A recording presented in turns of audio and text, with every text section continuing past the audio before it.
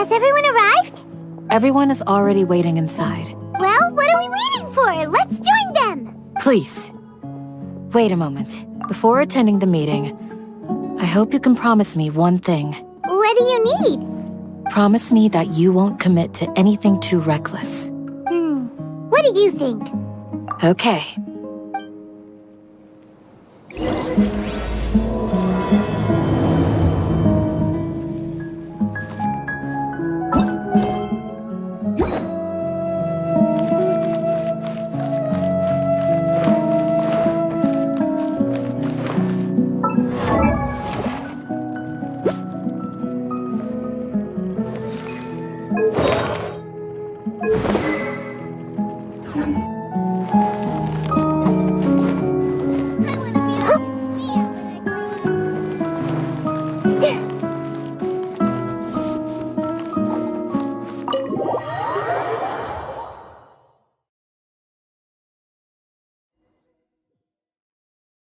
Everyone's here so early!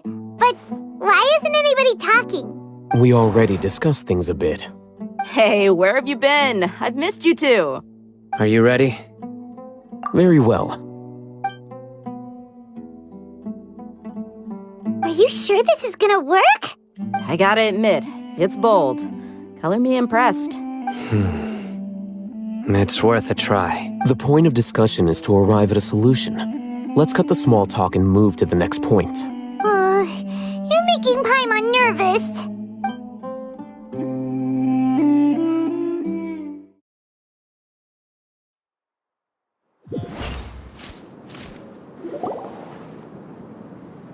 You're finally done. I have some other stuff to take care of. Catch you all later. Come on, don't give me that face. I know what you're going to say. I'll be careful. That's what I wanted to hear. Take care.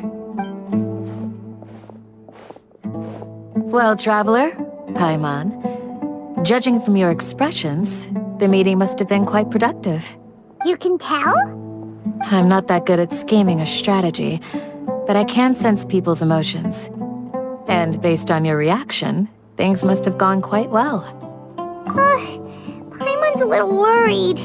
Hopefully nothing will go wrong. To be honest, I feel the same. But you're already some of the most capable people I know. So you have my trust. Candace gave us a compliment. Your deeds speak for themselves. Candace, we stayed behind to tell you that, although you won't be coming with us, we'll be sure to remember your words. I'm very glad to hear that. I've said the same thing to everyone here today as I said to you when you arrived. Your safety is the most important thing. Only when you're safe can the plan be successful. So please, take care. You're welcome. And thank you for taking my advice. Good luck with everything. I'll be here in the village praying for you.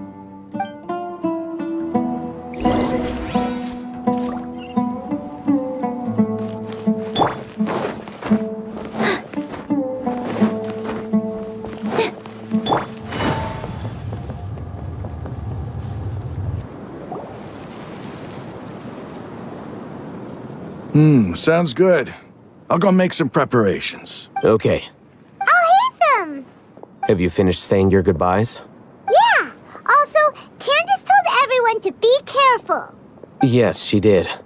But I think my point also bears repeating. Our plan is not child's play. We won't be able to achieve anything if we're simply careful. We must go beyond that and fully commit ourselves to it. I hope this is clear to you. Huh? Shouldn't you be saying something more cheerful to boost our morale right now? Didn't we already do that during the meeting? You can never have enough words of encouragement. In that case, Candace can cuddle you to your heart's content while I continue to remind you of the seriousness of our situation. We all have our jobs to do after all. It's like how some people can be put in charge of logistics while others will fight on the front lines. Speaking of the front lines, you don't look anything like a soldier. Of course. Compared to the mercenaries, I'm merely a feeble scholar. But the advantage of not being a mercenary is that I get to stay in a safer place and offer my strategic insight. Just think about that mercenary who lost his mind. Mercenary groups are facing constant danger every single day. Well, being a scholar is also a high-risk occupation, and you are a scholar. I'm not like the rest of them. Even among members of the same species, some will exhibit far more potential than others. This guy. Paimon still remembers when those mercenaries in Port Ormos called you a lunatic. All intellectuals are lunatics in the eyes of fools. I'll take that as a compliment. That reminds me. Do you remember the record we saw in the King Deshret ruins? It mentioned forbidden knowledge. You have a good memory. Forbidden knowledge has the power to drive people insane, but this fact has never been shared with the public. Even I, who has worked in the academia for some time, was never once informed of this. I think those mad scholars and mercenaries we encountered may have all fallen victim to the corrupting qualities of forbidden knowledge. But the academia has always held a different view. They've always believed that symptoms of madness are a side effect of human contact with divine knowledge as mere mortals. Come to think of it, perhaps the academia has also never understood the true nature of forbidden knowledge, and thus always approached the issue from the wrong direction. The Withering, Elazar, and the sandstorms. Don't you think what is happening right now across Sumeru is rather similar to the forbidden knowledge pollution that occurred in the desert thousands of years ago? But Paimon thought that Irminsul's disease is what caused the withering in the sandstorms. At least, that's what Tainari told us. Wait a second. Could it be that? Ah, you've connected the dots. The cause of Irminsul's illness may precisely be the pollution from forbidden knowledge. But if that's the case, what should we do? This is huge! Wait. Why do you think Lesser Lord Kusanali would have a solution to this situation? You mean, it's related to the scene you saw when you passed out in the Avidia forest? That whole, the world forget me thing? In that case, it's imperative that we rescue Lesser Lord Kusanali. Only by working with her to save Irminsul can we completely resolve the problems Sumeru currently faces. To make sure we're still on track, I would like to check on the state of some of our preparatory work. Where are we going? To an Eremite base.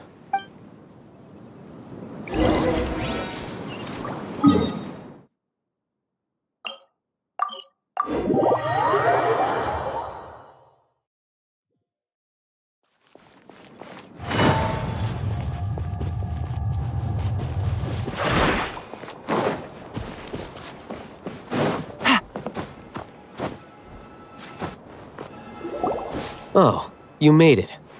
Huh? What are they doing here? I gave them some technical work to do. Ah, it's the scribe. And is that the traveler I see? How's the work going? Ah, yes! We have fixed the devices according to your instructions. One of them is already ready for use, while the others are still under repair. Aren't those devices for can knowledge extraction? What are you doing with those? Look here. Huh? More can knowledge? Are you going to put more weird stuff into her head again? What's that look on your face? Are you scared? Paimon's a little scared, but very, very furious! That's an interesting response. Anyway, we're not going to use this just yet. As I mentioned during the meeting, this knowledge capsule contains a decree I drew up in the past. The academia should also have their own copy. And according to the plan we just came up with, Traveler, I want you to record something into this capsule. Do you believe we can save Lesser Lord Kusanali? Good. Conviction is the most important part of all of this. Now, please get ready and put on this device. You want us to record our conviction into the knowledge capsule? Yes, Paimon is still really worried. I understand. But trust me, Paimon, this is something we have to do. It's best if you can do as I say. Because, to achieve this impossible task, it sounds like you'll need to fool your own heart first. Although it may feel like a trick, self-encouragement may be the most important tool we have. Paimon can see the point you're trying to make.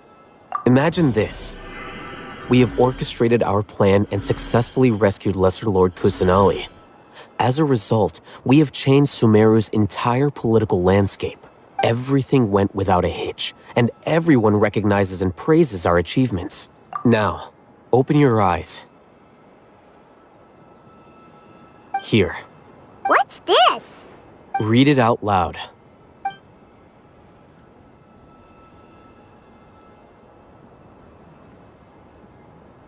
It's done.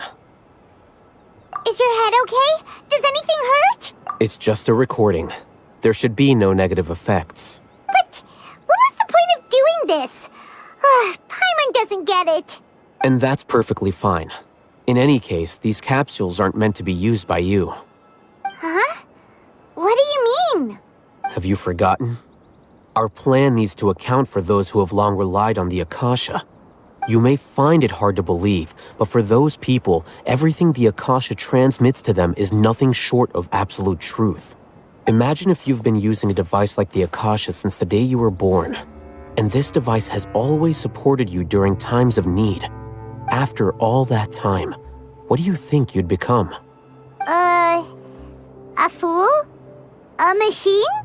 A slave to orders. And that's why rules are so important. In addition, those who understand the rules can delineate boundaries and identify gray areas. But why would you need to identify the gray areas? You could say that those kinds of ambiguous zones can be very interesting. One might even say they're advantageous in the right hands. Things you're interested in are really out there. Are all Sumeru scholars like this? Anyway, that's enough chit-chat. I'm going to take those two to work on some small projects. You can head to Caravan Rebot and start preparing for the next step. Small projects? We're going to tinker with the Akasha terminal and make a few modifications.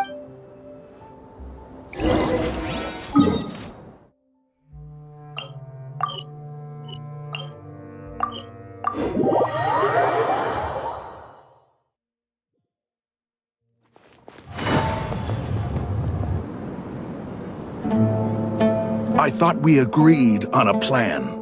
How can you go back on your word? The plan is too radical and carries a high risk for casualties. I've given it a lot of thought.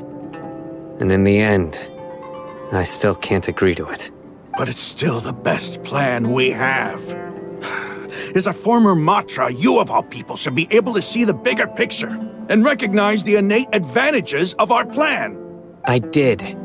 And that's how I saw the danger behind these so-called advantages. Hitham's plan is even more radical than I imagined. Huh? Why are you guys arguing? My friend, you're just in time. Why don't you help me persuade Sino? He's turned against our plan. We agreed to work out a plan at the meeting. As mercenaries, you're familiar with the local environment, so you'll take care of the specifics. But then, you went to Al-Haytham for suggestions. Had I known Al-Haytham would give you those kinds of suggestions, I would not have agreed to the plan. Look, you already know that we're all on the same side here, don't you? Mercenaries place a lot of importance on their bonds of friendship, but also will not hesitate to make sacrifices if they deem the situation to be sufficiently dire. I'm sorry, but as things stand, I can't accept your principles. Seems you really do understand the ways of the desert. Traveler, Paimon, this is also something you should know. Rahman's plan is to have me work with the Caravan Rebot guards in my capacity as a Matra. We will arrest the mercenaries and escort them into Sumeru City. Wait, how can we work with the guards? We can't get through that wall easily, remember? Caravan Rebot would never let so many unregistered members of the Eremites enter Sumeru City. My plan will clear us of any possible suspicion, and also let us enter the city as a big group. There is no better way. That also sounds like something Al-Haytham told you. Am I right? Doesn't Al-Haytham know how dangerous this plan is? Of course he does. He told me, there is no perfect plan, but this can get the job done. He also said that with the help of Sino and the Traveler, our chance of success would increase significantly. I never blindly trust anyone, and I've always had a good eye for people. I think he made a number of valid points. It's my own choice to trust you. If I make the arrests alone, I can control myself and prevent you from getting hurt. But I can't guarantee that kind of discipline from the guards. To make the whole thing more convincing, you'll need to resist to some degree. Casualties are inevitable once push comes to shove. I'm okay with the deaths of enemies. But now that we're allies, I'm against the meaningless loss of our own. I can't believe a mantra would actually care about us. I've lived a hard life, and I can say that people like you are hard to come by. I've always treated my allies with honesty and respect. They have the right to know important things like this. Now you're making this hard for me.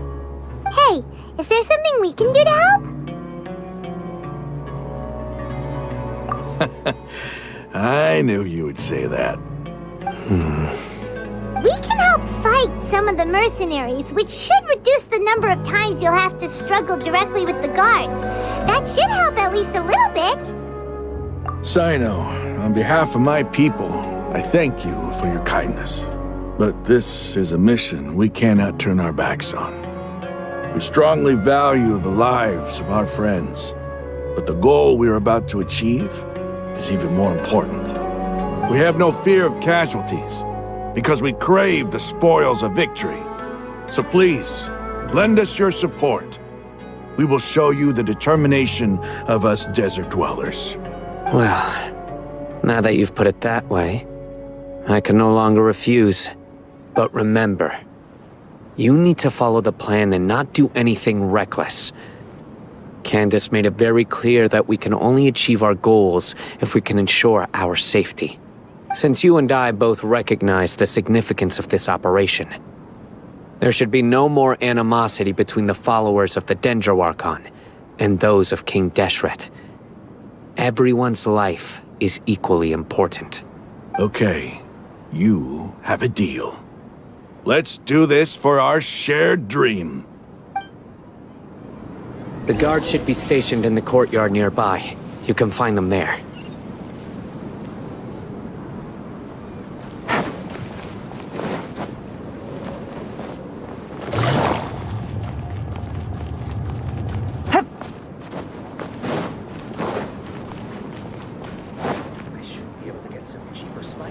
Guards! General Mahamatra! To what do we owe the honor? Keep your voice down. This is a secret operation. I'm going to arrest a large criminal gang near this location. According to the Academia's Guide and Regulations on Secret Operations, I have the right to ask for the cooperation of Caravan Rebot. Of course. Mahamatra Sino's order is the Academia's order. Just let us know what you need. But who exactly are you planning to arrest, and how many people are you expecting? Depending on the scale of this operation, we may need to report it to our superiors. They're a squad of Eremites whose number is comparable to Ain el Akhmar in Port Ormos. They're involved in the theft and resale of supplies from the Academia. As many as Ain el Akhmar? This should definitely be classified as a joint operation. And I suggest that you report this to your superiors as soon as possible, and treat it as a top priority desert operation. I will need personnel. Got it. Please wait a moment. I'll contact them immediately.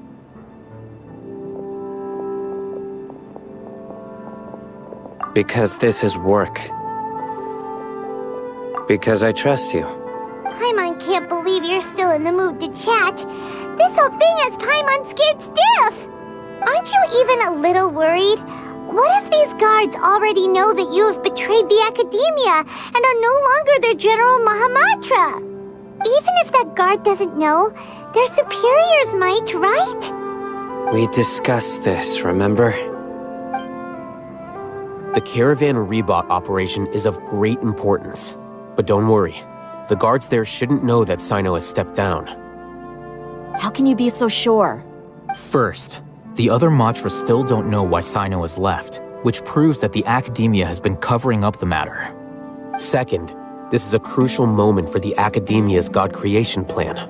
If something were to happen to the General Mahamatra, it's bound to attract a lot of unwanted attention. No matter how you look at it, they don't seem interested in sharing the news of Sino's departure. A reasonable inference. I agree. Which brings us to our next issue. I'm sure some of you have been wondering if the prediction function of the Akasha will affect our operation. The Akasha is still in operation, so I must remain on high alert. Actually, considering the power of the Akasha, it's quite strange that it hasn't already tried to interfere with my actions. I've given that a lot of thought. For now, I don't think you'll need to worry. If you remember, when you first came to Aru Village, all your actions and routes were predicted by the Akasha. It even gave that information to those who kidnapped the village, but things like that never happened again after we met up with the Traveler. That's true. But why? Look at it from a different angle. Why do you think the Akasha will predict your actions? Because my personal data has been entered into the Akasha. That's true, but the key to this question is, how well can the Akasha make predictions about a person? Haven't you ever thought about it? Just how can it do this in the first place? Because the Akasha controls the entirety of Sumeru. The Academia firmly believes that all human actions can be explained through logic. By sorting and analyzing entered data, the Akasha can derive behavioral logic and predict the actions of those who fit an existing logic model. However, at the risk of sounding like an advocate for fallacies, can everyone truly be considered logical at all times? Emotions are part of our behavioral logic, but can you guarantee that every experience of the same joy or pain would be equally intense?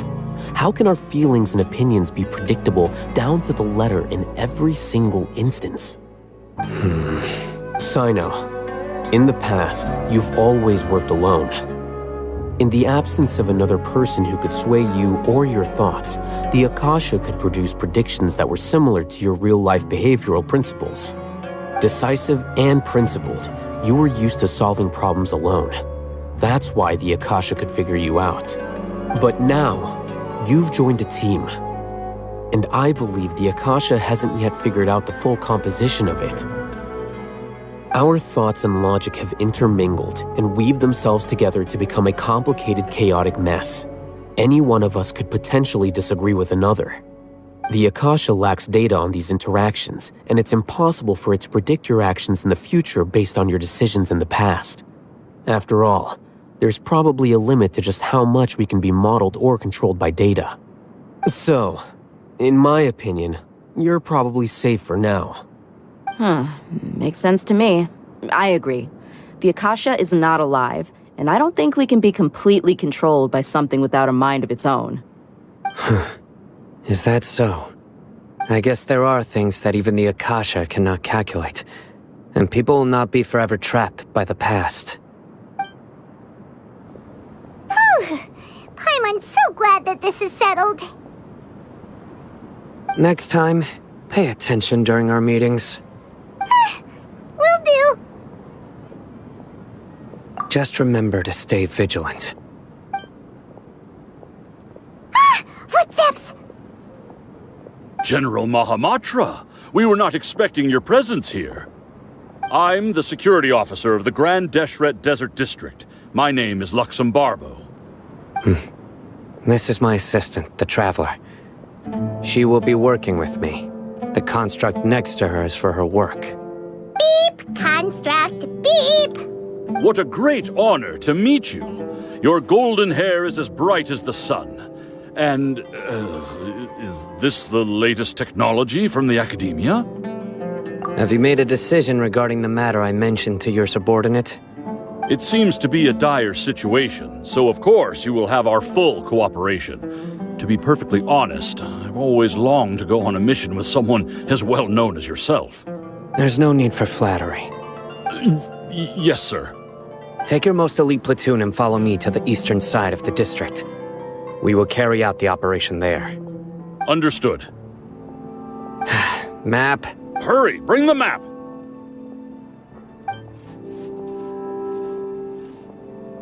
In 2 days, we will engage Rahman's Eremites and capture all of them. Any questions about the time or location? None at all, sir. Good. See you then. Yes, sir.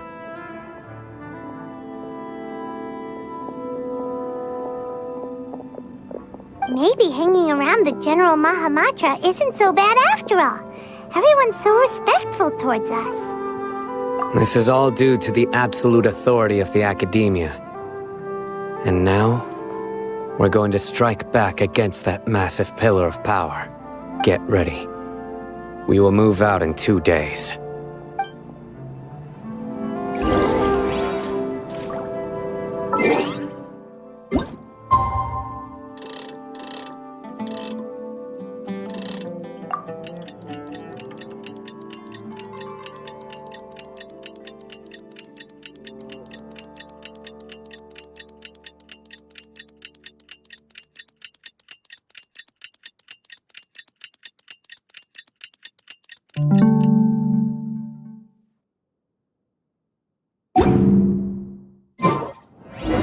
It's time for the operation! Let's go meet Sino in the desert!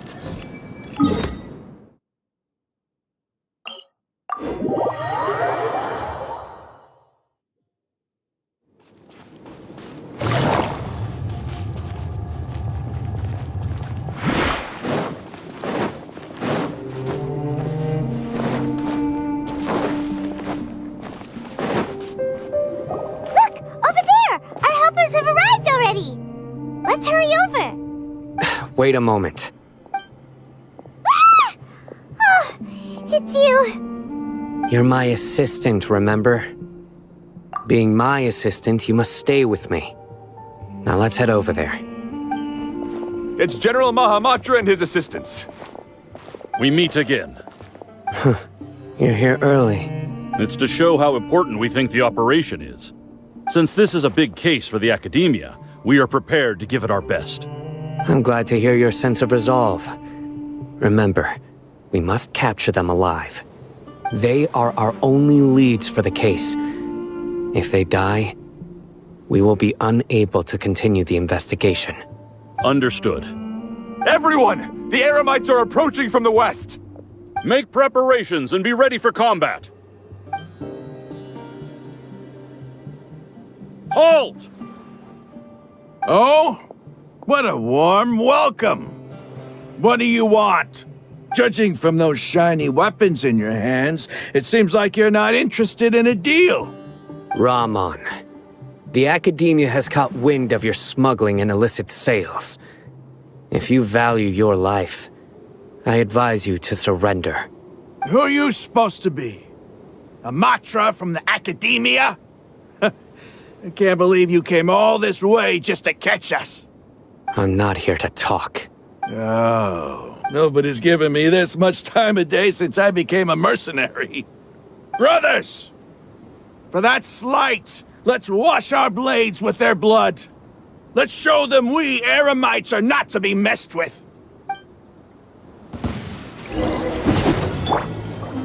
Positions!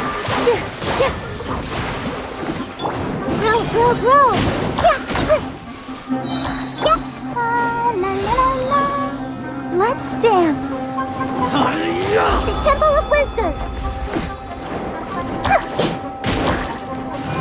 Commit it to memory! Here! Dance with the waves! Hey!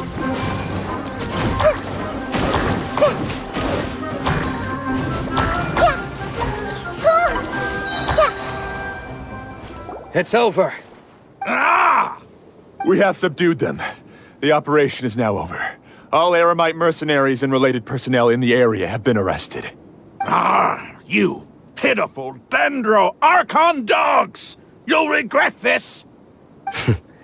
I'm afraid you'll regret it first. King Deshret will curse you, and you will all! Silence! Oh, Restrain them and take them back to Caravan Rebot.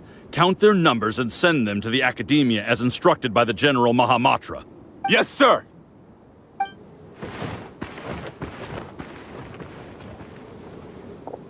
Mahamatra Sino, I will now take my leave. If you need further assistance, please come to Caravan Rebot and ask for me. Understood. You are dismissed. There they go. Let's talk elsewhere.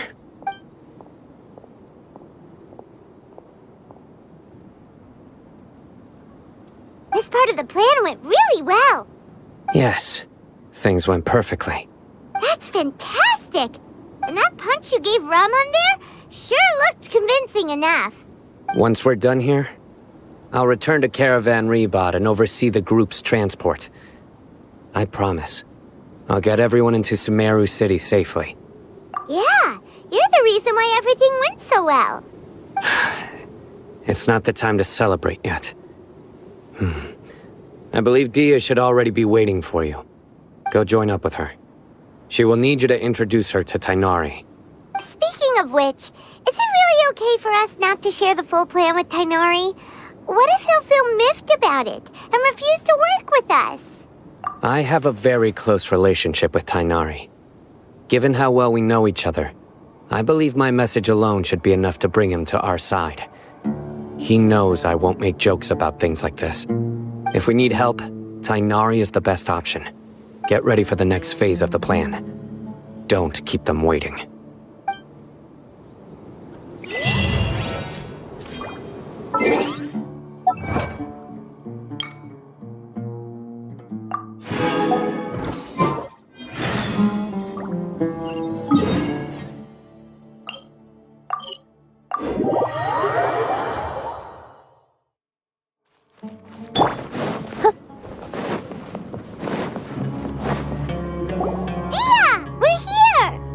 It's about time. Didn't you say our part of the plan is the most important of all?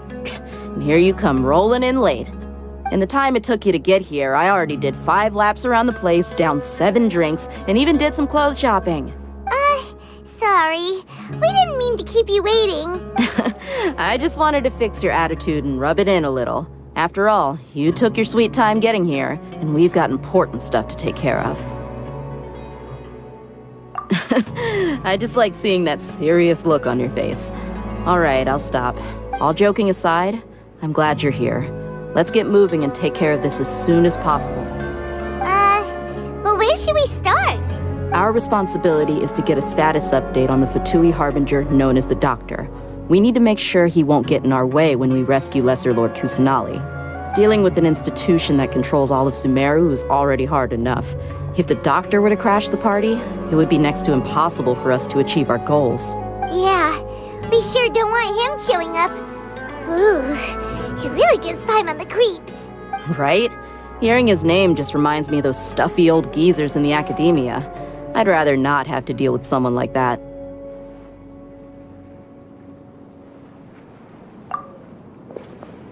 According to the plan, we should first go to Pardis Di and ask for Forest Watcher Tighnari. If all Hatham and Sino's sources are solid, then we can be sure that Tighnari still has the Academia's trust. So, we'll find Tighnari and convince him to get us the latest intel on the Doctor. Then, depending on what we learn, we'll make any necessary adjustments to our plan. The sages have placed spies everywhere on the other side of the wall. I'll follow you as a bodyguard. You should be honored. I don't offer my services to just anyone, you know. But Paimon thought mercenaries would do anything for Mora. That's certainly true. But when multiple employers are vying for your services, you should always go with the best offer. Let's see. If I were to charge you a bill, I guess I can apply a discount. How much more do you want? I was not sure we can afford it. How much do I want? Hey, how about paying me with a smile? What do you say? I haven't seen you smiling much recently. If you ask me, someone like you must look lovely when they smile. Come on, give me a smile so that I can be less worried. Looking good! I hope this pretty smile will become our lucky charm. There are many kinds of smiles, but only a truly joyous one can bring blessings to others.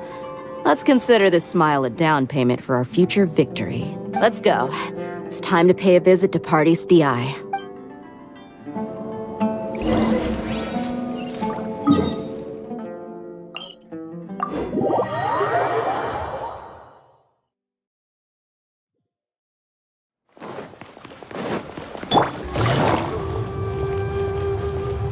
He's over there!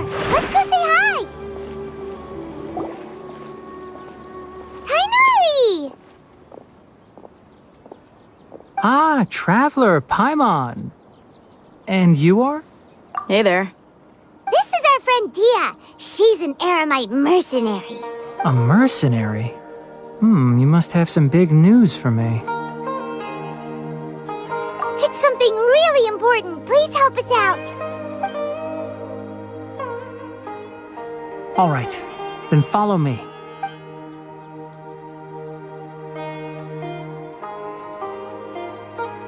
This place is better. We won't be disturbed by any passerby. Okay, what is this important thing you want to ask me? The doctor, huh? He's that strange-looking Fatui Harbinger with the mask. Paimon thinks he has blue hair. Yes, I know him. Actually, he left Party's DI just a little while ago. He left already? Yeah, he came looking for me. Can I ask what it was about?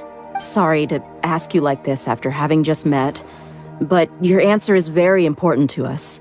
For now, all we can share with you is that your friend Sino is working with us. Sino, you say? I see. So that's why he hasn't been at the academia. Okay. I will answer your questions and will assist you any way I can. You don't have to tell me everything that's happened. Sino's name really does work wonders. You're not even a little worried that we might have made it all up? Despite having just met you, I can sense that you're the serious type. Between you, the Traveler, and Sino, none of you strike me as the type that would conspire to deceive me. You don't need to tell me anything you don't want to. I'll also get straight to the point. The Harbinger you mentioned came to me because he wanted to take the scholar Hypatia away with him. Hypatia? Why would he want her? And what do you mean by take away? Is he planning to leave Sumeru? Yes. He told me his return to Snezhnaya is imminent.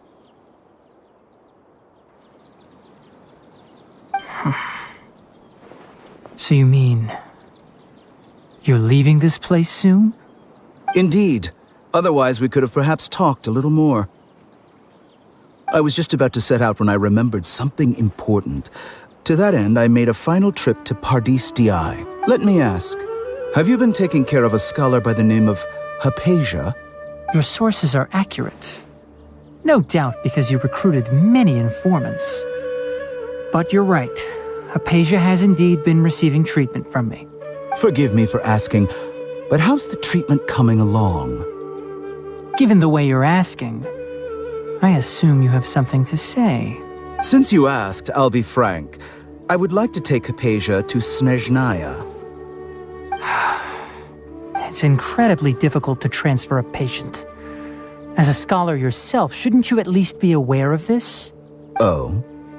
I can't believe your utter lack of faith in me, to the point of even questioning my general level of knowledge. How unbefitting. Well, you're the only one who's ever made such a request. I have my ways of keeping her safe during the journey. In addition, I can also promise that under my care, Hypatia will receive the most advanced and effective treatment. I will personally supervise her treatment and see to her recovery.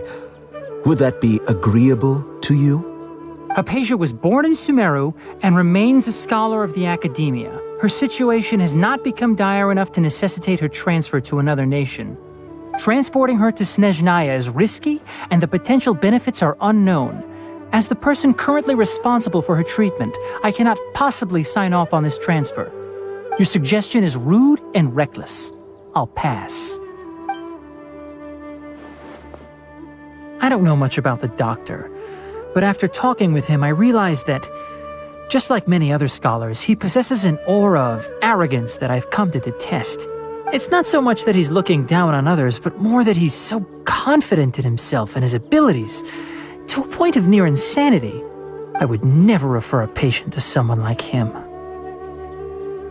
I prepared myself for a protracted battle of wits, and was really surprised to see him just give up on the topic. Still, his reaction really concerned me.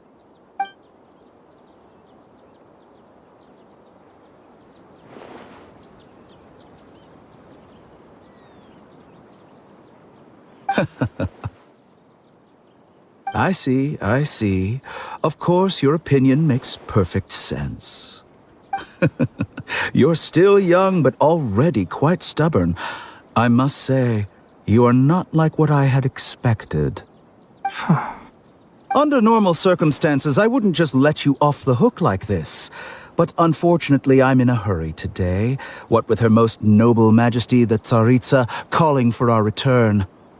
Luckily, there is still some time left for me to take care of everything before I leave. It's just as the Academia said, you're a responsible and gifted scholar. Sadly, even with all of that, you're still lacking a bit of shrewdness. And that's also why people like you can never realize that sooner or later, everyone must pay the price for what they've learned.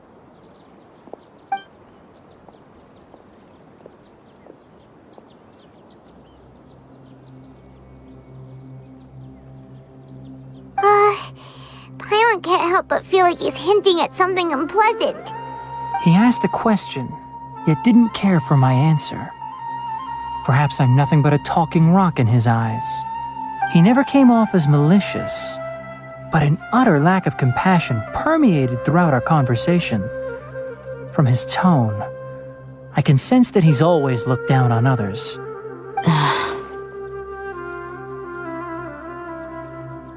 I can barely believe it myself. But if that's true, the situation will be in our favor.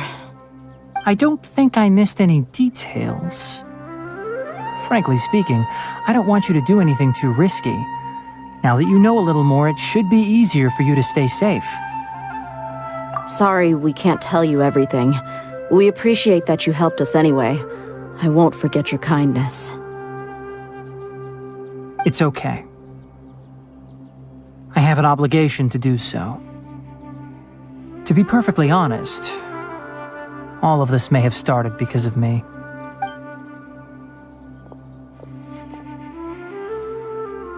Recently, my master wrote several letters to me, asking me to return to the Academia and assist him with his research.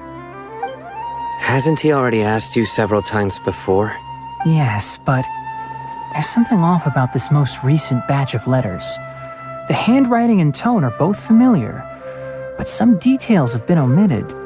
My master will occasionally leave a few dots on the back of the letter. 1 dot means that he wrote the letter on a sunny day, and 3 dots stand for a rainy day. This has been a habit of his for many years, but I didn't find any dots in his recent letters. I believe something may have happened to him. I get it. Since you are always at Jnagarbhaville, you would like me, someone already working at the Academia, to investigate this matter, right? I'd like to ask you to do that for me. If you can keep yourself safe, please withdraw immediately at the first hint of danger. I can do that, but I have a feeling it won't be that simple. The Academia has been working on a big project. I'm not quite sure what it is, but your master might be involved with it. If the higher-ups really are hiding something, then it will be difficult to remove myself from the situation once the investigation starts. If the situation becomes critical, I'll leave the Academia. If you don't see me there for an extended period, that's your cue. All right, we've got a plan. I'll stay at Jnagarbhaville to support you. If that scenario comes to pass, you must be extra vigilant. And be wary of any messages or direct requests from the Academia. I must say, I didn't expect a warning like this from the General Mahamatra. Being loyal to the Academia doesn't mean blindly doing whatever the sages say. I know what I'm doing. On that note, aren't you also being quite distrustful of your alma mater? The Academia, yes, but My master is a man of integrity. Even when I was a student, I was worried he'd get in trouble for sticking to his beliefs. I suppose he's lucky to have lasted so long. But in the end, it still caught up to him.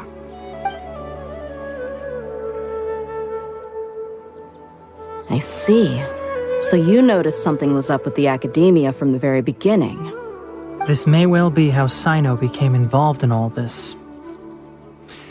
In that case, I must keep my promise and help you however I can. Also, if you run into Sino again, please help me pass on a message to him. Trust your own senses and experiences. I think this may be something he needs to hear right now. Okay, we'll find a chance to tell him. Thanks. Right. Now let's go hunt down this Harbinger.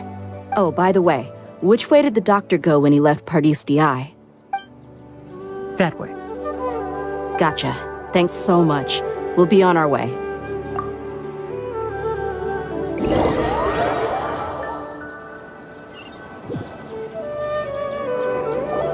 According to Tighnari, the doctor is leaving Sumeru soon. I want to check if the doctor was actually telling the truth. He also said that he'll take care of everything before he leaves. What did he mean by that? We need to be extra careful when dealing with a person like him. Just to be safe, let's chase him and see what we find. But we have no idea where he went! How can we start chasing him? We'll do it the mercenary way. I'll find leads as we go. All you have to do is just follow me. That Harbinger may have tried to cover his trail, but he still left some traces. Or perhaps he never even thought about concealing his whereabouts. Maybe that's just how arrogant he really is. Yep, we're headed in the right direction. The traces are still fresh, but there's no sign of his entourage. Clearly they're in a hurry. It's just as I thought.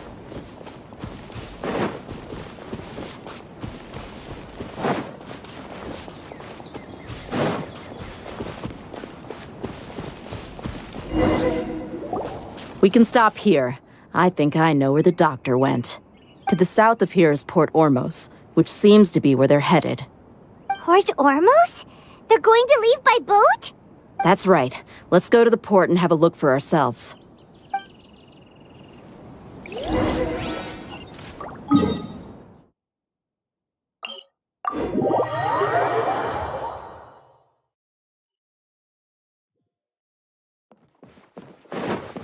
Take it easy.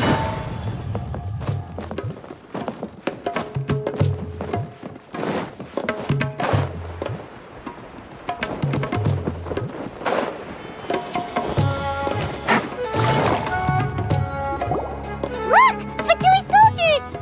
Thanks to Dia's tracking skills, seems we found the right place. Shh! Don't draw their attention. The port is crawling with Fatui soldiers. Let's keep going and see what we can find. Now this is a proper farewell ceremony for a Snezhnayan Harbinger. The Lord Harbinger is leaving. I've still only seen him once or twice. I used to hold a position in our homeland, and back then, the doctor spoke in a very different way from the way he speaks now. Maybe the way people talk in Sumeru has rubbed off on him? It's always like that when you spend too long away from home. When he gets back to Snezhnaya, perhaps it will also take him some time to get used to the life there again. Huh? But, sir, that can't be right. No, I remember it like it was yesterday. Both his expressions and tones are now very different. Also, for some reason, he seems like he's all smiles now. You must be mistaken. Nobody's supposed to look happy when they're on a business trip.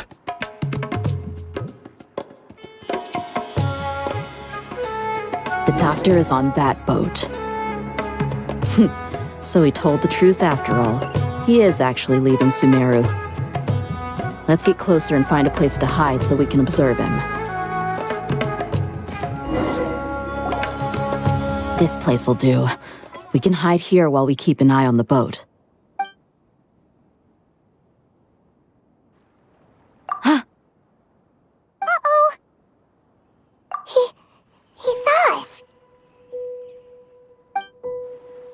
Huh? Is he waving at us? It's time to say goodbye. Wait, is he the only person on the boat? You mean there's nobody with him? And where are all the soldiers we saw in the port just now? They were all here just a few minutes ago, but now they vanished. So this was a trap. Wait, don't tell me that. Luckily, there is still some time left for me to take care of everything before I leave. Oh no. They might be after Hypatia. Let's get back to Party's DI. Huh? What do you mean? I'm afraid that she's seen something that she wasn't supposed to see. If I were the Fatui, I would also try to take her away. And if I couldn't... Oh no! Are you saying they're going to kill her? Let's go!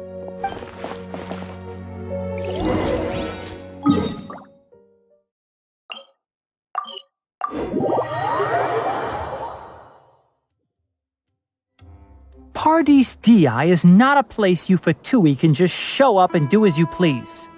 I believe we've already made ourselves quite clear. Our superior gave us permission to search for and collect medicinal herbs in Pardes Dii for research purposes.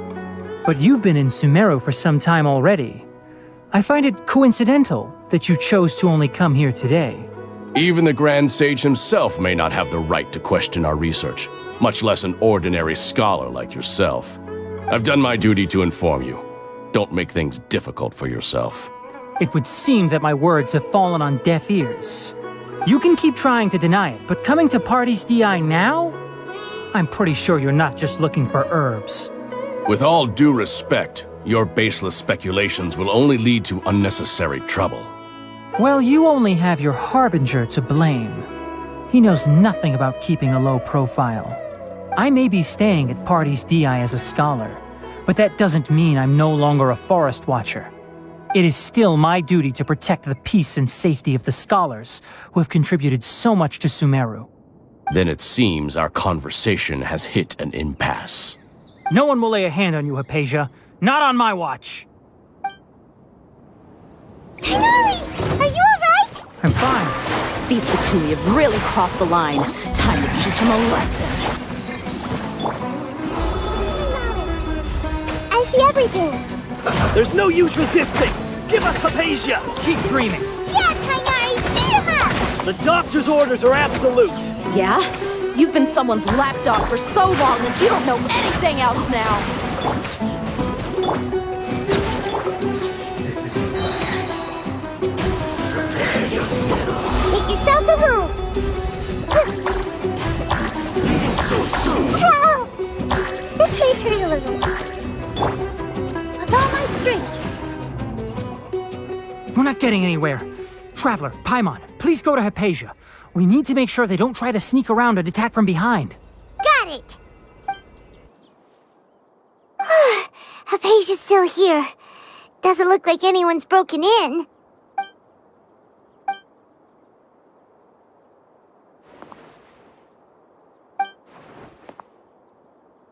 Well, how is she?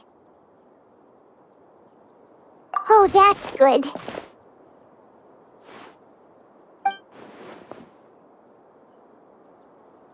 So, you think this is over?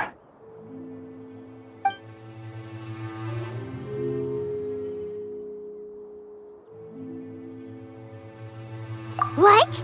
The Balladeer is here?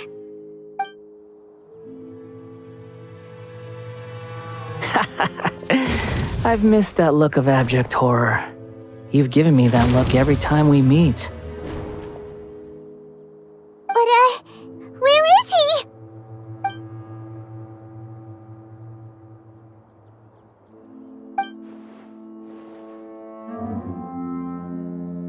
I can hear all of your thoughts, you know.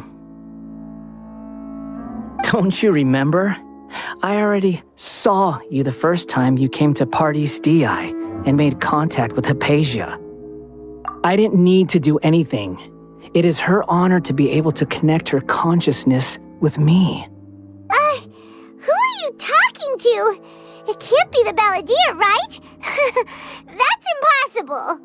I know you must be curious. I might as well tell you that I decided to enter Hypatia's consciousness the moment I sensed your touch.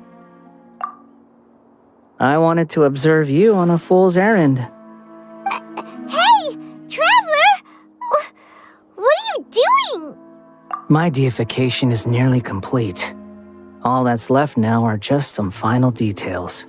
Do you understand?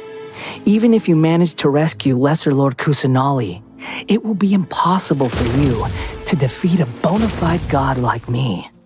Is it wise to force that childlike god into a divine battle against me?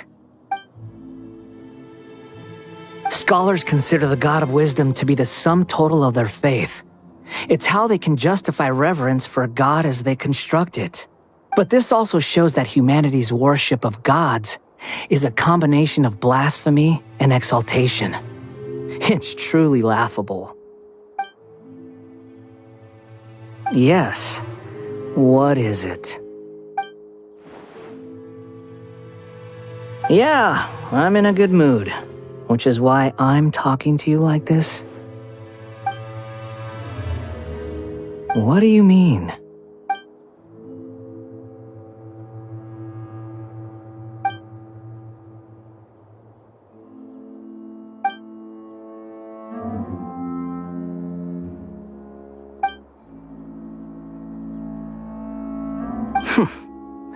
Those words almost make you sound like a friend who actually cares.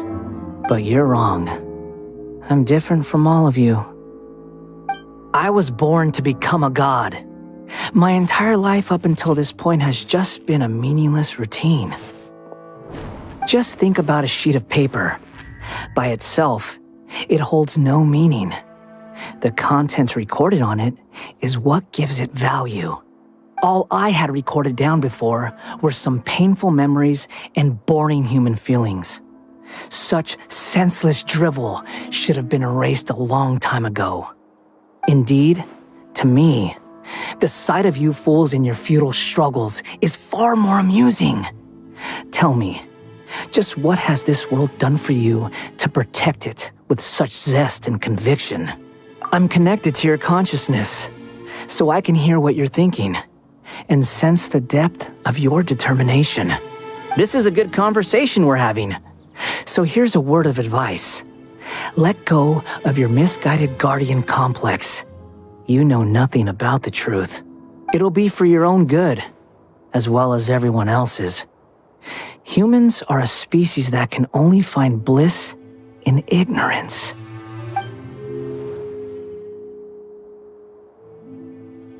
Ah, you've seen my affection for her. If you were in my position, I think you'd feel the same way. She peered into my consciousness and saw my past. Someone like that is qualified to become my first follower. All gods need followers. So Hypatia has been chosen. Her appearance heralds my imminent arrival at the throne of divinity, while her worship shall become my glory. You're doubting me again? No matter. Soon, you'll know what kind of authority you're challenging. Who wants to hurt my devout follower?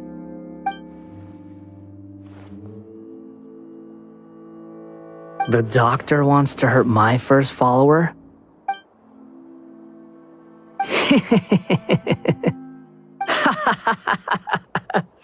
How very amusing.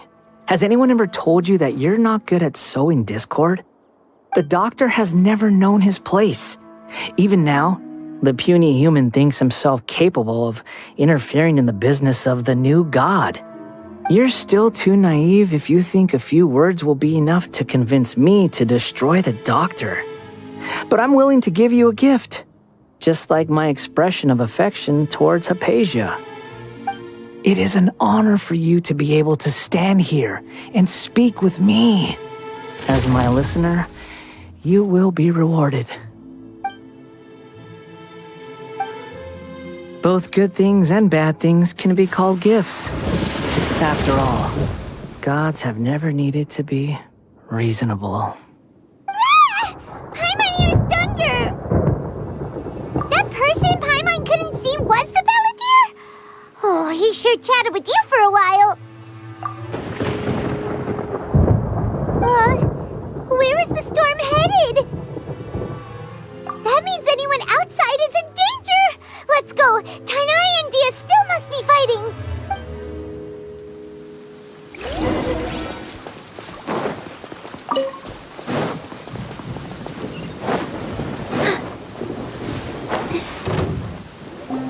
Oh! Have the Fatui retreated? Hey! What happened to you? He's hurt. I'm fine. Don't move. I've seen Eremites get struck by lightning before. You need to rest. Struck by lightning? We were fighting, and just as things started looking grim, the weather suddenly became extremely strange. Lightning started attacking everyone, almost as if it were alive. Luckily, there were only two of us, and both of us were nimble enough to dodge most of the strikes. There were a lot of Fatui, though, and they were being torn to shreds by the bolts of lightning. With that, all the Fatui soldiers were forced to retreat. It's all right. My wound aside, you look like you've seen something unpleasant. Is Hypatia all right? Hey, didn't I tell you not to move? Just in case. Let's go to Hypatia's place and talk about things there.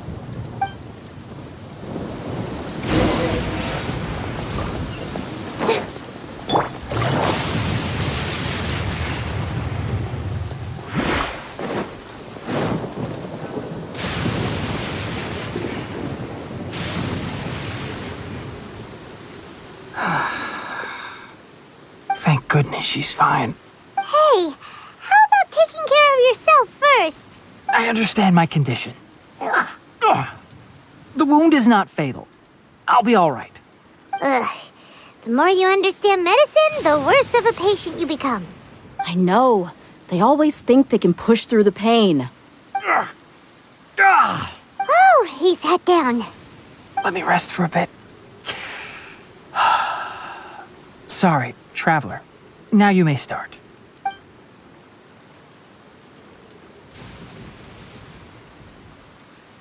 So that's what you were talking to the Balladeer about?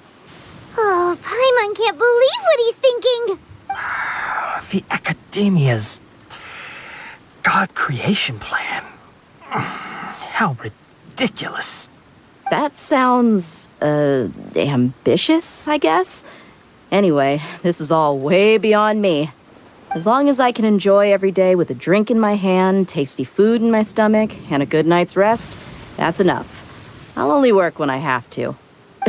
I must be the least ambitious person who's ever set foot in Party's DI. Don't say that. I haven't even thanked you for your help back there. Don't mention it. Well, if nothing else, all this proves that the doctor really did have some urgent matter to attend to and left Sumeru in a hurry.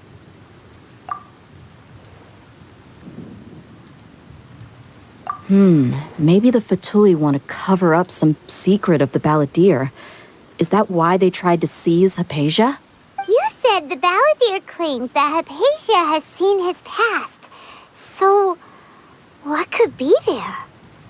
Have you noticed? The Balladeer is not happy with the doctor's actions. He thinks the doctor has no right to consider himself as his equal. So, if the doctor was to show up again, would the Balladeer zap him with lightning? Based on what the Traveler has said, I think he would. Having the doctor gone benefits him as well as us. In other words, we've successfully completed this stage of the plan. The doctor is out of the picture now. Yay! That's a big accomplishment! I'm also happy for you. Thank you for the help, Tainari. Make sure you rest up for now. Yeah. All right. Okay, that wraps things up for us here at Party's DI. Traveler, it's about time we rendezvous with the others at the Grand Bazaar. Let's continue to keep a low profile. You can head there once you're ready.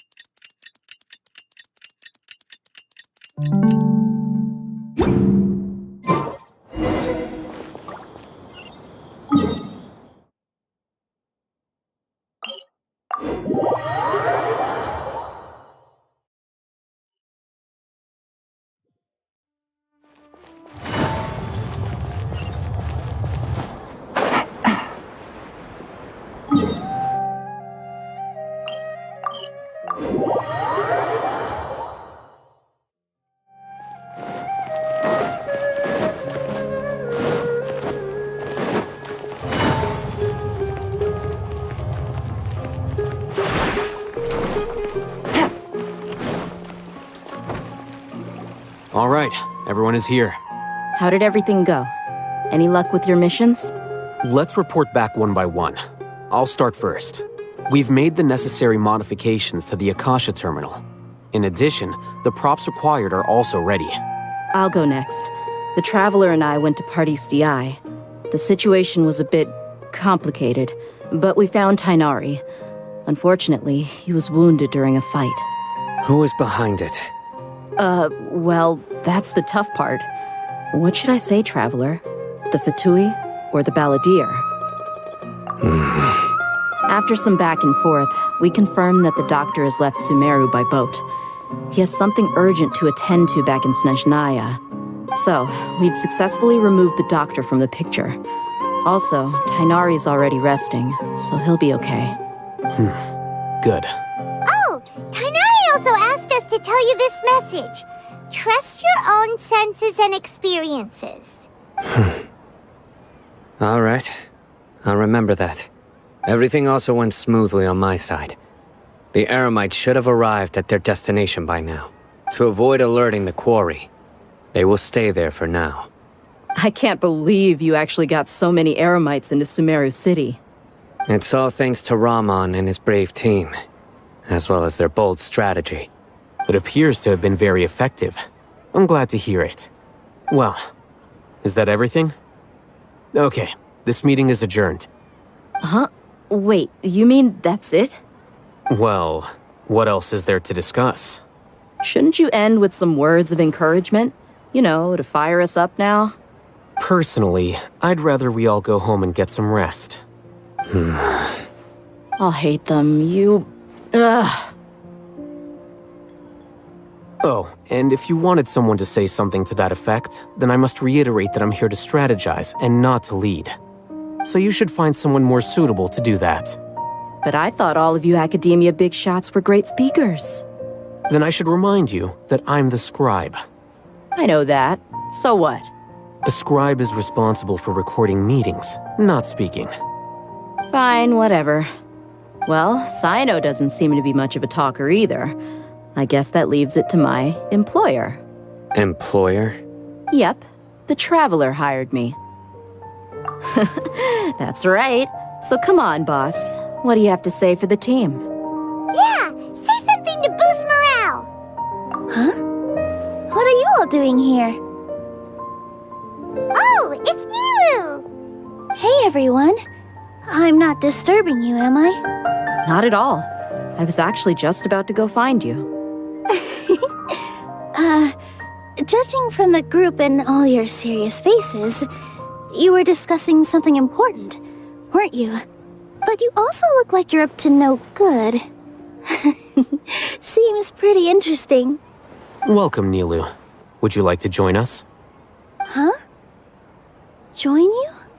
You mean, you also want to discuss something important with me? Yes, something very important. Nilu, are there any breaks in your performance schedule in the upcoming days? Huh? Wait, you're seriously inviting me?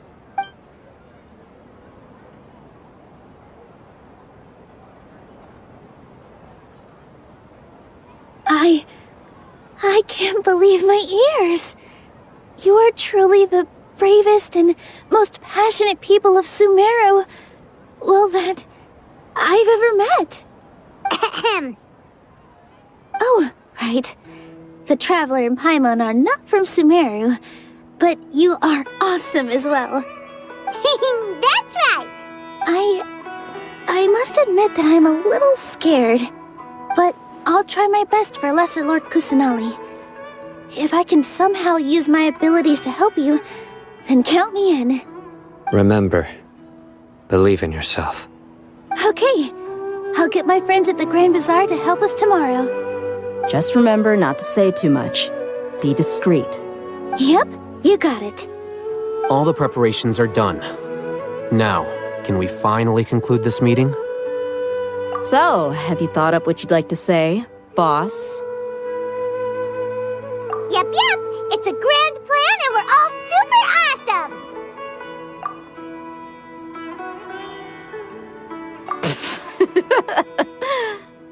Well said.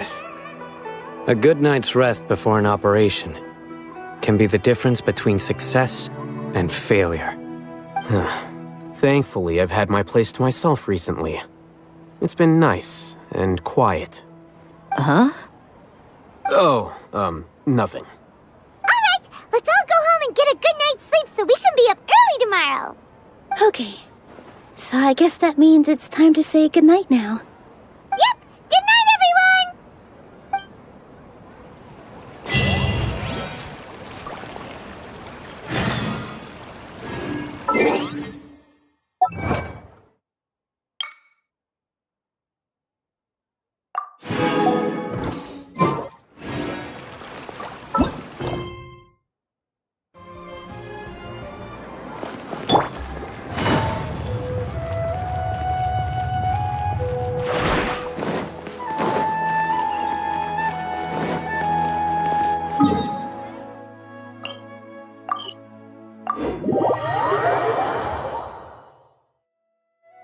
Hello, you two. Sleep well? Not really. Paimon got too nervous thinking about today and didn't fall asleep until the sun was almost up. What about you all, Hatham? Naturally, I slept just fine. After all, a good rest should be considered part of the plan, since energy is an important resource. You just want to show off how calm you are. It's crucial to dissipate any tension before we execute our plan. The only thing you're doing is being annoying! Anyway, do you need me to go over the game plan again? Our target is Grand Sage Azar's office. Everyone in the Academia knows that's where the Grand Sage's console is. Only they can operate it.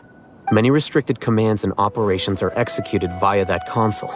I'm sure that console has a way to free Lesser Lord Kusanali. You know, Paimon's been thinking, what kind of technology could let the sages imprison even a god? That isn't something they could have accomplished with their scholarly talents alone. In the Sanctuary of Suristhana, there's a device of Greater Lord Rukkhadevata's that she once used to isolate herself while meditating. 500 years ago, the Grand Sage at the time modified the device so that it can no longer be controlled from the inside. They were effectively trapping one god with the power of another. So, how are we gonna get to the Grand Sage's office? Don't forget, today is Jnagarbha Day, arguably the most important day to the Academia. The sages and core Academia personnel are busy loading the latest batch of research developments and legal decrees into knowledge capsules so that they can be entered into the Akasha. All the Darshan's researchers have their noses to the grindstone, and the Academia's grounds are flowing with all sorts of people. It's the perfect time for an infiltration. When the Grand Sage leaves his office to supervise the entering process, that's our cue to access the console and free the Danger Archon. Well, yes. That's just the visible side of our plan, after all. If precedence holds, the Academia should have already started preparing for Jnagarbha Day. Everyone should be in position. All that's left is for us to lead the charge. Let's go. So are we just gonna walk in through the front door, or...? Yes. Were you expecting a stealthier approach? Paimon can't think of a good comeback. Alright, it's all on Alhaitham if things go south.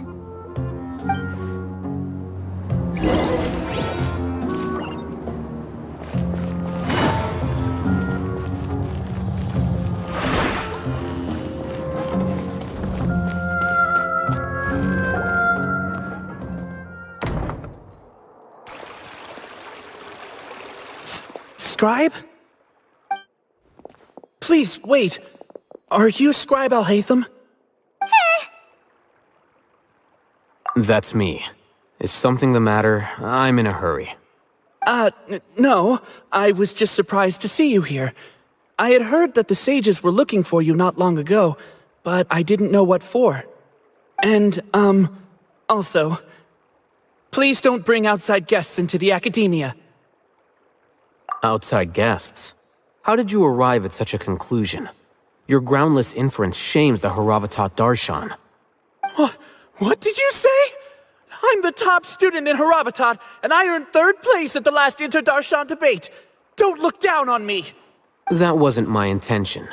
As your Haravatat senior, I just assumed that you possessed a greater aptitude for critical thinking. Look, based on what you already know, the purpose of my return and the reason they're here should be obvious. Is that so? Wait a moment. Let me think. Don't tell me the answer. The sages search for you. A blonde-haired traveler. Outside guests. So, from the start, the sages weren't looking for you, but this traveler? And you were gone from the academia for so long because... Hey, shh. Yes, you've proven yourself as the top student in Haravatat. I surmise you've arrived at the correct conclusion. As I expected. Please, forgive me. I wasn't thinking clearly just now. Thank you for getting me back on track. It's nothing. We'll be on our way then. All right. Thank you for your contributions to the academia, Scribe.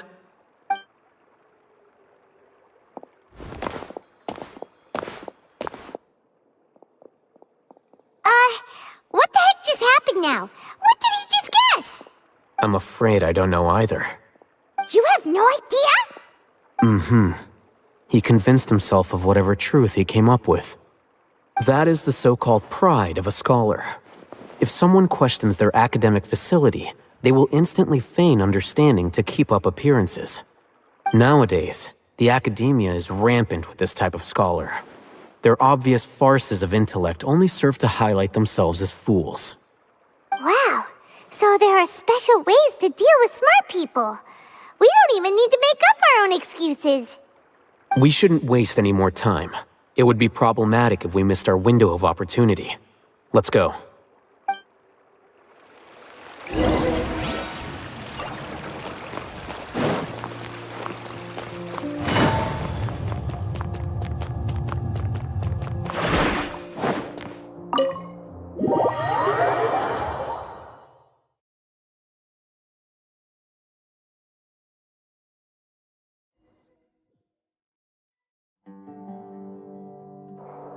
Is this the Academia's library? Indeed. Known as the House of Dana, it is quite possibly the most extensive special collections library in Teyvat. There are a lot of students going through here. Is it really okay just to waltz right in? The Academia marches to a fast beat, especially since it's Jnagarbha Day. They're all occupied with their own matters. Just act natural. Now, hurry along.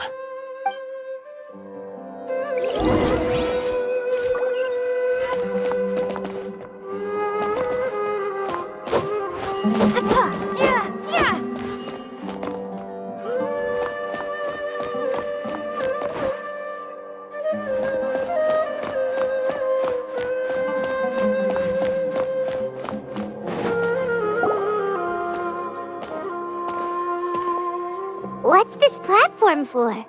It's a lift that Academia personnel use to access higher floors. Are we gonna take it then? The Grand Sage's office is up there somewhere. No, not right now. We can't guarantee that we won't run into the Great Sage. Let's step back and observe for now.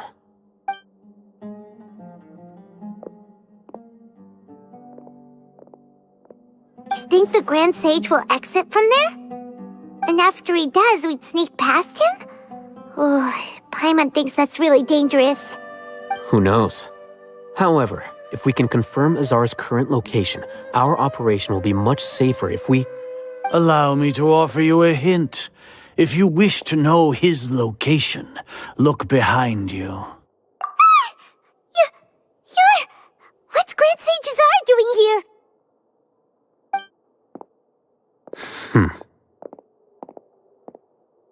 Do not tell me you believed the Academia would not grow suspicious of you after such a prolonged absence, Scribe. An eyewitness had informed me of your whereabouts, so I came to personally welcome you. Great Sage, I didn't expect you to care so much about me. I'm truly flattered. I'm sure, but compared to you, I am far more interested in these two unexpected guests. You are the Traveler and Paimon, correct? It's a pity that only now have I been afforded the opportunity to formally meet two of Sumeru's most esteemed guests. I do apologize for my lack of decorum. Excellent.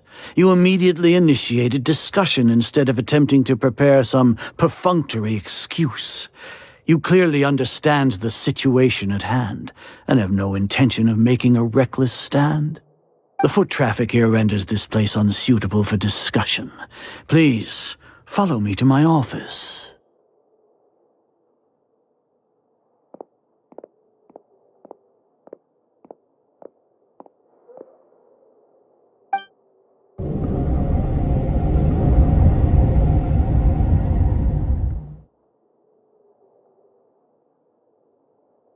This place is crawling with guards.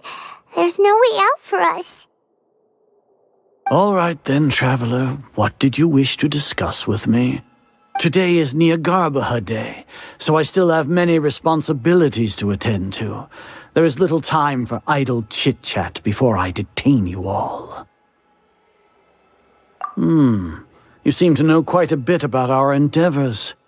If that is so, then you should be praising our great work, rather than using your trivial misgivings in a futile attempt to sway me. Trivial? Then tell me, what do the Fatui want from me? Worthless. Those are all completely worthless. Benefits, divine power. These materialistic words do nothing but debase our great work. Creating a god. Yes, we are using human wisdom to create a god. If humanity cannot attain omniscience and omnipotence, then we shall create a god to reveal them. This is the pinnacle of human wisdom. We shall regain a god's guidance at long last. No longer will we flounder in the interminable void of consciousness and knowledge. Even Ermin's soul will be freed from its plight. For our nation of scholars, this is the ultimate aspiration. No cost is too great to realize it. You will never understand the rapture of having a god be born within your very hands. With your degree of knowledge, you cannot even comprehend such an emotion. Gods exist on a plane that far eclipses humanity's. Lesser Lord Kusanali, what can she even do? Care for the people? Fend off sandstorms? Fabricate silly fairy tales? These are but child's play for the academia. Does that make us equal to the gods? We are a people favored by Greater Lord Rukadevata. Though I may have personally not seen it, our forefathers bore witness to true wisdom. The ascension of the Lesser Lord has brought nothing but bewilderment to the scholars. They all ask, is that truly what true wisdom is supposed to look like? With that in mind, it is better to keep her isolated in the sanctuary of Suristhana, so our academy will not become embroiled in turmoil. What a pathetic justification! Do you really think that only the super smart or powerful should be able to call themselves gods? As per your judgment, Grand Sage, they are indeed dangerous individuals. Not only are they acting against the academia, but their ideologies have the potential to lead scholars astray. Looks like there really was merit in my assignment. Oh, Hatham? Are you talking about us? Anyway, I've brought them to the academia as ordered, but it took some time and trouble. Oh, that reminds me. Here's the investigation report you had requested. It's a summary of my time spent with the Traveler, an array of information about her ready for your perusal. Oh, Hatham! So you're still on the academia side! We finally started to trust you!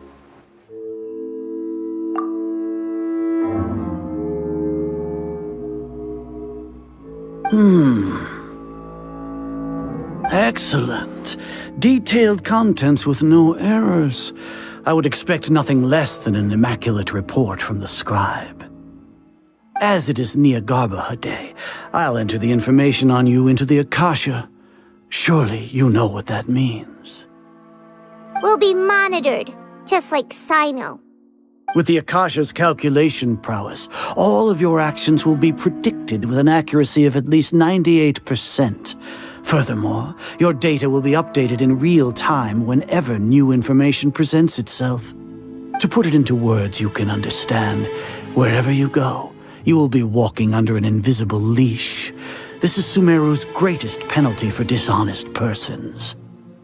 Are you not familiar with the concept that great responsibility begets an equally great suspicion? In any case, you are Sumeru's most concerning external variable. Locking you down will greatly decrease the chance of any undesirable outcomes coming to pass. You're despicable! Despicable? Perhaps from your perspective, but I suppose you had mentally prepared yourselves for this, no? Your ploy was to sacrifice the Traveler here, was it not? Lord Azar, I know what you're trying to say, but I've been following your plan this entire time. Why are you doubting me at this juncture? Must I delineate your entire plan? Very well, I will spell things out. First off, I received an eyewitness report that you were spotted with the Traveler at Caravan Ribat. However, you immediately departed for the desert and escaped surveillance range. Judging by the time, you all likely encountered the truant General Mahamatra in the desert. Am I correct? Maybe Paimon shouldn't have mentioned Sino just now. The Academia had not received correspondence from its scribe for a prolonged time. You were also in the company of the Traveler, a close associate of Lesser Lord Kusanali and General Mahamatra Sino, who had defected from the Academia. With their instigation, what was the probability that you would betray the Academia? Rationally speaking, 50%? 70%? What do you think? Regardless, that's only a guess. The facts are that I've brought the Traveler right before you, and I gave you my report. Indeed, your boldness deserves praise. To think that despite status as an outlander, the Traveler is still willing to sacrifice for the sake of your plan. If I'm correct, you have a contingency plan to save Lesser Lord Kusanali and ruin our great work. Sneak into the Academia on Jnagarbha Day, using Alhaitham's status as the scribe, for there is a good chance that an opportunity to save the Lesser Lord will arise. Should your intentions be discovered, Alhaitham will turn traitor and sacrifice the Traveler, thus proving his innocence. He can then stay inside the Academia and continue searching for a way to proceed forward. As for Sino, according to the Akasha's calculations, he will soon return to the Academia and confront me in person. I suppose this is also a part of your plan? You'll see me as a traitor regardless of what I say, no? Even if you impugn me, it would have little effect on you all. You misunderstand. Losing our scribe would irreparably damage the Academia's regular operations and the development of Sumeru's future academic systems. However, under the current circumstances, even that is trivial compared to what we stand to gain from our great work. You said that I betrayed the Academia, but you, Azar, you've betrayed all of Sumeru, betrayed its Archon. So flight has turned to fight at long last. Guards!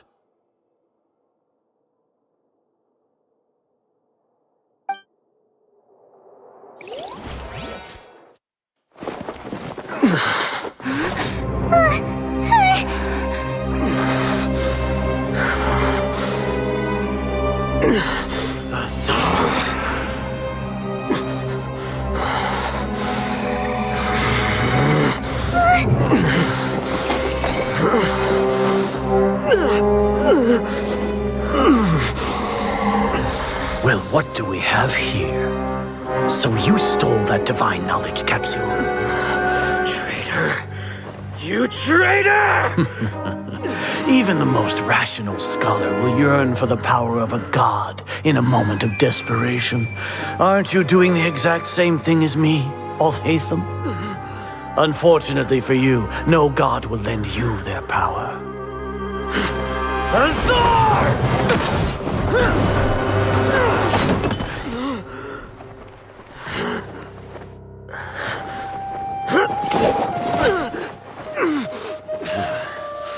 He has gone completely insane.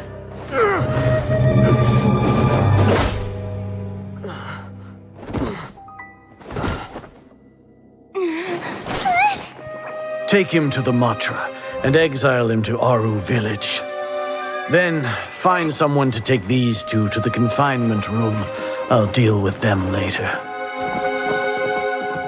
Grand Sage, we've finished all required preparations for Jnagarbha Day. We may begin to enter the capsules now. Excellent. You may begin.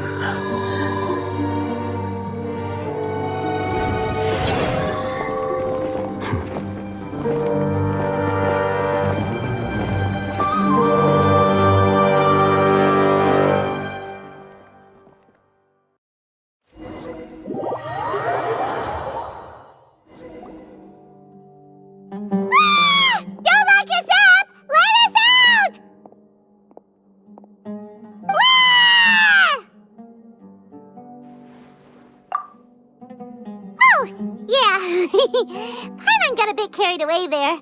How was Paimon's acting just now? Great, huh? Everything's going according to plan so far.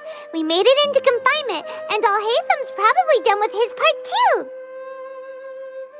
We even managed to trick Grand Sage Azar. Alhaitham sure knows how to cook up a plan. What are we doing next? Paimon has trouble remembering things when she's worked up. Right. Paimon thinks it went something like this. Apart from that, we still have yet another goal in the first stage of our operation, which is to send the Traveler to the confinement room. What? Why do we want to get her locked up on purpose? She's always been the person the sages are most afraid of, as well as the greatest obstacle to the successful implementation of their plan. They are very aware of the risk she poses to them. Once the Traveler is imprisoned, the sages will likely think that everything is under control. And with their guard down, the next phase of our plan will have a much higher chance of success. I can already see the pompous looks on their faces. Oh, that's a super tricky plan. But Paimon still thinks it's not really worth it. That isn't the only reason, of course. She has a more important task once she's in confinement. According to the Academia scholars in Ramon's custody, Lesser Lord Kusanali has sealed off her consciousness in the Akasha ever since she was captured by the Doctor. That way, they can't pry any more information from her. Even if we break into the sanctuary of Suristhana, it will take time to awaken Lesser Lord Kusanali's consciousness. We need to do that in advance. So our job is to wake up Nahida! Okay, totally worth getting thrown in jail for. The confinement room is inside the Academia, close to the sanctuary of Suristhana. It's a completely enclosed space, and you won't be receiving any visitors.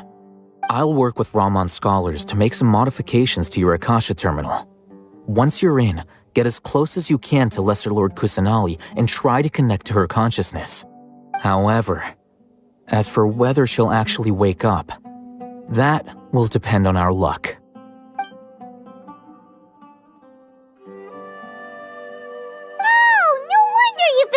Akasha terminal today. It's the one that Alhaitham modified. Paimon thought they'd take our Akasha terminals when they locked us up in here. Were they being careless? Alright, so what now? Sounds easy enough. We can finally talk with Nahida after all this time. Let's do it. There's a light flashing on your Akasha terminal. It's almost like... The faster it blinks, the better the signal!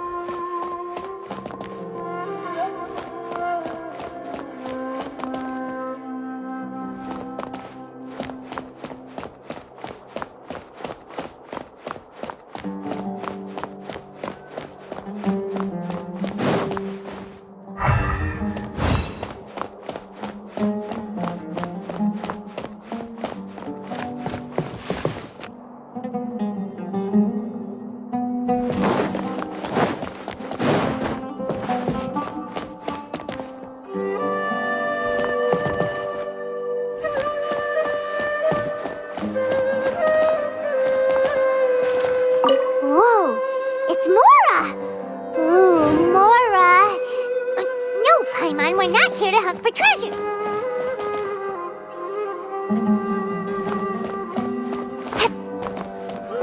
Here?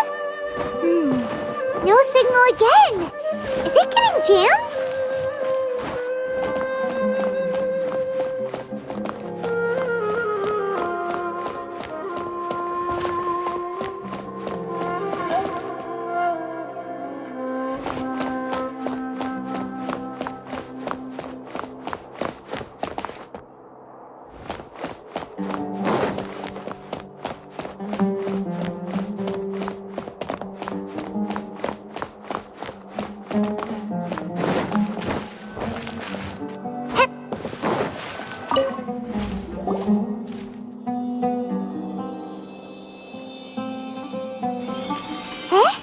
Is this the right spot? Are you getting anything? Please work.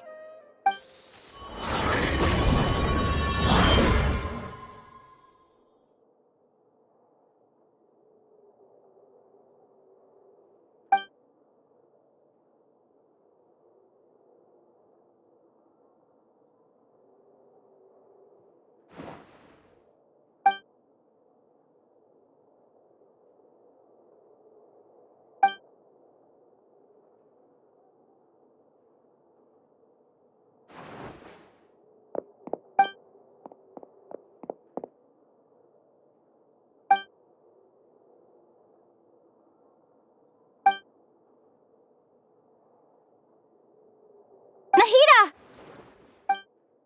Hey, Nahida!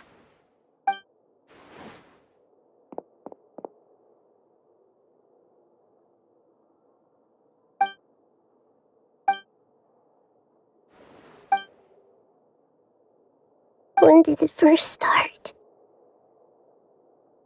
Oh, right. It started from the moment I was born. I want to become a worthy Archon. So I've kept studying. Kept listening to my people and their hearts. Kept looking for a way to save Irminsul. So I can catch up. Catch up to Greater Lord Rukkhadevata. But I'm stuck in the sanctuary of Suristhana. The sages are creating a god to replace me. And I'm forced to lock my consciousness in this boundless darkness. Nahida!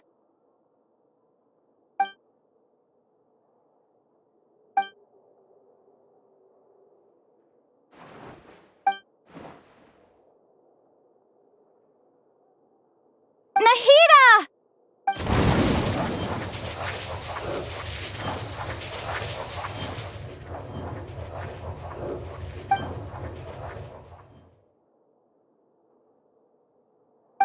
It's so quiet here. Now that I think of it, I don't think I've ever actually listened to my own inner voice. Do Archons have them? Should Archons have them? Have I been doing the right thing? Am I really not needed? How do I really feel about all of this? It's so quiet here. Since you're the god of wisdom, you've known the answers to all these questions since the very beginning, haven't you? Who are you? Whose voice is that? It sounds familiar. You're right, though.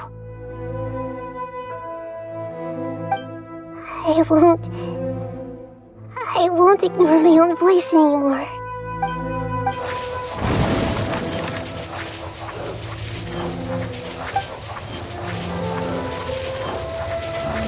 Nahida!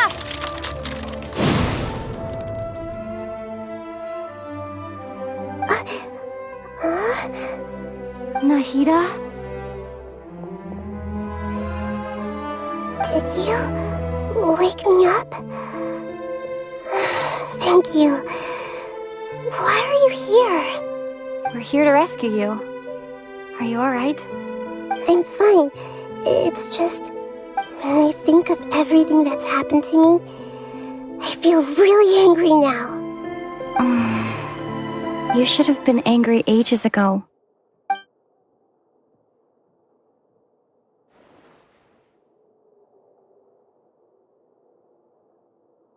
Huh?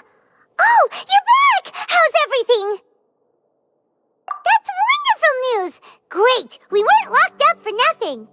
When you went to wake up Nahida, Paimon was listening for any sounds outside. You were out for a long time. There are fewer and fewer scholars going about now. You think everyone's done with their Jnagarbha day stuff? Yep, so that means our next act is Nilu's performance!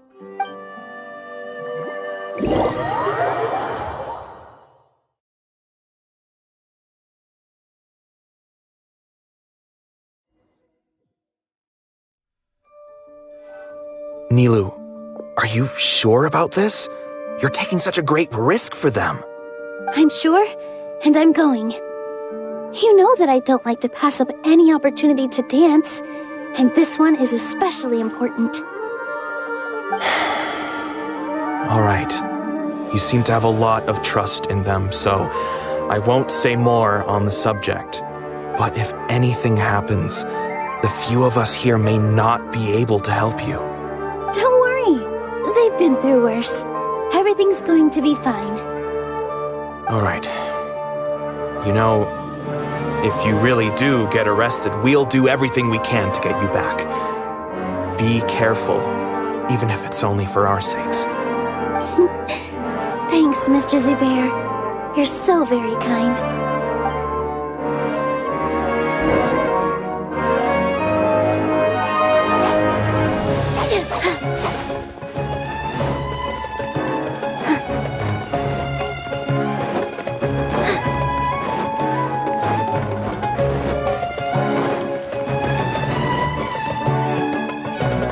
Nilu, how's it going? Nervous? Definitely more than usual. But it's because I'm worried I won't dance well enough. It's okay. Just focus on your performance. We'll take care of everything else. You sure know how to talk. Taking all the credit, even though we came here together to help out. Well, thank you both. I'll have to treat you to a meal after all this ends. I really, really appreciate all of your help. Ooh, that sounds great. Huh? How can we say no to that? All right, let's get back to business. Nilu, we'll be here to keep people from going to the academia so they don't interrupt your performance.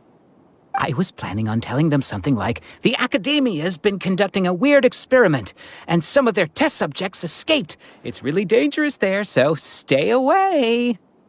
Oh, you couldn't think of anything better? Oh well, I guess it does sound like something the academia would do. I think it sounds great. I'm counting on you guys. Don't worry, it'll be a piece of cake.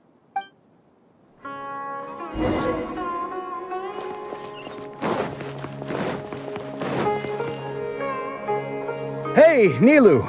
Sorry, it's great to see you, but I'm really busy right now. Our Bait People Away with Yalda Candies plan is working beautifully. Do you want some candy? We have more than we can give out. Vihar, thank you so much for doing all of this. And even dressed up as the Knight of Flowers, no less. I'll pass on the candy, though. I cut back on sweets in the period leading up to a performance, and I'm about to start one. You have a point.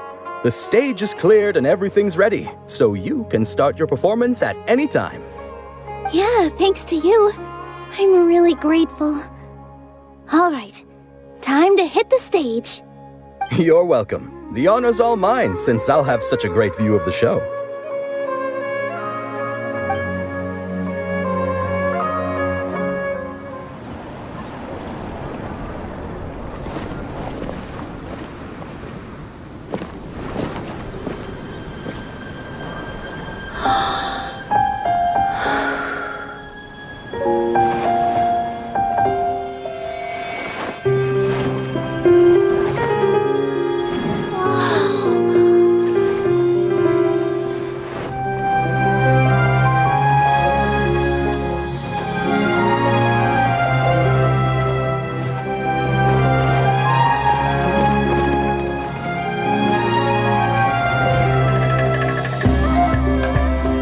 never seen a performance like this. This is incredible. Yeah, but I heard that public performances like these have been banned. I can't believe she's doing this here.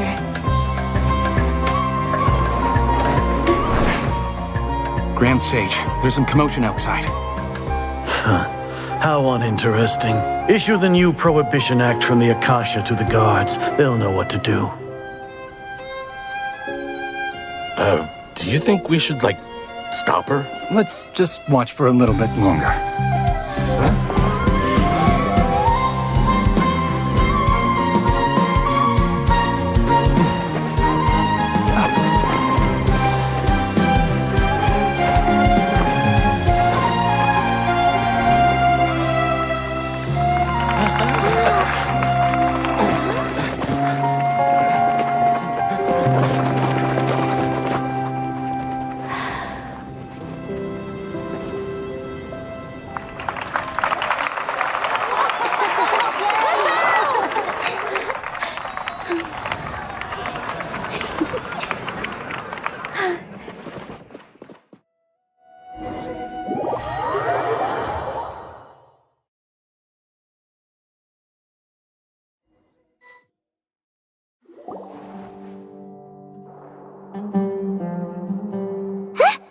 Did you hear that?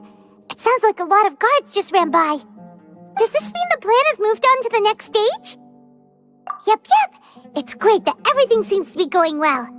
Come to think of it, when did Alhaitham replace the knowledge capsule that was about to be entered into the Akasha? Oh, so that's when he did it! Paimon was too nervous to notice. Speaking of, didn't Alhaitham also yoink the divine knowledge capsule from that mercenary leader in Port Ormos when everyone else was distracted? It's a time-tested trick of his. Why are we complimenting him? Yeah, he's smart and all, but he still makes Paimon's blood boil. Let's review our plan for this stage again. It's not like we have anything else to do right now anyway, and it'll help us feel more confident. Paimon remembers that Nilu's task was supposed to go a bit like this. Now that Lesser Lord Kusanali's consciousness has been forcefully sealed, the core figures of the Academia and their guards have started to wear their Akasha terminals again. With the Doctor's technological support, they think they have nothing to fear. How despicable of them to rely on such a person. But this is also our chance. I was originally asked to draft the knowledge capsule for the Artistic Performances Prohibition Act when I was still at the Academia.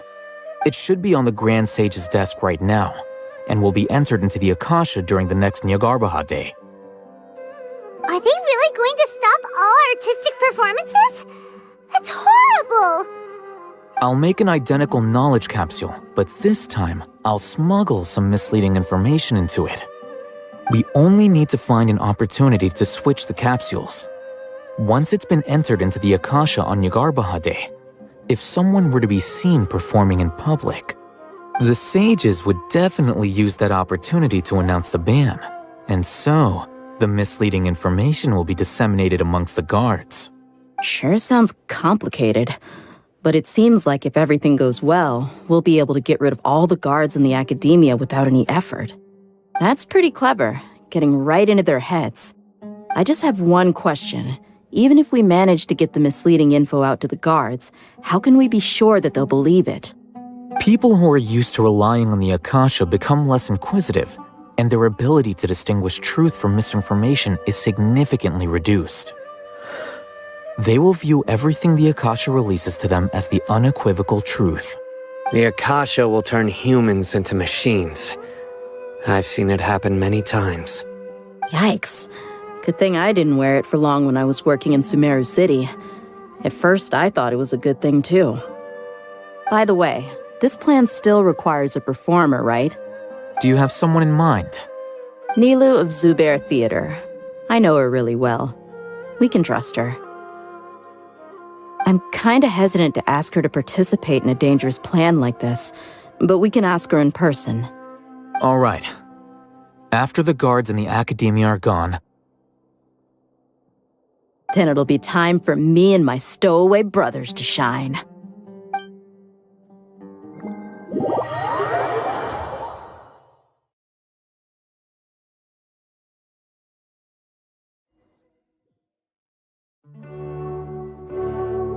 Here they come. Did you see that, Raman? They came out from the academia in droves. After laying low in the city for so long, this is the moment we've been waiting for. My brothers have already sprung into action. We couldn't do anything to them inside their coop, but outside the academia, this is our hunting ground. With a lioness like you, the prey sure won't be able to run far. We still need to eliminate the guards as soon as possible. If we give the sages enough time to realize what's happening, the plan's doomed. All they've done is to sit on their cushy salaries and twiddle their thumbs all day while we fought and struggled every day in the desert. The only advantage they might have is their numbers. Speaking of which, most of the guards who report directly to the 6 sages belong to the Corps of 30, but they have a completely different reputation. Following those blasted sages every whim, throwing away all the principles of being a mercenary. As someone in the same profession, I'm obligated to teach them a good lesson today. Indeed, the trap has been set. All we need to do is lead them there. All right, let's each take a road and herd those scattered guards back into one place. Make sure to attract their attention. Isak will be the key.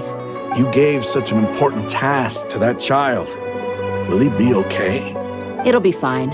Isak was so determined to help, so let's put our faith in him. Besides, even if he's caught, the guards would be too scared to do anything to him. They've never seen Lesser Lord Kusanali in person, after all. You've got a point. Anyway, I think I see them coming. Let's head out. Good luck.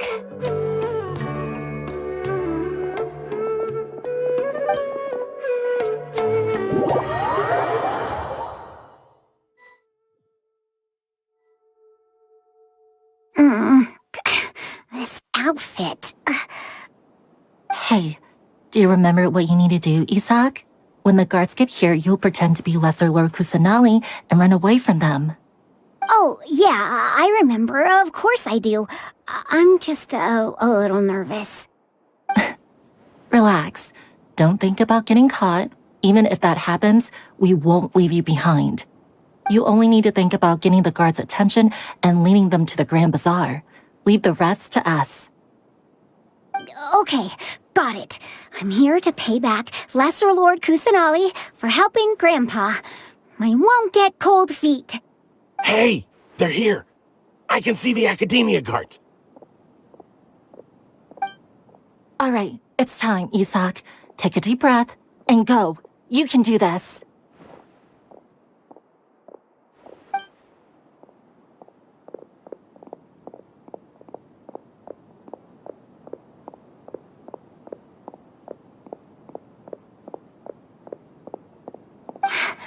Why is there a guard over there? Did he already run ahead of me? This is different from our plan. But there's no time. I need to make a choice.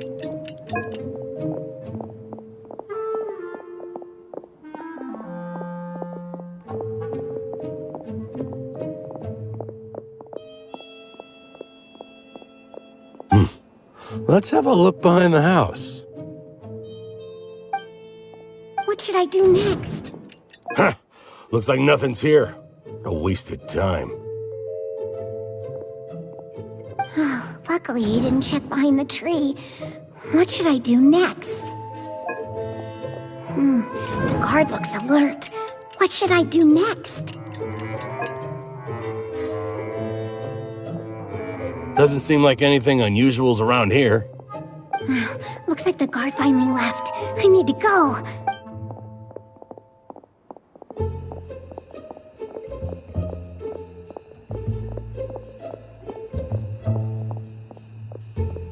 Hey! Lesser Lord Kusanali is over there! Stop! What? Lesser Lord Kusanali? How did I not notice that? They found me. This is bad. Where should I go? The target suspected to be Lesser Lord Kusanali has escaped into the Grand Bazaar. Assemble and arrest her!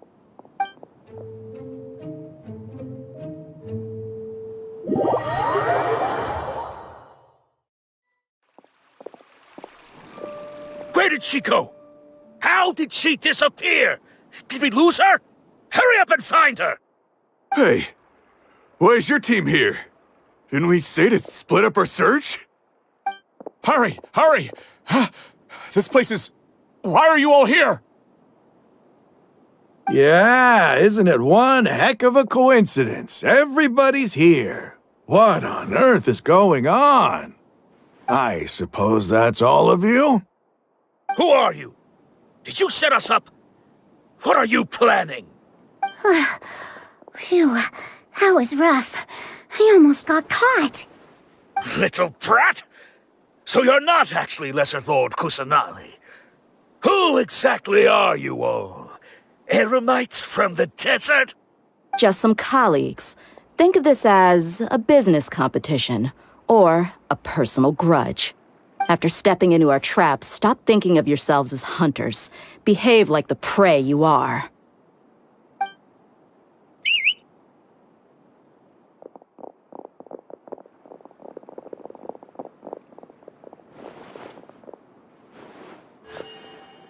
An ambush?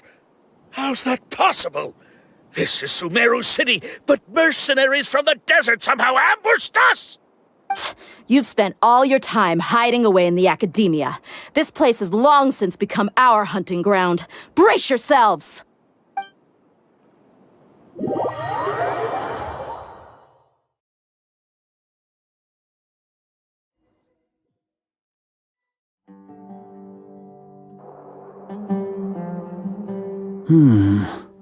This is odd.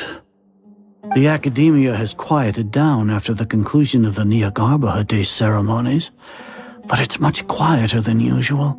Where are the guards? Why have I not seen a single one? Guards? Guards! Grand Sage, how may I be of assistance? I called for the guards. Why did you come?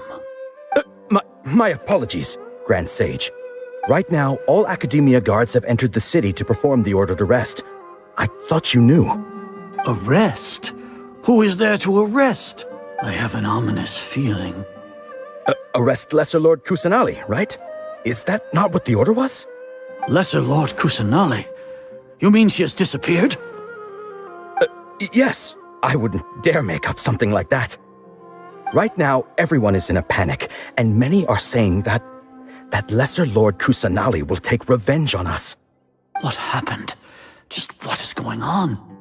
Lesser Lord Kusanali somehow escaped? Was it Alhaitham and his party that freed her? That's impossible. The Academia is heavily guarded today, and any order to release Lesser Lord Kusanali would be strictly confidential. Besides, Alhaitham and the Traveler are already in our hands. What manner of trickery did they employ? How could Lesser Lord Kusanali disappear into thin air? Disappear? Wait. How was the arrest order distributed to the guards? It was issued by the Akasha earlier today. Only you have the authority to send messages like that, so I thought it was your order. Let me check.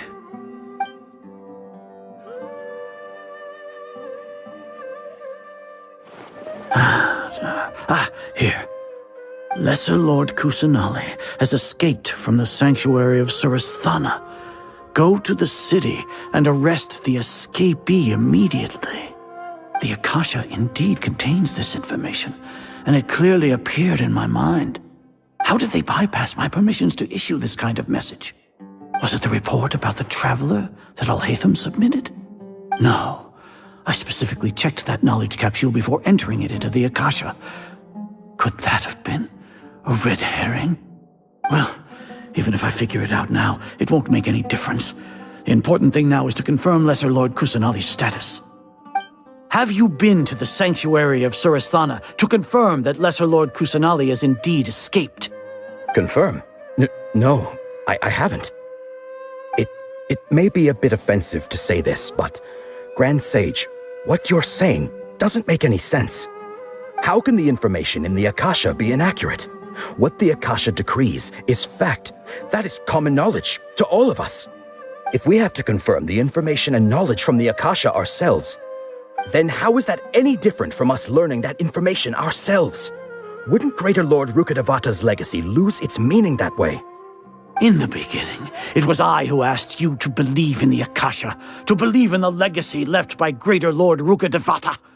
Are you trying to use my words against me? No, Grand Sage. I'm merely confused because I believe in you.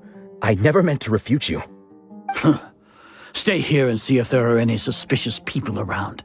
I'll go to the sanctuary of Suristhana on my own. Yes, Grand Sage.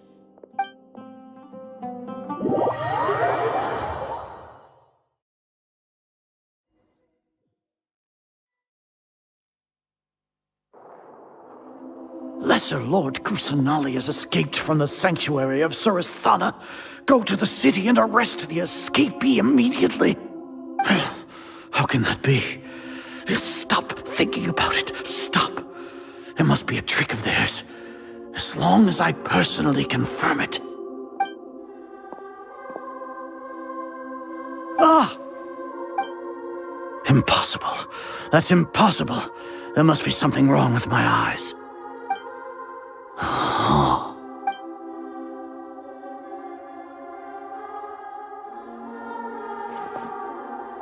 What a comical sight, Azar.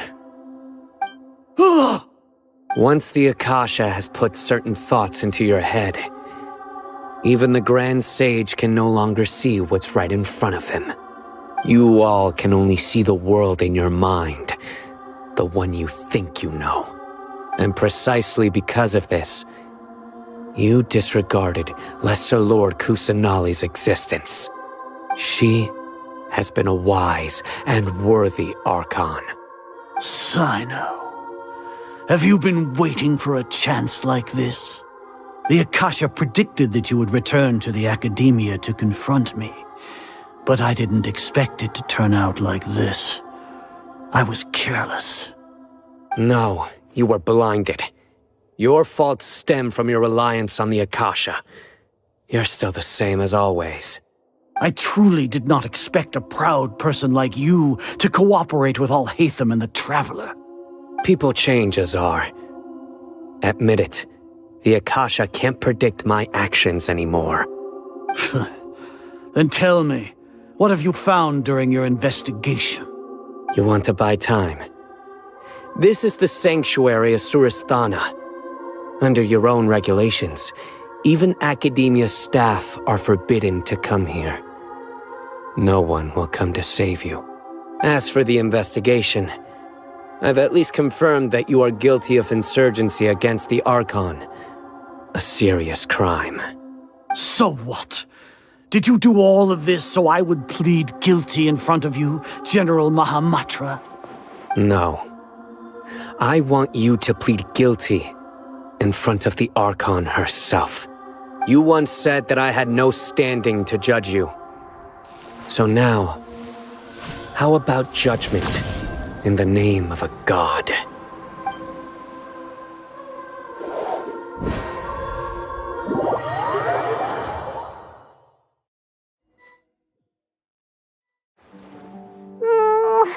How long do we have to wait? Paimon wants to know how things are going out there. Paimon hasn't heard any sounds outside for a while. Hopefully something bad didn't happen. Yeah, but aren't you scared that we might be locked up in here for the rest of our lives? Thinking about it, at least Paimon has you. We could still chat like this. When Paimon thinks of Nahida being imprisoned alone in the sanctuary of Suristhana, Paimon can't help but feel sorry for her.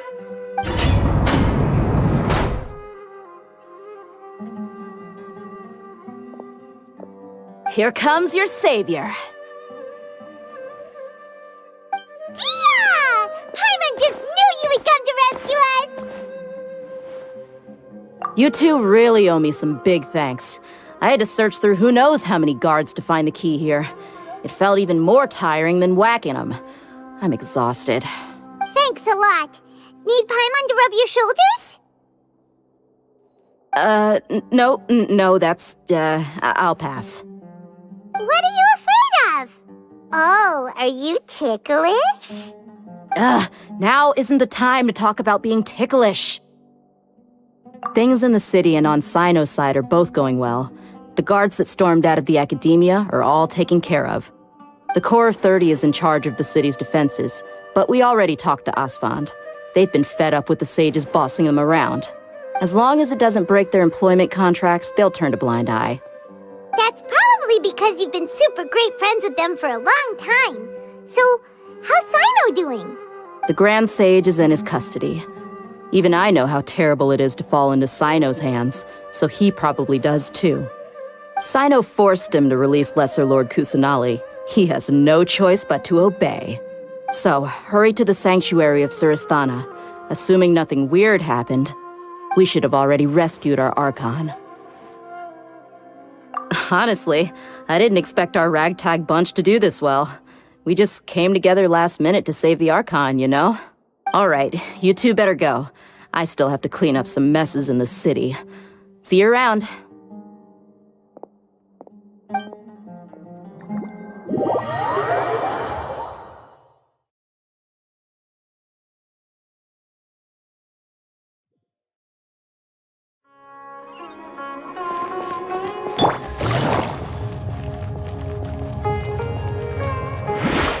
Take it easy.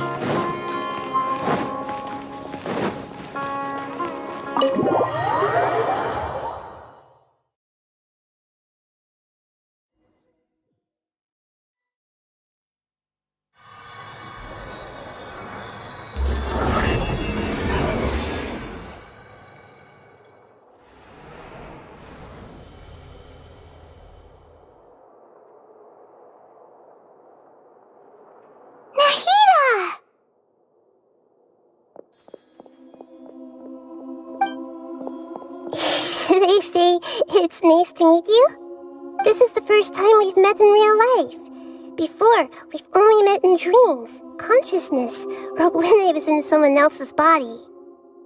Thank you so much for coming to rescue me, but I also need to apologize.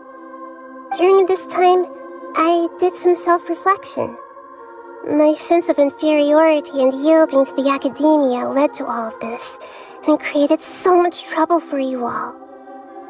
Exactly! We're here because you're a good Archon and one of our friends! Thanks, you two.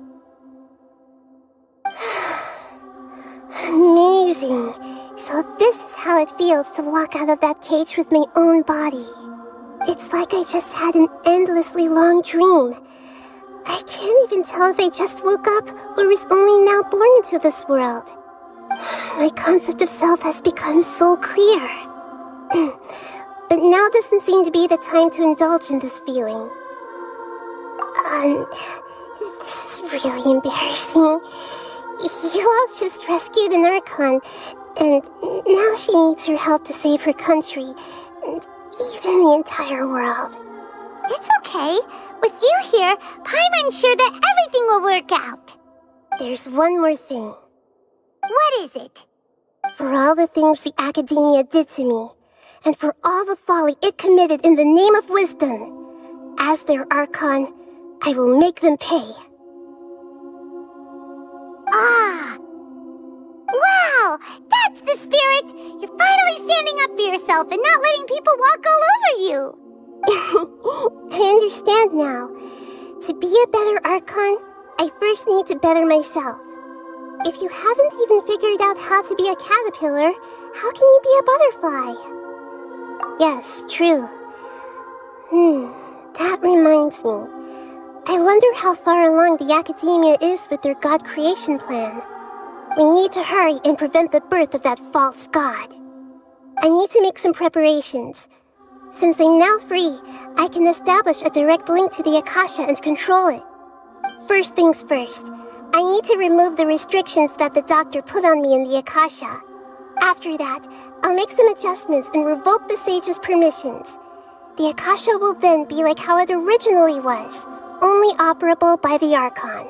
After all, the academia betrayed Greater Lord Rukkhadevata's trust.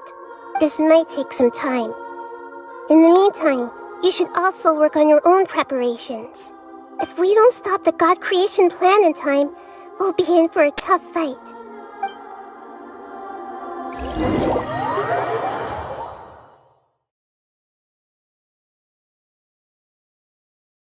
well, prepare for a fight. When we're done, we can take a walk around. After all, we missed out on a lot of stuff when we were locked up.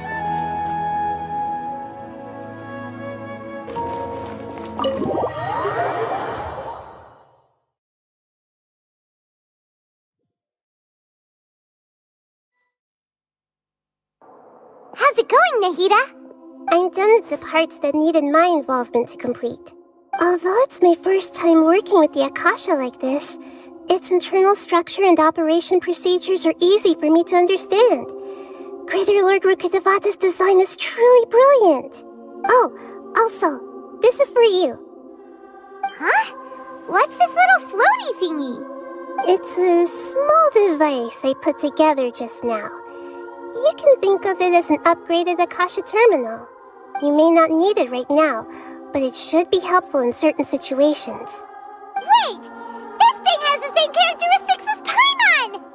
We're both small things that float! Oh, all the things that make Paimon special got copied! When Paimon appears with the Traveler from now on, people won't remember Paimon because she isn't unique anymore! It's alright, Paimon. It can't replace you. It's only a flying device, but you're the Traveler's irreplaceable friend. You're so good at comforting people, Nahida. If only the Traveler was as smart as you. I was simply telling you what I feel to be the truth. I wasn't trying to comfort you. Nahida, you're natural at this. What you just said made Paimon even happier. By the way, there's something I need to confess. Even though I'm the Archon and in control of myself again, I'm not very good at fighting. You may have heard that an Archon's power is derived from their people's faith. However, I'm not as well loved as Greater Lord Rukkhadevata. If we get into a situation where combat is our only option, I'll have to count on you, and I'll do my best to provide support. I'm glad I can rely on you. So the God of Wisdom isn't good at fighting? That actually sounds about right. I've located where the false god is. Time is of the essence, so let's skip to it.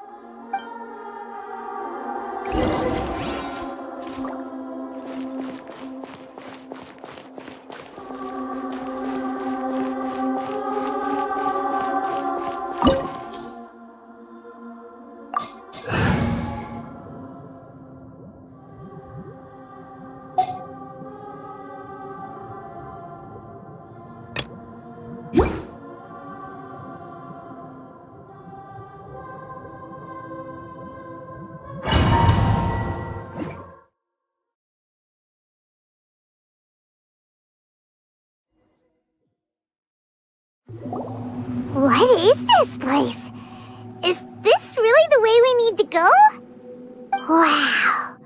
Who would have thought there'd be a place like this hidden right slap bang in the middle of the city? The sages wanted to realize their god creation plan without being discovered. The safest and most convenient way would be to build within the academia itself. That's true. They were already hiding one god, so why not two? Judging from the structure here, the project is a huge undertaking. The sages really saw the god creation plan as their ultimate goal. But this place doesn't look like it could have been constructed by the academia alone. The Fatui under the doctor sure didn't hold back. They provided a lot of technological support. Yeah, or else they wouldn't have been that generous. Is that it, though? I've always felt that this doctor is different from the academia sages. He doesn't seem to share their sense of urgency. Instead of being interested in the end product, it's like he's enjoying the experimental process. The Fatui Harbingers are all such weirdos. So, the doctor being weird is actually normal. So, this Fatui that they're trying to turn into a god is called the Balladeer? We had previously come into contact with his consciousness. He harbors particularly strong obsessions. One is the desire for a gnosis, since he was created to be the vessel for one. The other obsession is probably related to his past. I can't quite explain it. Paimon knows that he was a prototype puppet for the Raiden Shogun before he became a Fatui Harbinger.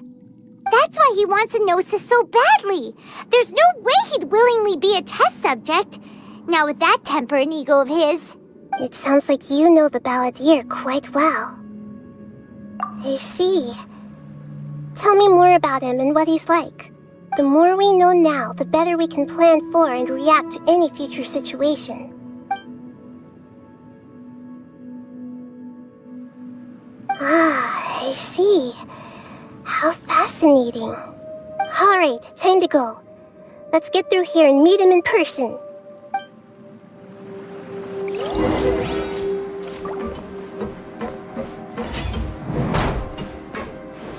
Gather! I will have order! Access denied. My apologies.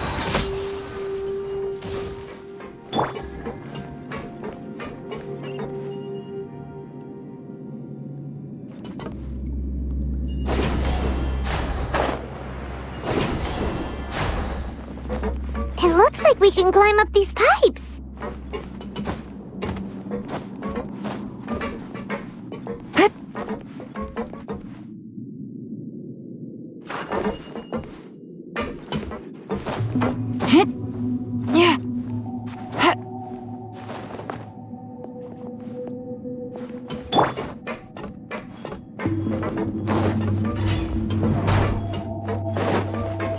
Healthy body, healthy mind.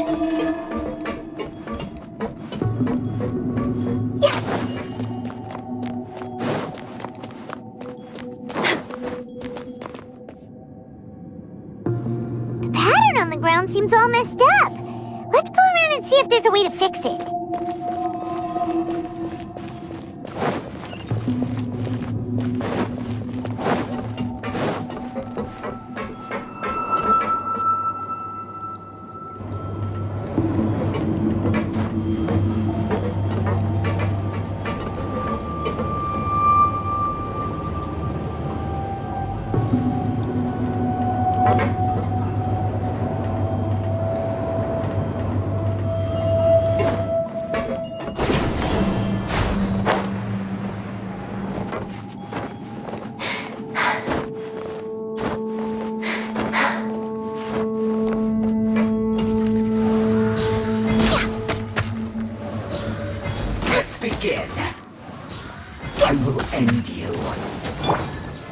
Stabilize! Whirling snow!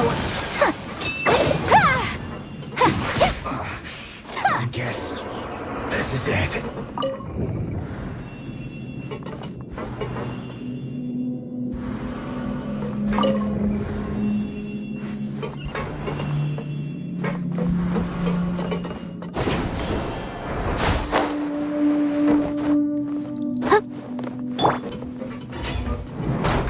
Frozen. Gather! Crisp. Blaze over! Busted! Kamisato out! Soumetsu!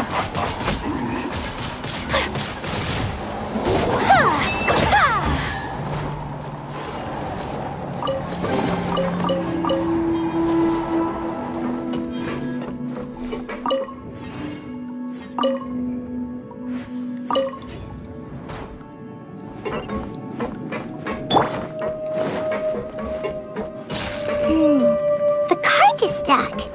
Maybe there's something wrong with the tracks. Let's try adjusting the direction of the device to clear the tracks.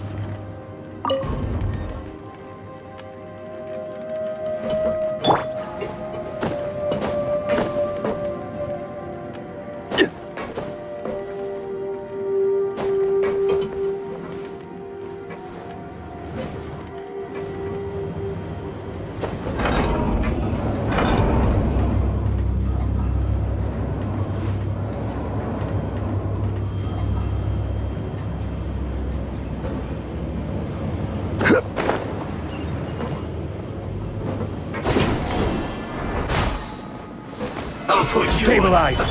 Game's up. Fun's over. My apologies.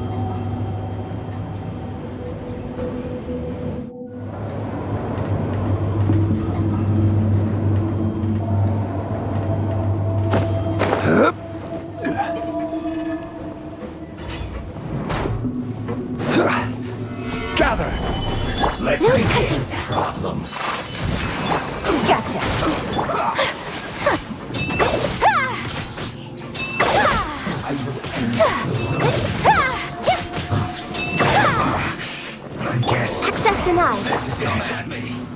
Solidify! Quietly now.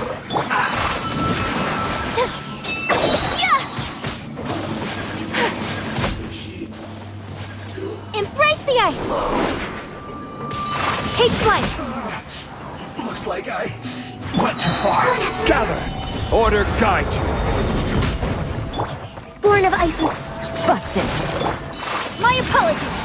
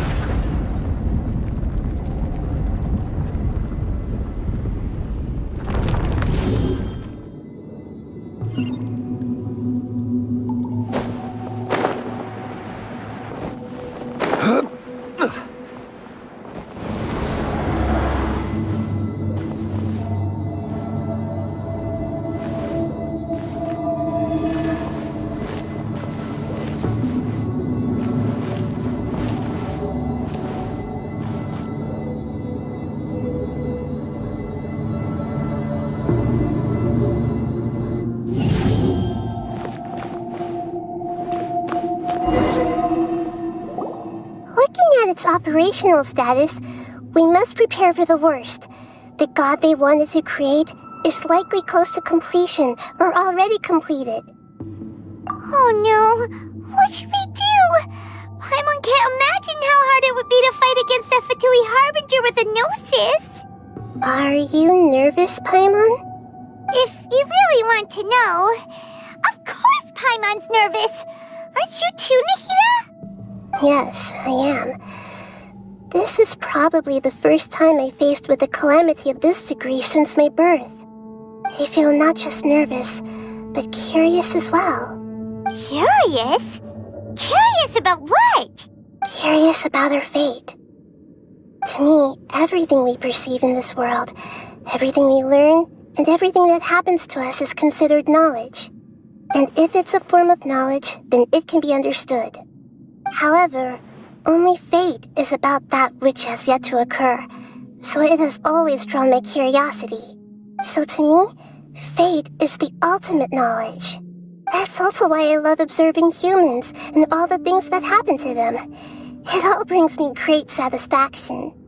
And now, at long last, I'm not just an observer anymore. I will personally experience my own fate with you by my side. Isn't this such a wonderfully exciting thing? Ah, so that's what you mean. Paimon thinks she understands what you're feeling. Agreed. Okay, let's continue on. I can sense his aura from here.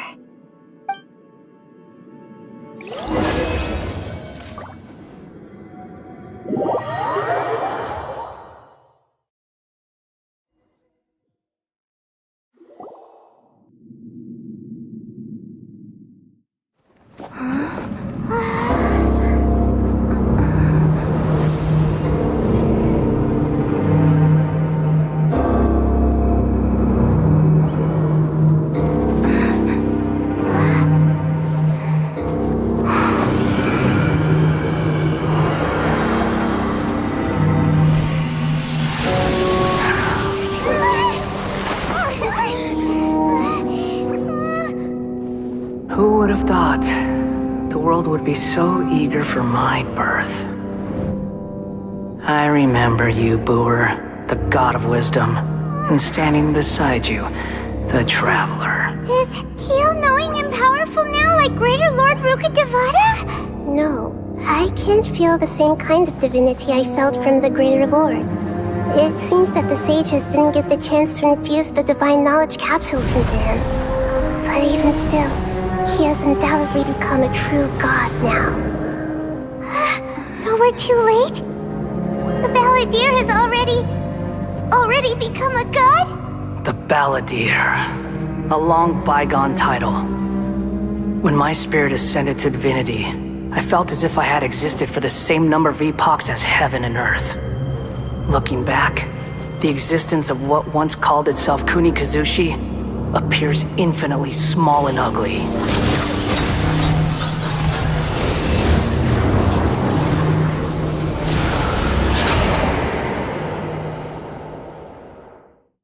This imposing aura, it really feels like a god's. A body that capitalizes on the Balladeer's original construction as a mechanical puppet, with the Gnosis serving as a constant power supply. How much effort and resources did the sages put into this? From a purely technological perspective, it's a commendable achievement indeed. It's no exaggeration to say, this is the culmination of human wisdom. You sure are something! Dishing out compliments at a time like this? But I don't think he's reached the spiritual height of a god. Strife is engraved upon every god and every gnosis brought forth into this world. Can you feel it? The exhilaration of such power, and the thrill of anticipation for our contention. Nahida wouldn't feel the same things as you! Do you not realize that you are interrupting a conversation between gods? Lowly creature, know your place! The strife engraved upon a gnosis. You're talking about the Archon War. Tevat's current peace was not easily won. I didn't personally participate in the Archon War, but the way I see it, all those losses were meaningless, driven by the demands of the laws. There's no point in bringing it up again. Is that so?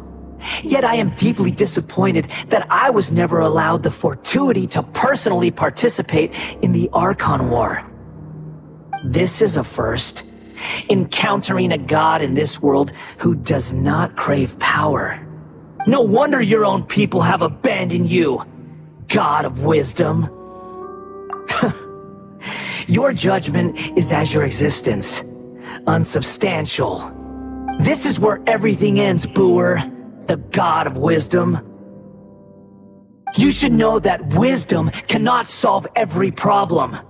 Like now, where your only option is to face me in combat. Come! Let us reenact a scene of the Archon War. Come and inaugurate my birth as a god. Stabilize! Perish!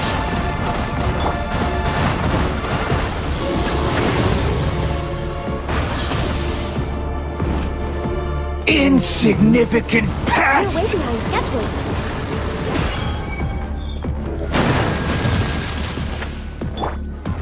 Solidify!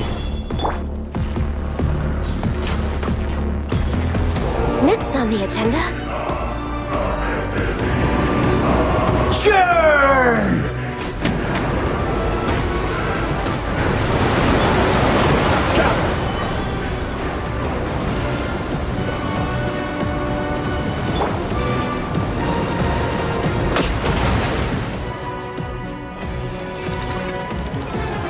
At my command, next on the agenda, you shall fall! Next on the agenda, Solidify!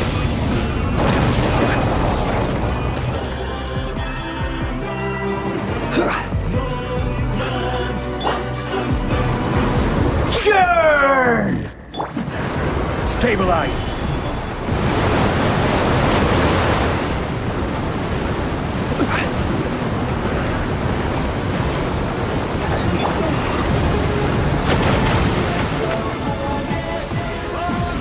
Perish! Gather!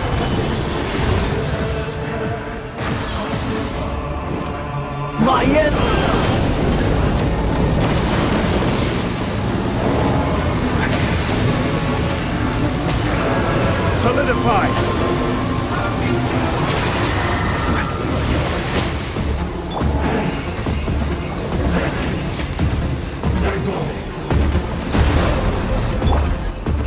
Stabilize!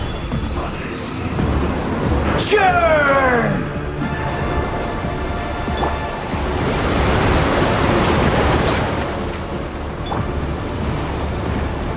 Solidify!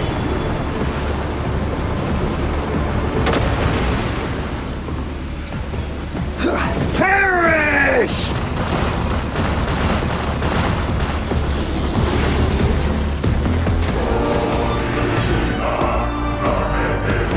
Stabilize!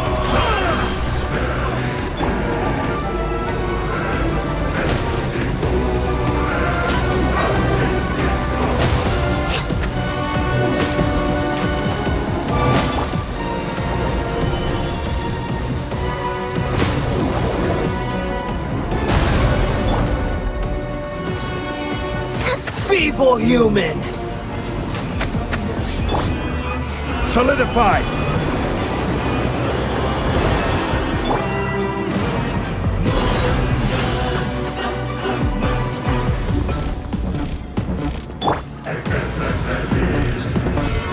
My endless cycle begins!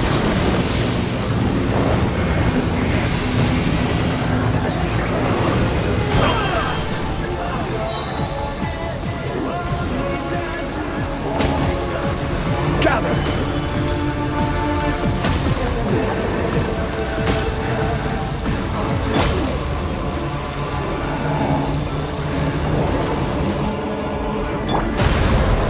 Solidify!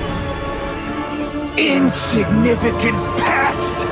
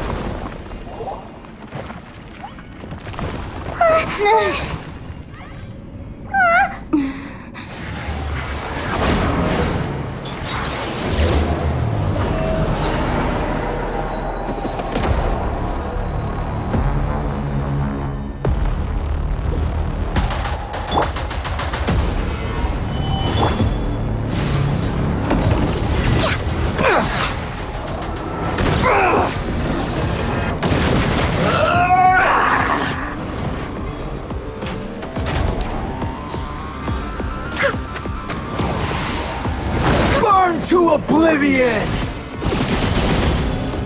I will have order. We're way behind schedule. Filth!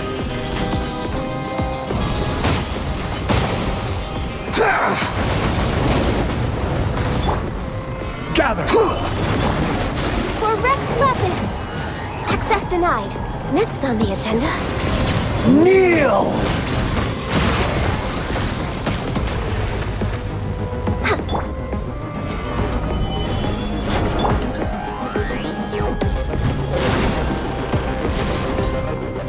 Here comes the catch. Reality is pain!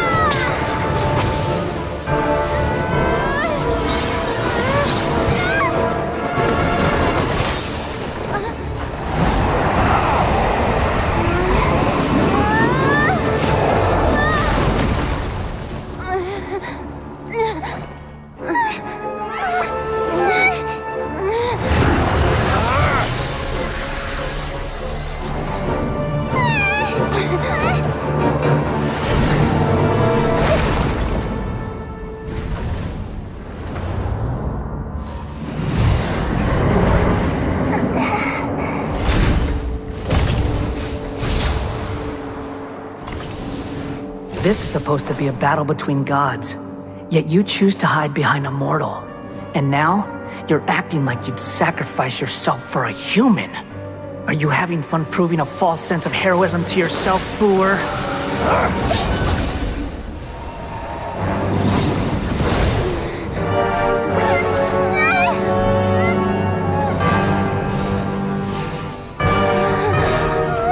The data collection is almost complete. Do you even know how many times you've tried to take my gnosis from me?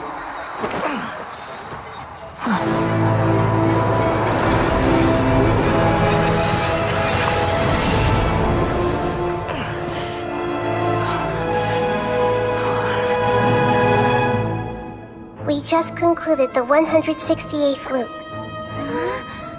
Did you know that in the effort to create you, the people of Sumeru were forced to live through the exact same number of Sub-Zerus festivals and samsara cycles?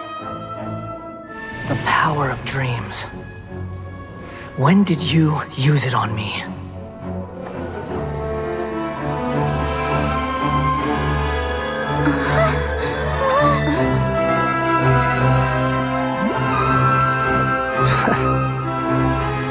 You can't even defeat me in a dream.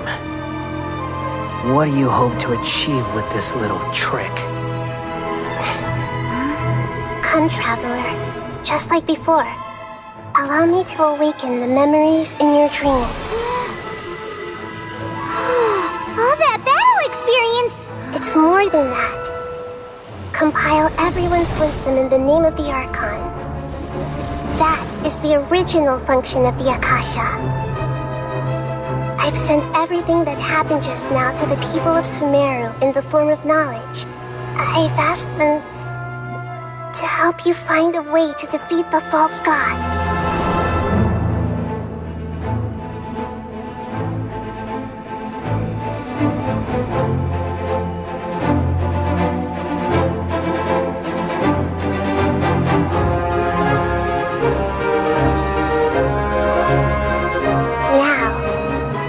Sumeru's wisdom is at your disposal. Meaningless tricks won't save you.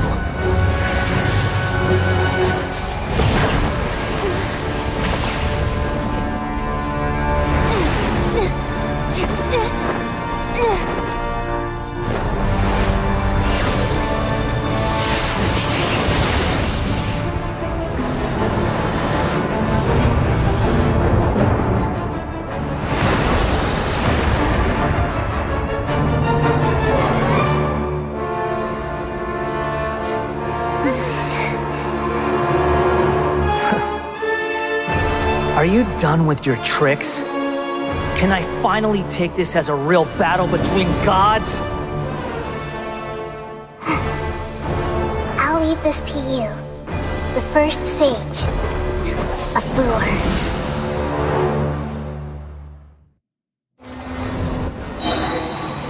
1,000 eons, mine to dominate! Make yourselves at home! Everyone hold hands! Blaze over! Burn to oblivion! Stabilize! Kamisato art! Sumetsu! Whirling snow!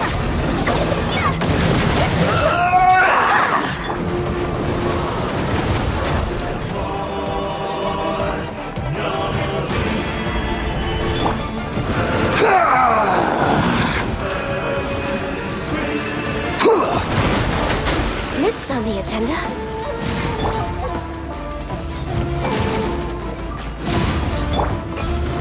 Solidify!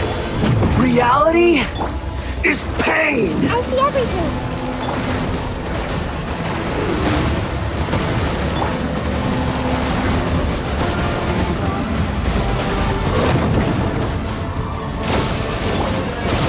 Gather!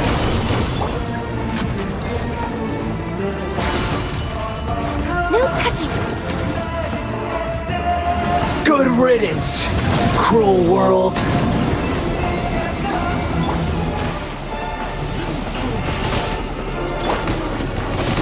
Stabilize! Grow, grow, grow!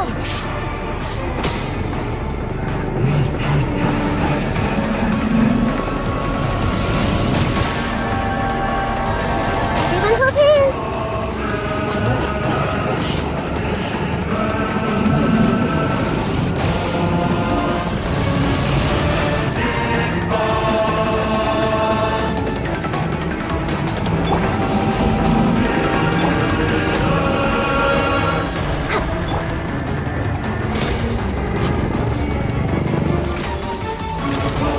Your new god, awaken! Now, your eyes have been opened.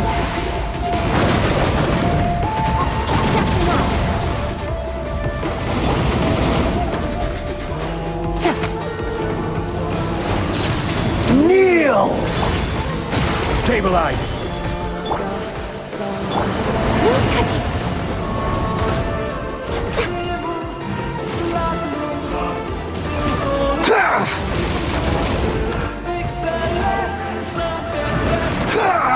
I see everything! Tremble!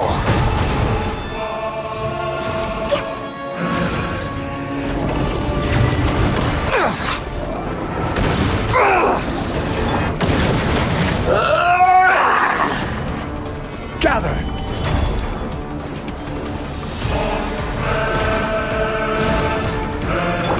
Let's wait for a little. Reality is pain! You're way behind schedule.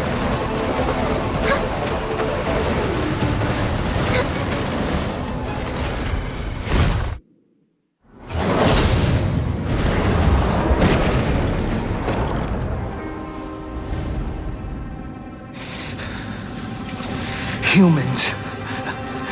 Filthy humans.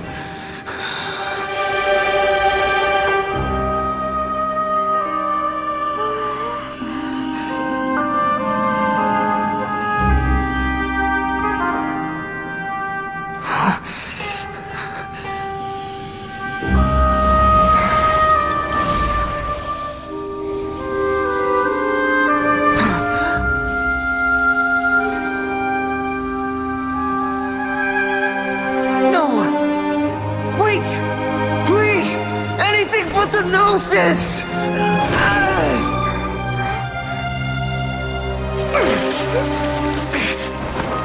That's mine! Don't even try! I'll never go back!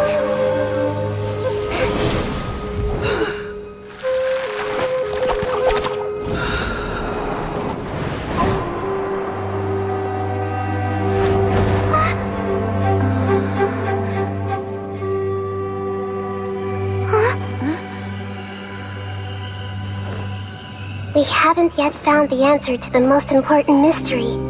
Irminsul is still waiting to be saved. With the power of another Gnosis, we may now finally understand the last memory of Greater Lord Rukkhadevata.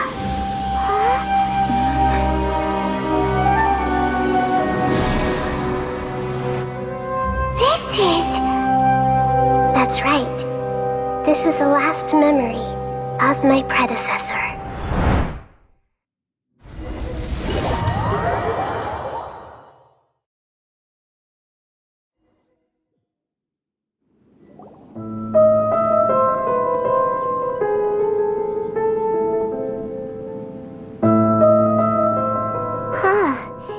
This sure seems very different from what Paimon imagined. Shouldn't Irminsul be in this realm of consciousness? Yes, that is our destination. But I didn't expect the remaining consciousness of Greater Lord Rukkhadevata to be as polluted as this. Forbidden knowledge? It seems you know about a concept that even I don't completely understand. Could you tell me what you know?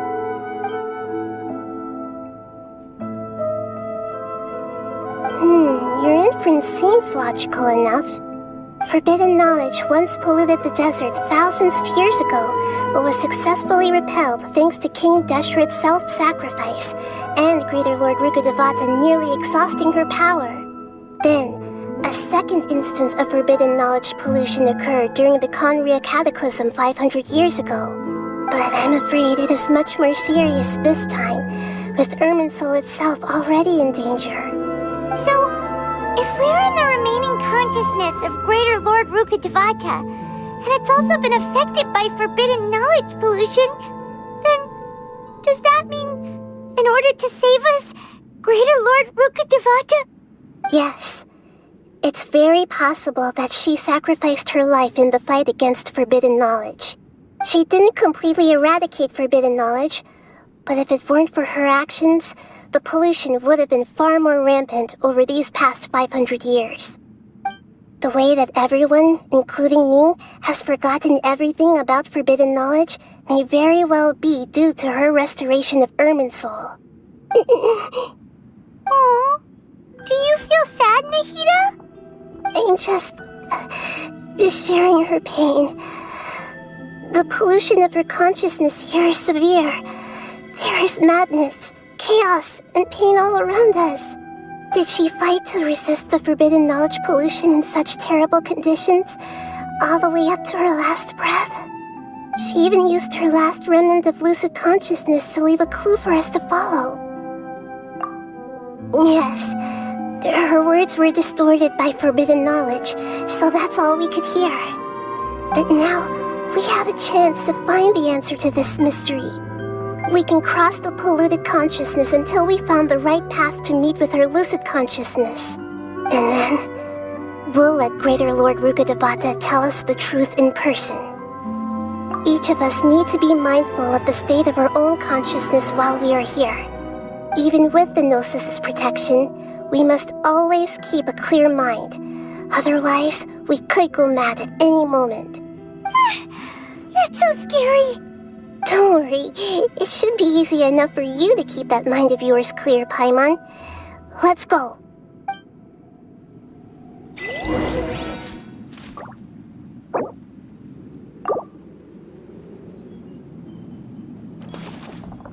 Next on the agenda... Are we in the air? And why is there a huge boat? That's the boat of consciousness, which symbolizes reason here. Wow! What are these? The monsters seem to have been affected by them.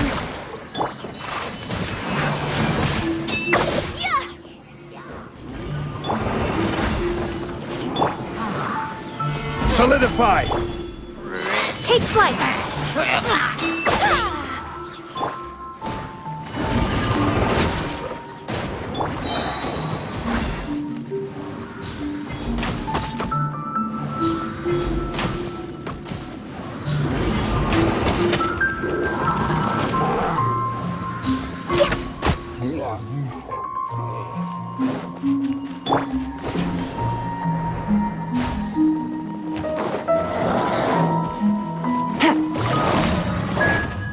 Quietly now.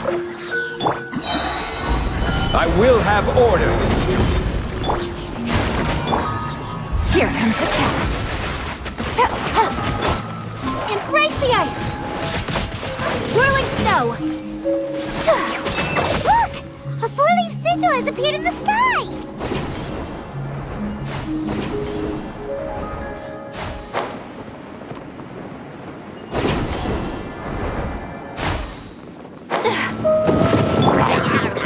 Gather!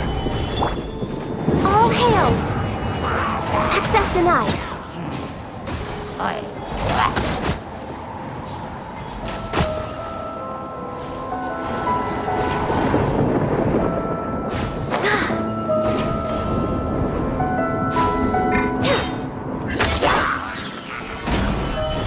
Busted.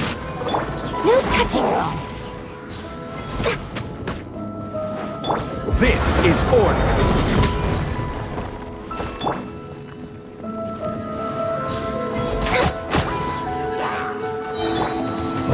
Stabilize. Game's up. Fun's over. Blaze over. Access denied. Sakura swirl. My apologies. control the boat of consciousness, we need to find the helm first.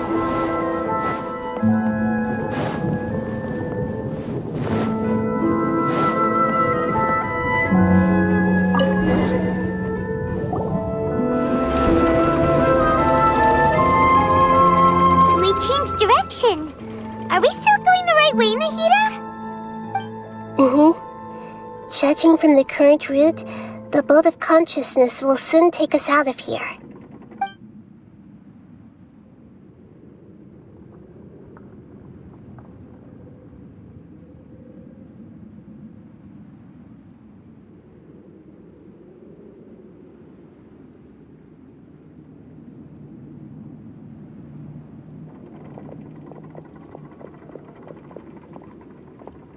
We'll be arriving at our destination soon. How are you feeling? Are your minds still intact? Huh? But everything's been completely normal for Paimon. Hopefully there won't be any more interruptions. This time, we should be able to meet Greater Lord Rukkhadevata. Are you saying you've never met Greater Lord Rukkhadevata before? No. It seems that my birth and her death took place at the same time. Otherwise, I think she would have given me a little more guidance, and I could have done a better job. Hey, you've done a great job, Nahida. Let's get out of this creepy place and go meet her.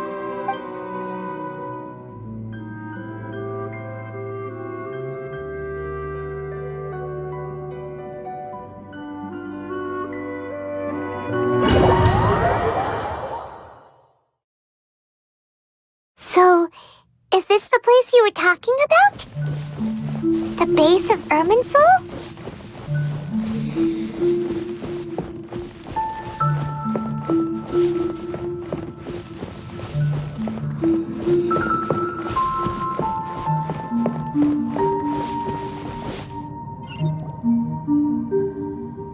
Well, this is the place.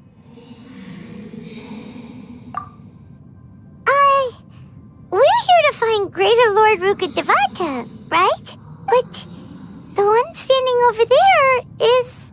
Is that... me? She looks exactly like me. Are you Greater Lord Rukkhadevata? Yes, that's me. Are you surprised by my appearance? Irminsul and the surrounding lands have been reproduced here as they were years ago. But this is just a realm of consciousness. We are manifestations of the same nature. Hence why we would appear exactly the same. We're of the same nature? Why? Because you are me, and I am you. You are me in the new samsara. The new samsara? As Greater Lord Rukkhadevata, I'm the avatar of Irminsul, and you are the purest branch snapped from Irminsul. Imagine it this way. Even if a tree dies, its branches will eventually take root and grow, continuing the tree's life in another form. I'm merely the remaining consciousness of Greater Lord Rukkhadevata. The real me has presumably died a long time ago.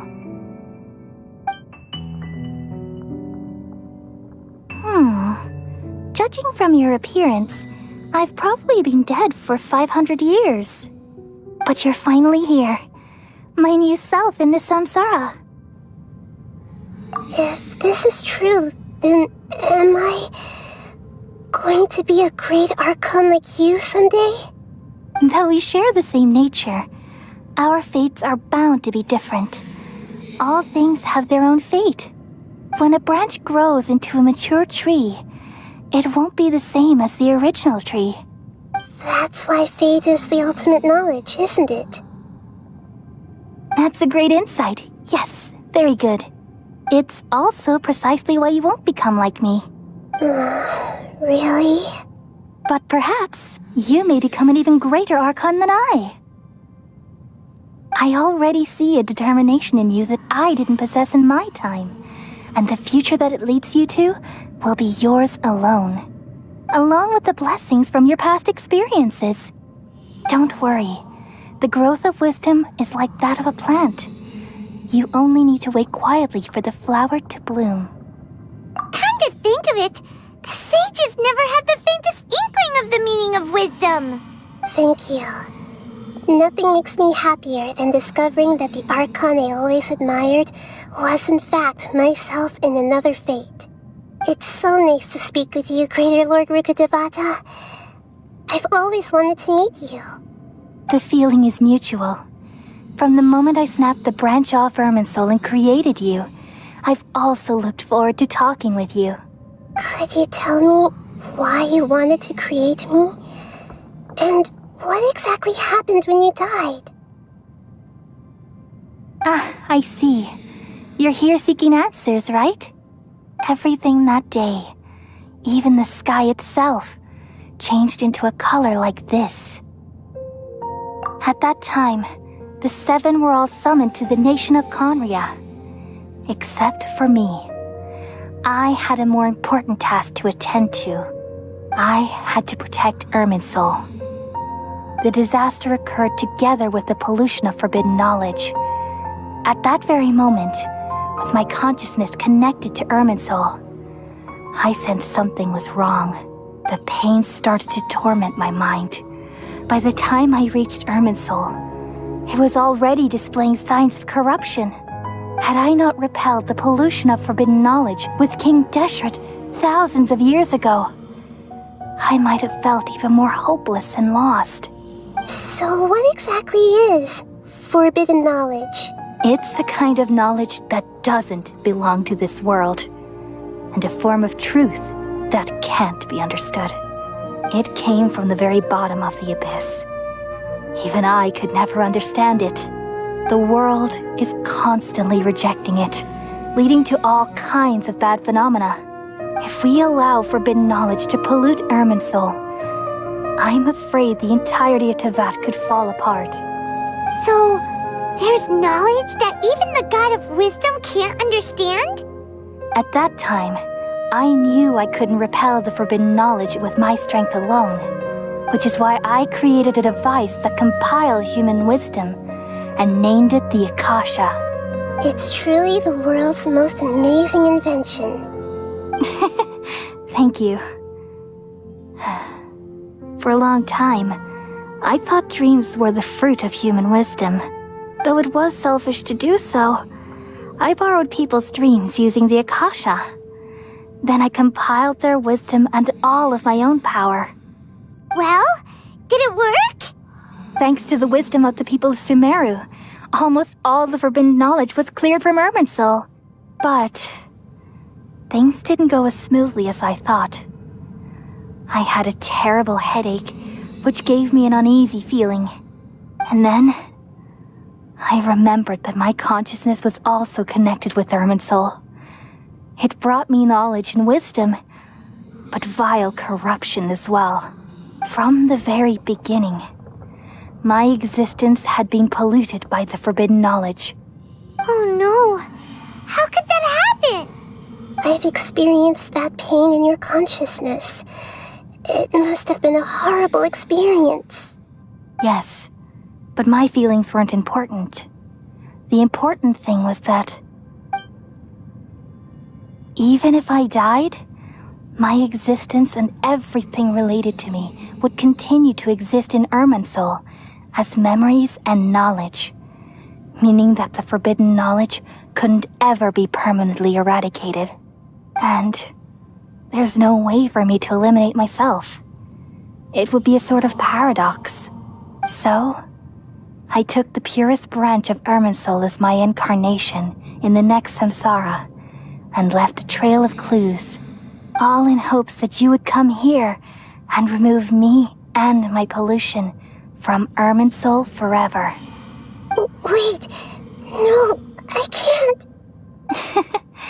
So you realize what that implies? You are very smart indeed. Irminsul has all the knowledge and memories of this world. And as you've realized just now, removing me from Irminsul means I essentially will never have existed in this world. But this is the only way to save Irminsul. People love you so much, and they've missed you so much over the past 500 years. I am exactly the same. So how can we just forget you like this? Is there really no other way? There must be something else I can do. You're the god of wisdom, Boer. You should know that there is no other way. But this is so cruel. I don't want to forget you. No need to feel so sad, Boer. As someone who delights in wisdom, you should feel joy at finally finding the answer. These are the words in their entirety. The answer you've been seeking all along. Let the world completely forget me. We all nestle under the great tree of wisdom, peering out to perceive the world. From the earth and from the rain, we perceive its wonders, until we become a white bird to perch atop a branch, and finally snap off the most important leaf. Once upon a time, I alone dreamed in this world. In my dreams, everybody would also dream after they fell asleep. Wild and wonderful thoughts would emerge from their minds. Some tumbled to the ground, and others floated to the sky, connecting all things in the world into one dazzling net. Among a plethora of worlds were numerous smaller worlds, all of fate, finding within the tapestry their brilliant glow. I gradually understood that these indescribable and constantly changing things are the most profound things in the world. Only they can completely repel the madness. Only dreams can awaken consciousness from the deepest darkness.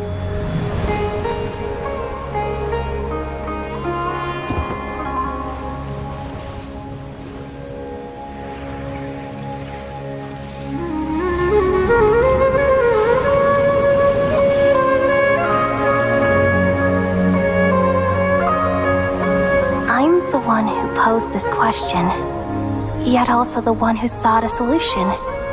Saving the world with the dreams of the people used to be my answer. And now, you've also found your own answer, and I shall return all the dreams to the people.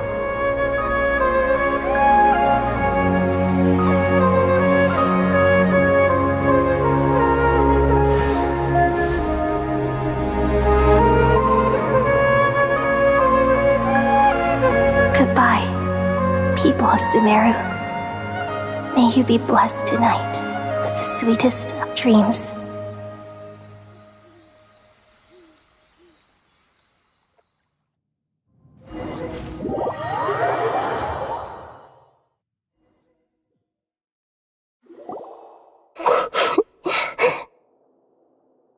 I'm alright.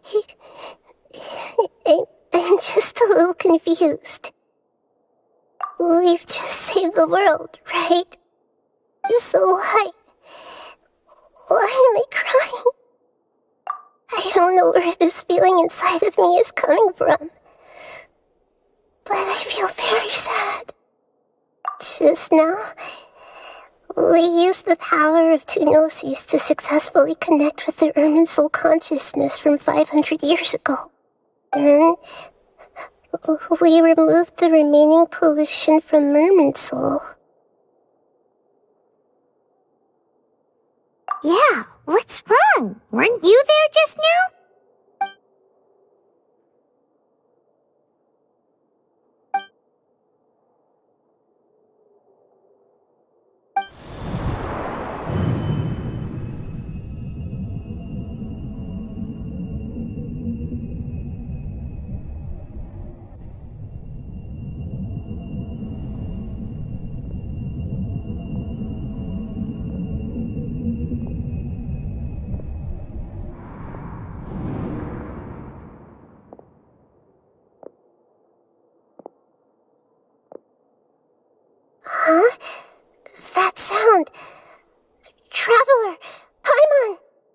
I've been waiting here far too long.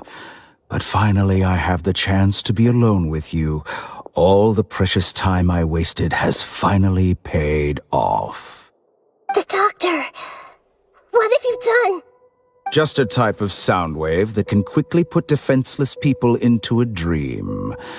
As I expected, it doesn't have any effect on gods. This is the only thing of interest I found among the sage's research.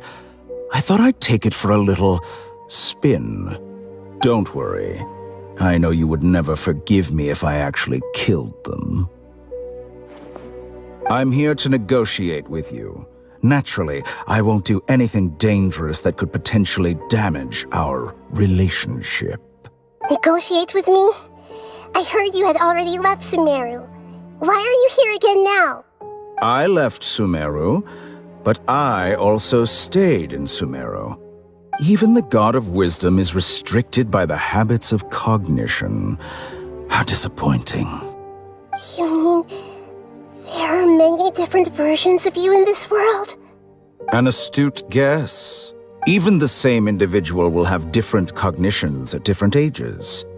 A long time ago, I made a major decision in hopes of preserving all my perspectives of how I observed the world. Observation is the first step of any experiment, but observing the current world doesn't satisfy me. It lacks an important dimension, that of time. So I saved segments of all my ages and made them into independent individuals. That's all there is to it. Indulge me. How does the God of Wisdom find my method of seeking knowledge? It's an insult to the very concept of life. Life inherently has many rules and restrictions, each with its own significance and reason to exist. They can't be broken on a whim. Good. Amazing, even. Indeed, it's difficult for humans to make peace with themselves, not to mention oneself from a different period. Since you are in the academia, why wait until now to show up?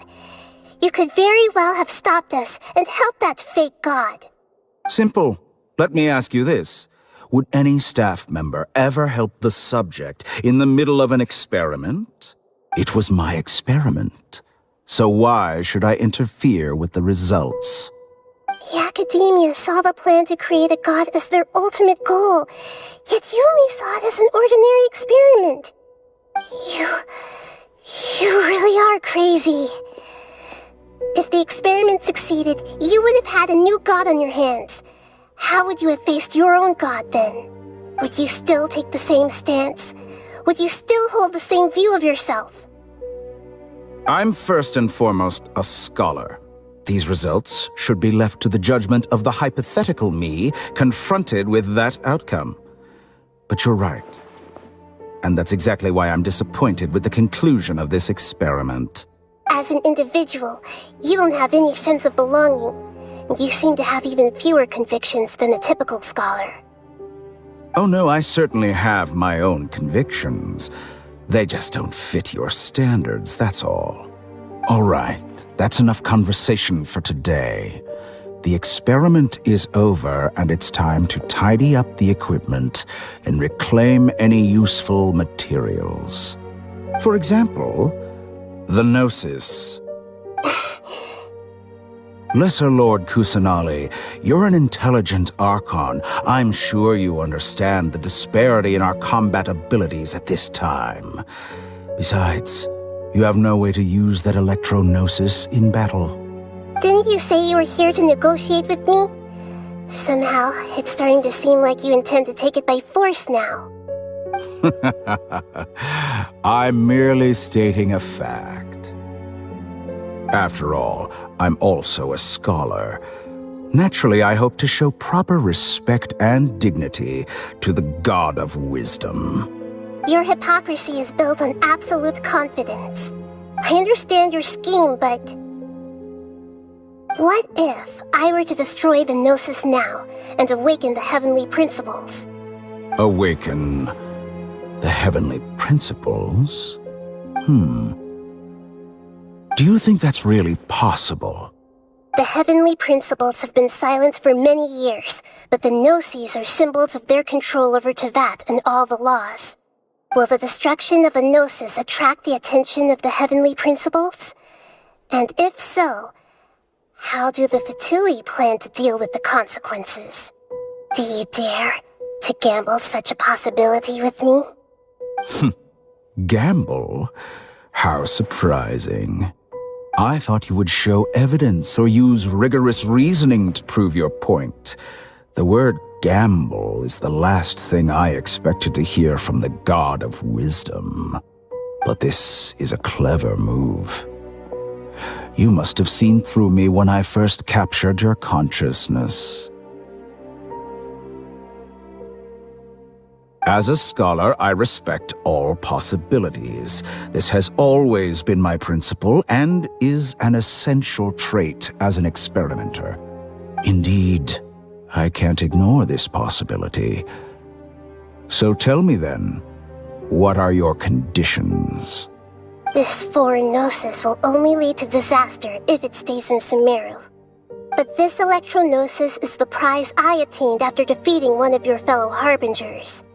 Now, as the one who initiated this cascade of events, shouldn't you pay the corresponding price? Price? Interesting. What price would you have me pay? How about erasing all your other segments?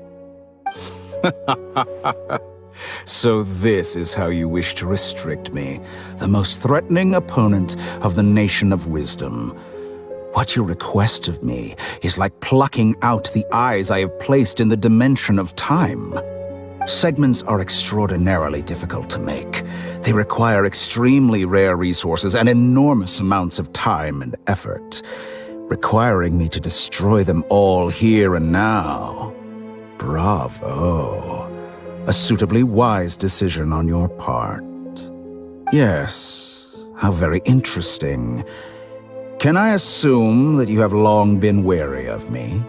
Among all the versions of me, this segment you see now is the most selfish. If it weren't me, your idea wouldn't have worked. What did you see when you were imprisoned? You were observing me, and that's how you know I've long grown tired of their doubts and endless arguments. Like you said, it's difficult to make peace with yourself. Being as smart as you are, have you managed to do that? I see. If you think all those versions of me are worth a gnosis, then deal. You sure didn't hesitate much. Is the relationship between all the versions of you really that bad? I don't think there's any need to dwell on that. The surplus versions of me can be exchanged for a gnosis. Do you think anyone can offer themselves at a higher price? Besides, with my abilities, it's only a matter of time until I find better perspectives. Perhaps it's best to say, you're just temporarily ahead. But what I'd like to know is, how can you be sure that I've really erased them? I can see your remaining honesty.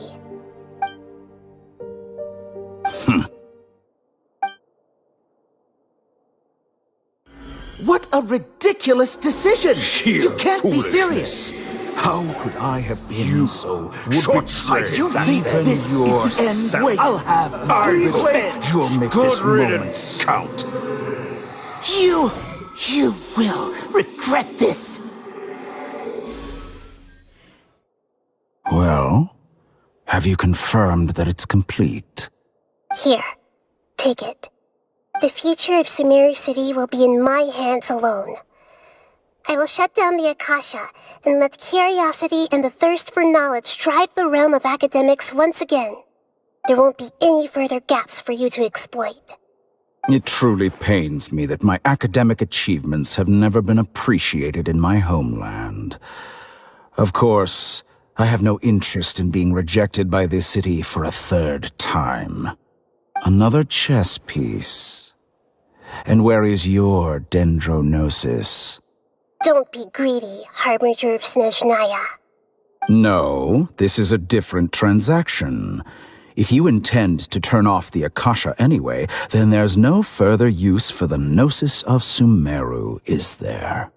Besides, isn't it the Archon's duty to deliver what's desired of the Seeker?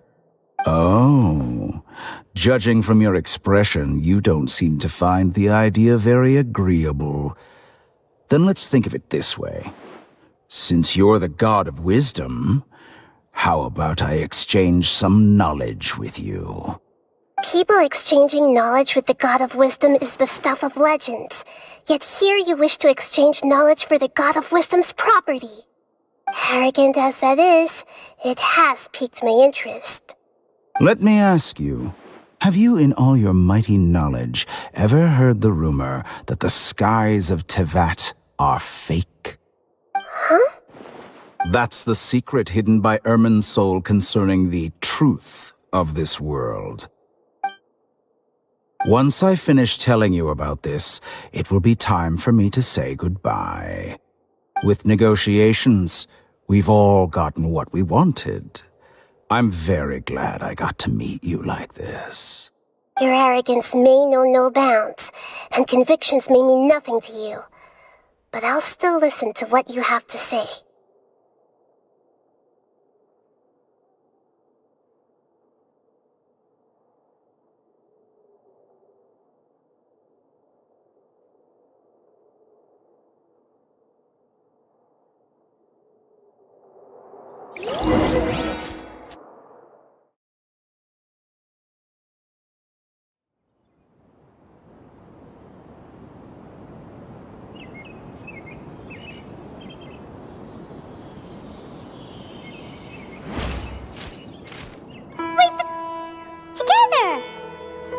Okay, wake her up.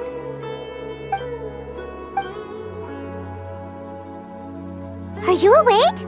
Kali says it's time for breakfast. Come on, get up! Good morning! How are you feeling today? Good to hear. It looks like we've recovered pretty well. Not even Tighnari could stop us from going out now, right?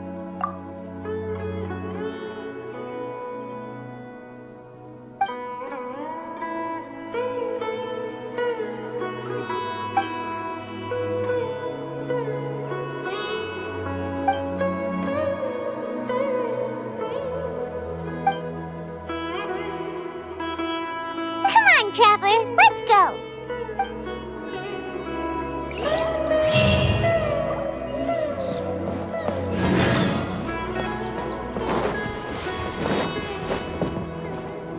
Good morning! Looks like you're awake. Yep. I prepared some breakfast today. Please have a taste. I hope you'll like it. It's nice to have you here so we can eat something yummy. Well, now that I've recovered from Elazar, I'm feeling better than ever. I can even prepare 4 or 5 meals a day now. And Paimon bets they're all delicious. Oh, by the way, someone brought a letter for you after you went to sleep last night. Nope, Paimon wanted to read the letter with you after you woke up, so Paimon didn't open it. All right, let's read it now. Oh, it's from Nilu! We're going to hold a feast at the Grand Bazaar and celebrate Cyno's reinstatement as the General Mahamatra.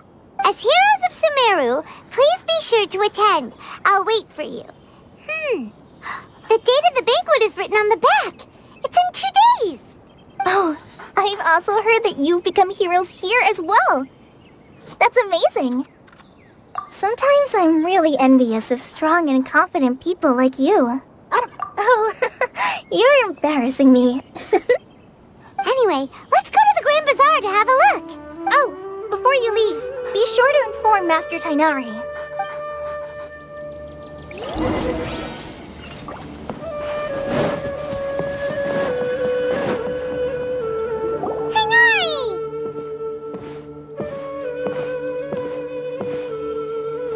Good morning. How do you feel today? We feel much better. How about you? I'm recovering well. Thanks for asking. But from the looks of it, you seem to be already busy with work again. It's fine. I'm not that busy, really. The Elazar patients have recovered, as well as Hypatia. For now, I only need to tend to my Forest Watcher duties. It seems once Irminsul started getting better, everything else started to recover too. Yes, but there are still some residual effects. The withering is one example. Though it won't spread anymore, the existing zones won't just disappear. We forest rangers will still need to do the work. By the way, we have some good news. Sino got his position back. This news is hardly new. He had already mentioned it to me before. Huh? You mean he was already here? Why didn't he come to say hi to us? He visited once, but he was afraid of disturbing you while you were resting. He just asked me a few questions and left. And you probably already know all about the celebration feast. Celebration feast? No, I haven't heard anything about that. Huh? But didn't Nilu say in her letter that they would celebrate Sino? He didn't tell you? Perhaps, or alternatively, he doesn't know about it either. Come to think of it, Sino doesn't seem like the type who'd enjoy a celebration feast. You and Kale are both Sino's close friends. Why don't you come to the feast with us? Kale has taken over some of my tasks these days. I don't think she'll have time for it. Not to mention me. You see, some VIPs have come to the forest recently. Huh? VIPs? Very important Paimons? Well, technically speaking, they are former VIPs. The sages involved in recent incidents have begun their training in the Avidya forest, and the people they had previously imprisoned have all been released. Huh? Yes, he's a little weak, but he isn't injured and his condition is stable. Lesser Lord Kusanali, in her boundless mercy, has decided to spare Azar and the other wrongdoers. Supposedly, they were ashamed of their shallow ideologies and have decided to dedicate the rest of their lives to cultivating wisdom in the Avidya forest. When they learned that Lesser Lord Kusanali had defeated the Balladeer and saved Irminsul, they were shocked at first, but also became happy, feeling that the sacred light guiding them on the path of discovering wisdom had begun to shine once again. As a result, work has increased for the forest rangers. That sounds really exhausting. There's nothing we can do, really. But that's another topic. Back to the matter at hand. Are you two planning to head out? Ah, right! We're here to request permission to head out. Would that be okay? You've recovered well. You may go, but be careful. Yay! Will do!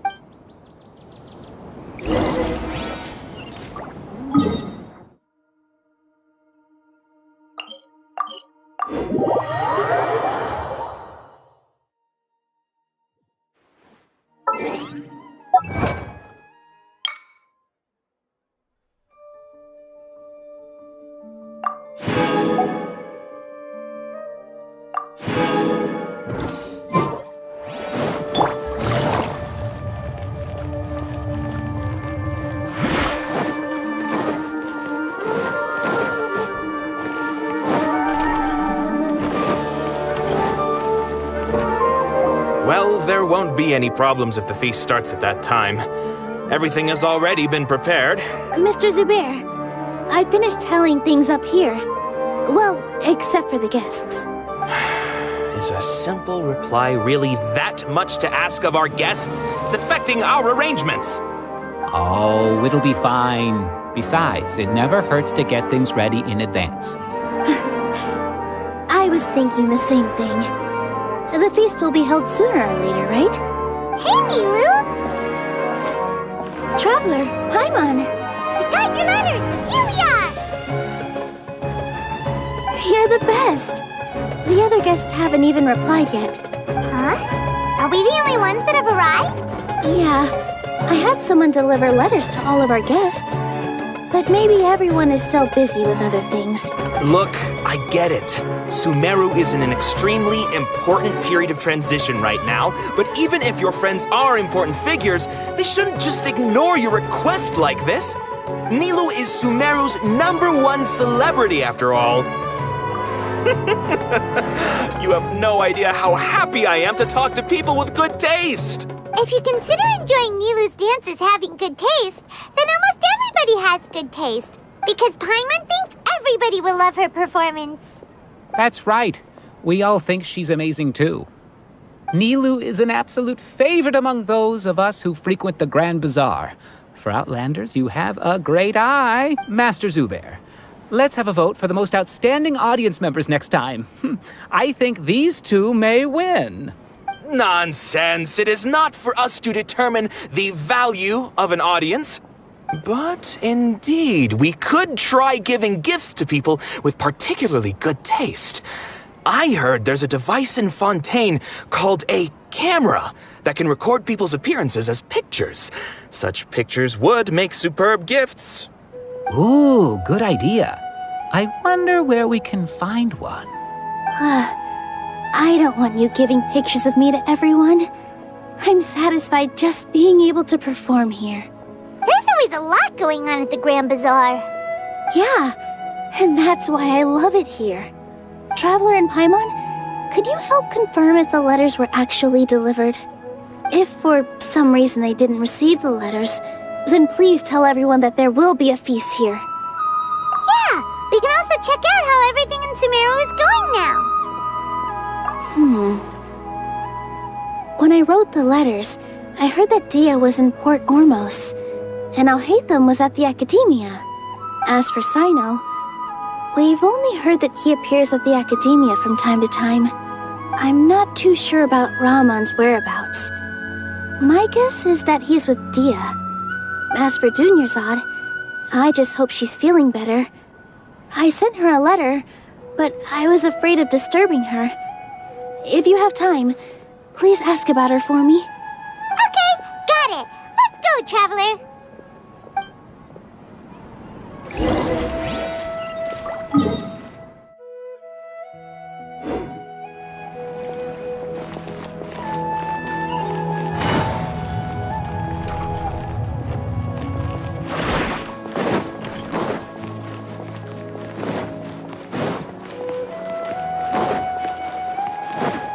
Take it easy.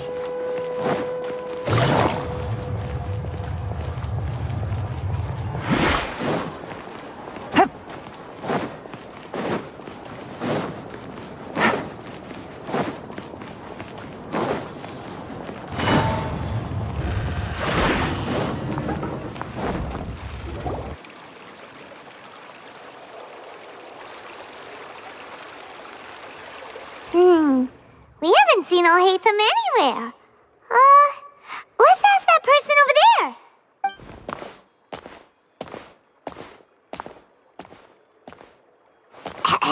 Hey there, have you seen Alhaitham around? Yes, it seems Scribe Alhaitham has gone to the House of Dana. You should be able to find him there. But you're already the second group of people I've seen looking for him today. He must be quite the busy man. Oh? Who else was looking for him? Mr. Cavey was just here asking about him. You wouldn't believe how terrible their relationship is. And now you two are here. Don't tell me everyone's here looking for gossip about the sages. No way! We're strictly here on business. Ah, I see. Sorry, I thought maybe everyone's as interested in rumors about the sages as I am.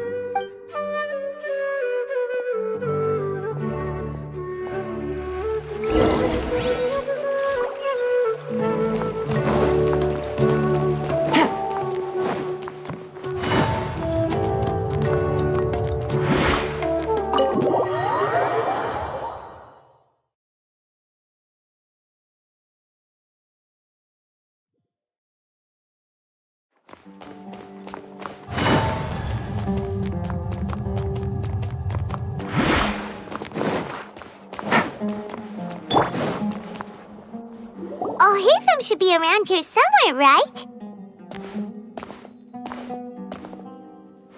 Oh, he's over there! But it looks like he might not have time for us. Just put down that worthless book and tell me what happened in the Academia. This is not just some worthless book. Do you have any idea how difficult it is to find a physical book like this in Sumeru? It doesn't matter. It's probably just another thing that you used your authority to get your hands on anyway. Just put it aside. Listen, I came back today only to hear that the sages have disappeared. Oh, you sound surprised. I thought you would already know the inside story. Would I be here asking you if I knew? You're the scribe, not me. So just tell me what you know already. Well, I almost became a sage. Huh? Oh, Don't sound too surprised now. You're the renowned Kaveh, light of the Ksharawar. Besides, as a master builder and craftsman, chances are you'll be appointed as a sage too. Why do I feel like you don't really mean it? Huh. What makes you say that? Why would you question my heartfelt sincerity? Maybe it's because you've never said anything good about me before. Yeah, well, I share a similar sentiment, and anyone who knows you as well as I do would surely do the same. Oh, you...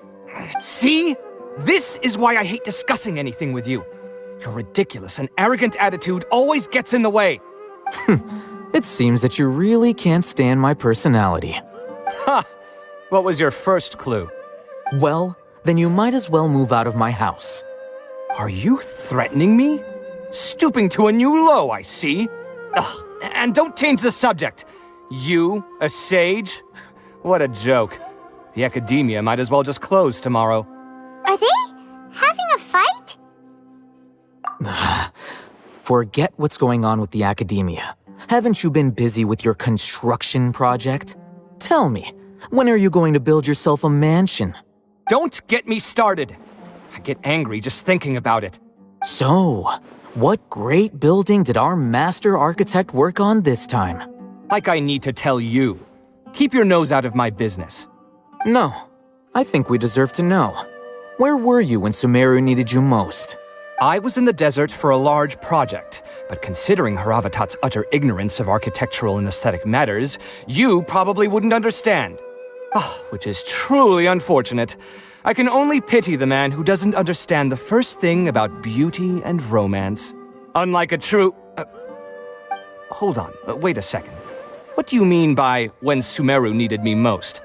Well, while you were out fiddling around in the desert, many people came together to save Sumeru from a crisis. Ha! And you think I'd believe that? Look, all you really need to know is that Azar and all his accomplices have all been overthrown. Huh? What nonsense are you talking about?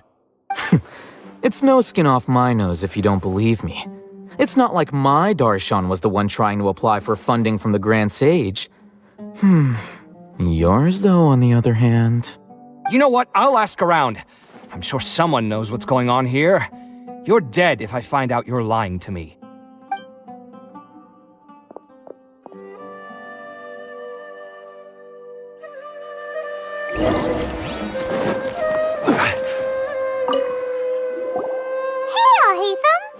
Oh, it's you two. What's the matter? We're running some errands for Nilou. Have you received her letter? Letter?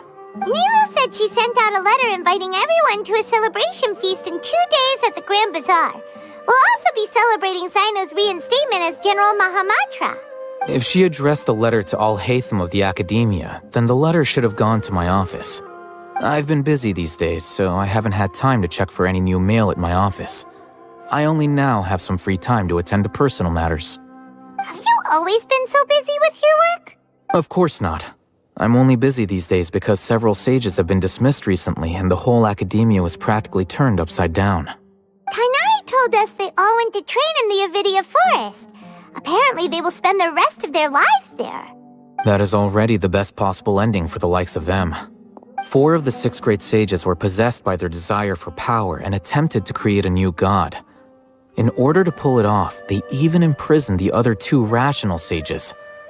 To imagine such things could take place in the academia.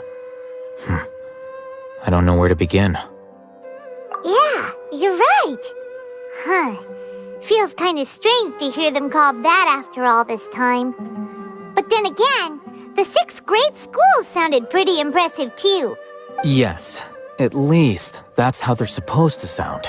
It's said that when the academia was first founded, the Dendro Archon herself established the 6 great schools, each representing one of the 6 different types of wisdom. Numerous Darshans have sprung up and faded. Only the 6 Darshans attaching themselves to the 6 great schools have stood the test of time and obtained permanent seats in the academia. Now, the 6 Darshans are nearly synonymous with the 6 great schools, and the leaders selected for the schools are the 6 great sages. Among the 6 great sages, there is one central leader, the Grand Sage. Unfortunately, Only the sages from Vahumana and Amorta remain now. They were imprisoned for opposing Azar and were only rescued after Azar's downfall. So who's managing things in the other 4 schools now? Do they need to find someone new? Yes. Normally, new sages are selected based on a strict set of criteria. Oh, didn't you just say something about becoming a sage? If they pick you, then we'd have a huge connection in Sumeru. Yes, about that. You didn't let me finish my sentence.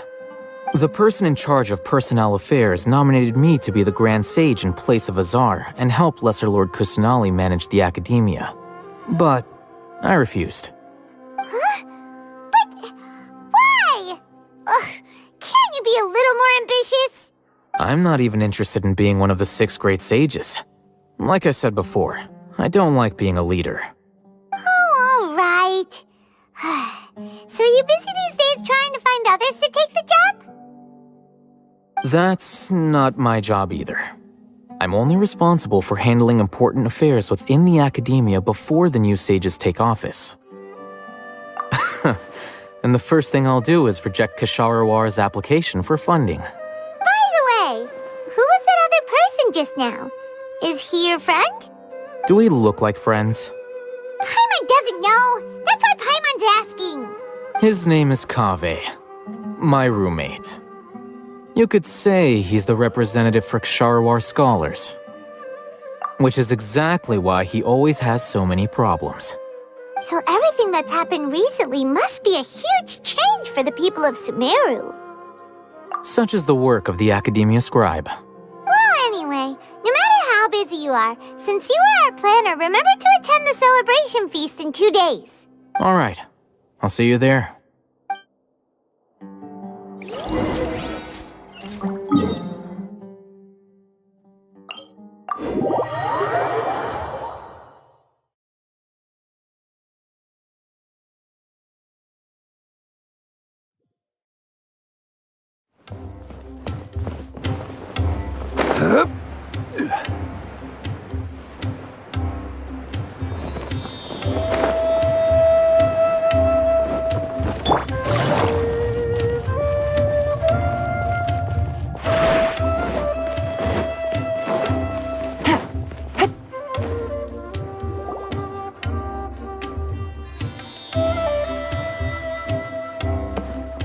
This is Port Ormos. Now where could Is that Paimon I hear? Huh? Oh, it's been a while. How are you doing? Jnagarbha! It's been so long since we've seen you! I'm doing well.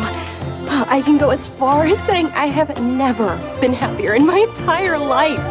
I don't know if you've heard, but Elazar has completely disappeared, and all the patients have recovered. You kidding? Knowing them and the connections they've got, I'm sure they've heard about it. That's right. My lady is feeling better now, so I'm accompanying her for a walk. Why do you still call me that, Dia? You've already informed my father of your resignation. I guess I'm just used to calling you my lady. Old habits die hard. Resignation? You mean you're quitting? Yeah, I might start losing my edge if I keep being a bodyguard for the Homayanis. You know that my parents and I are fond of you, and that we appreciate you very much. It wouldn't be a problem if you wish to continue to be our bodyguard. I'm not a woman that's easily persuaded. You should know that by now, my lady. When I took this job, I had already decided that I'd quit as soon as you recovered. It's time for me to get back out there and chase that horizon.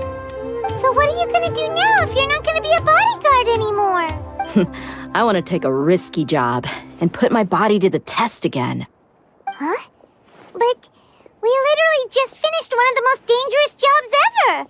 Are you getting bored already? I know. If I hadn't joined in that plan with you, I wouldn't have come up with this idea. I guess I still get fired up by that feeling of going all out in a fight. It made me realize that I'm still a mercenary through and through. Life is short, and I'm happy that I got to be a part of that operation. But the whole thing also made me realize that there are still many problems in Sumeru. And as a desert dweller, I'm still not completely ready to settle down on this side of the wall.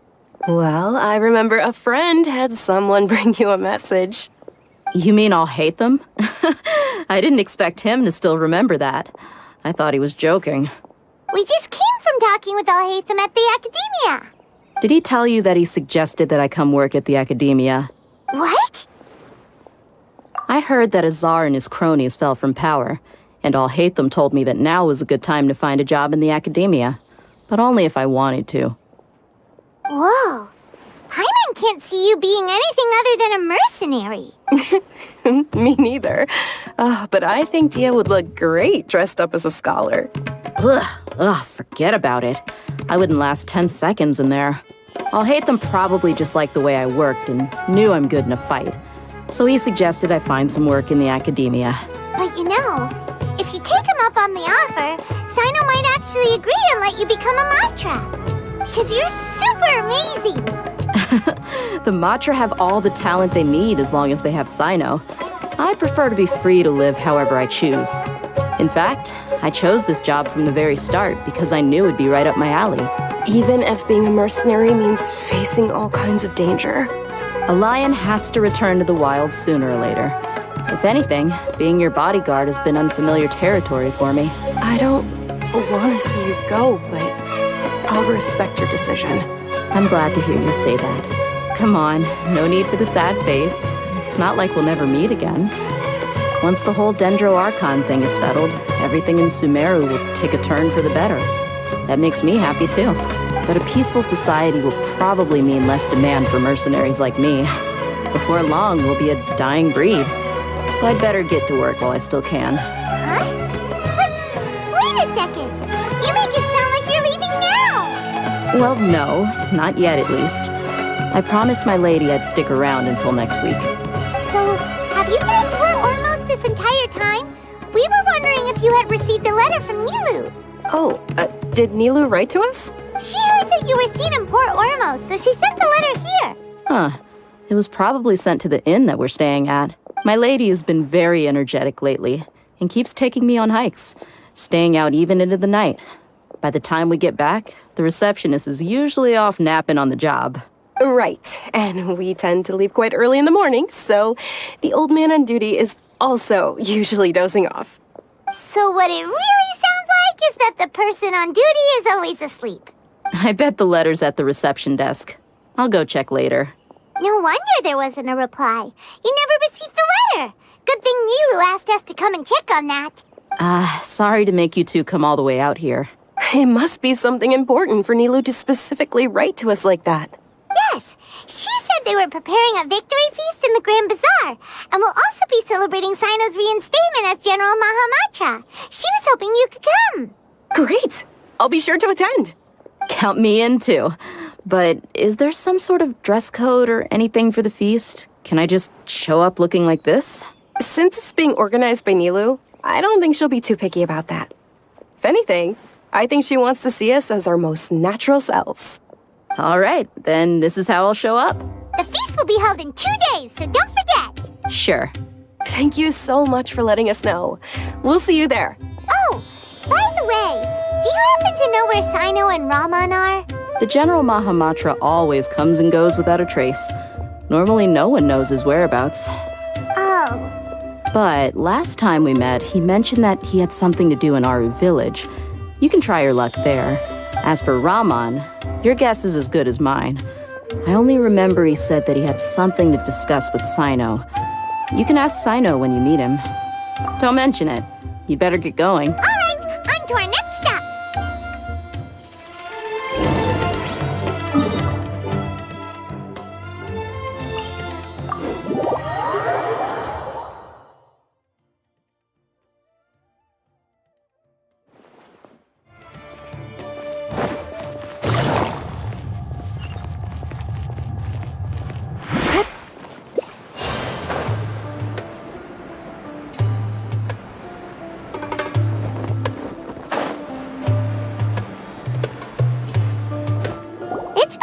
Since we last visited Aru village. Ah, there's Sino!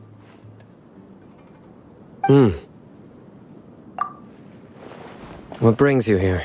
We recovered well, and Tanari agreed agreed to let us leave, so now we're out and about again. It seems Jnagarbhaville's medical treatment is still as good as ever. And Tighnari is recovering well, too. That's good to hear. Yeah, you're the one who brought us to him when we lost consciousness, right? Thanks for that. You're welcome. Tighnari has excellent medical skills, and Kale is quite attentive. It was the best place for you. But why are you just standing here like a dead tree? I'm meeting some people.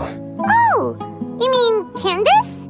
I've already talked with Candace and the village chief. They're still at the usual place. You can go there if you'd like to see them. But you know one of the people I'm meeting as well. Oh, by King Deshret's blessing, my friend suddenly appears in the desert. Don't tell me you've run into trouble and need us to help now. Roman! And... huh? Sataria? Oh, you know me? Oh, well, you're pretty famous in the academia. Don't worry, these are our friends. No need to be so guarded. I see. I'm doing well. Many good things have happened recently. Same here. Really, I feel that my whole life has started to shine after suddenly finding a new direction. Oh, tell us everything. Yeah, you go ahead. Alright, well, I suppose I should start by saying I've decided to leave the academia. What? It's not that I've given up on being a scholar. Instead, you could say I've found a new identity. I will no longer pursue research like a typical scholar, but I have not completely given up on my relationship to knowledge either. I can see what you're saying now. What do you mean? I plan to leave the academia and return to teach here in the desert. Wow, so you want to become a teacher? Sataria will return to support education here and teach people from the desert. She can't teach everyone on her own, but there are many of us Eremites all over Sumeru. She came to discuss a collaboration with me and hoped that I could bring her ideas to the Eremites. Yes, it's my hope that the Eremites can help me select a group of smart people with the best aptitude for teaching. I'll teach them, and after they've finished learning from me, they can go educate more people. That is the true meaning of education and the spreading of knowledge. The people of King Deshret suffer from sandstorms, exile, and ignorance. Miss Sataria is more than welcome to come teach here. Her arrival is like a star shining in the desert night. The stars have always guided caravans, thieves, soldiers, and travelers who get lost in the night. They lead those in the dark out of trouble and back to safety. Oh, please. Where's all of this coming from? I'm starting to feel a little embarrassed. You deserve these compliments. Mercenaries are accustomed to danger and don't fear death, which is why we recognize extraordinary actions that common people would easily overlook. Sataria's idea will bring much good to many people. At first, I feared it was destined to fail. Everyone knows that the academia doesn't allow scholars to teach in the desert without permission. As you know, all knowledge is under their surveillance and control, and very few desert dwellers are as lucky as me. But what I heard at that time has been haunting my heart, as if there were lightning bolts constantly bombarding my soul. Sataria, you tread a treacherous path, and the longer you ignore it, the tighter the academia's grasp on you will become. Sataria, why haven't you gone home? Never forget that the desert that belongs to you lies elsewhere. Miss. These words sparked something in me, and I knew that I had to bring something back to my people after going home. I gathered up the courage to approach the Grand Sage, only to find that he was no longer at the academia. Lord Sino told me that Azar didn't belong there anymore. Azar has received much-needed punishment. Though, if you ask me, it may have been too light. You probably have already heard.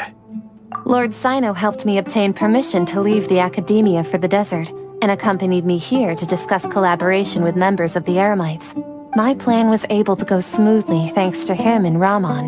You're all doing so much for the desert. Aside from that, I also have some other business to discuss with Sino. Lesser Lord Kusanali has allocated many resources to support and develop the desert. I've done some business for her, and part of it required the assistance of the Eremites. I applied for a few batches of educational materials from the academia, and sent them to several groups in the desert, as instructed by Lesser Lord Kusanali.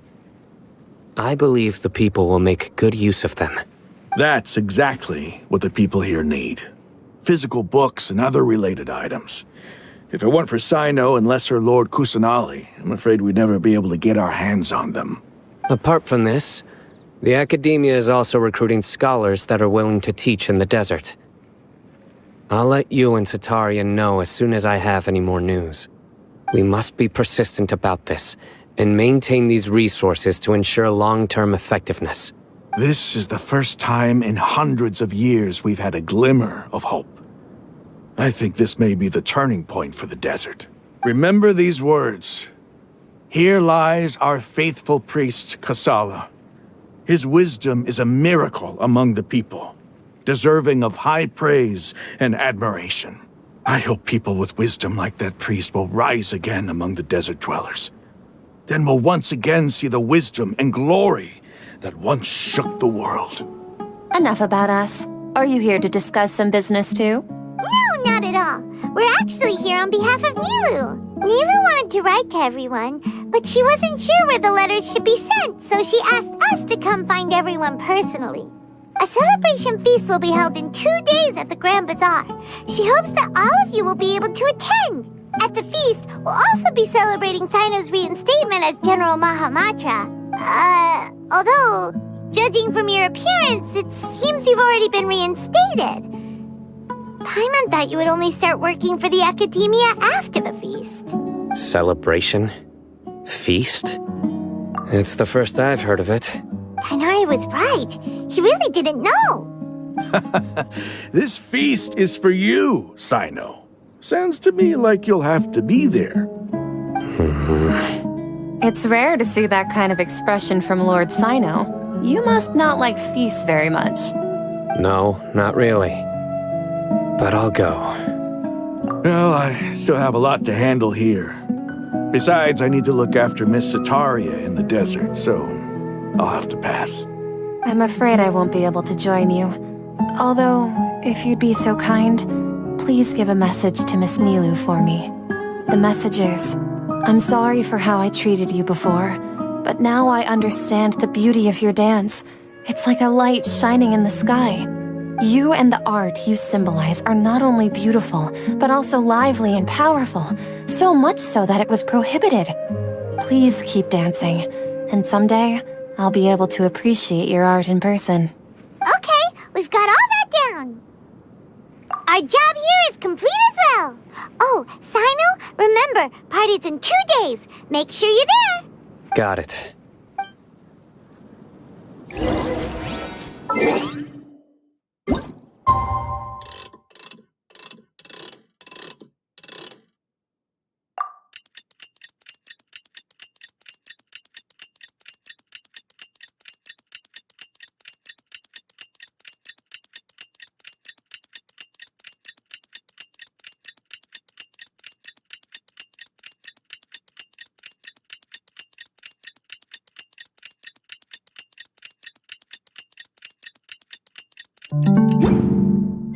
Today's the big day!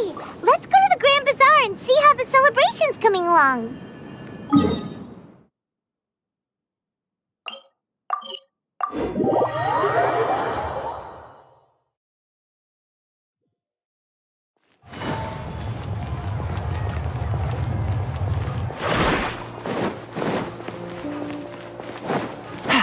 Take it easy.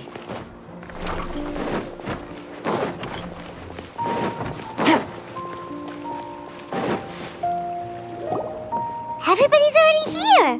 Looks like we're the last ones to arrive. I'm here. Ah, there you are. Well, look who finally decided to show up.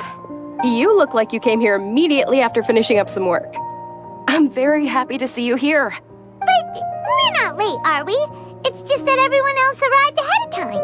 I propose that the last one who arrived be put in charge of today's speeches. Nah, there won't be any speeches today. Oh, really? Well, even better. Come join us over here. Let's share some great food and drinks. and chat about all sorts of fun things. Everything looks quite good. Wow! Paimon can't wait! Traveler, just look at all the delicious food here!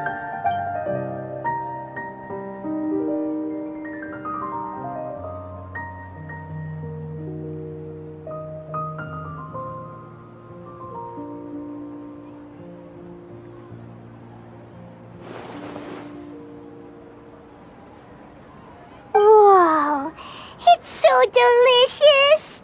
Oh, this grilled meat tastes amazing! The food was specially prepared for you by everyone in the Grand Bazaar. And we have gifts that were sent by the residents of Sumeru City when they heard we were holding a feast. Everyone that came said that you saved Sumeru, and wanted me to thank you all on their behalf. Feels kinda nice to be seen as a hero. I could get used to this. Being a bodyguard is also a hero's job. You've always been amazing, Dia. My lady sure has a way with words. Thanks. I'm glad to hear it. And I'm happy to meet everyone that participated in the great plan. Don't mention it. Come to think of it, we've really done something impressive together. It's unbelievable. We owe it to our abilities. And luck. Really? Why do I remember everybody thinking that luck was against us and feeling like we hardly had a chance of succeeding?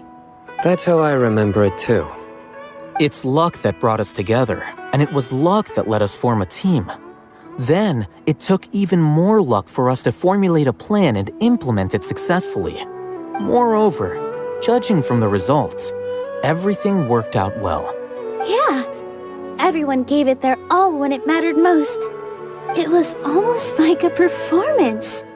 We took the stage and put on our best show. Everyone played their part, and thanks to everyone's efforts, the performance was a great success. So, would you say we're good actors too? It's such a blessing that Lesser Lord Kusanali was able to return to power at the Academia. Yes, even after being abandoned and neglected so many times, she's finally returned. Lesser Lord Kusanali once used all her power in a great disaster, which resulted in her losing all her wisdom and memories of the past. The Academia basically abandoned her because of it. This should be something everybody should remember. You look surprised. I didn't say anything wrong, did I? No, everything you said is correct. That's good. Something wrong? Yeah, what's with that face? You knew all of this already. Even if those two giants of the Academia are here, I still have to say it. Those sages really have some nerve. 500 years ago, Lesser Lord Kusanali used all her power for the people of Sumeru. And what did they do in return?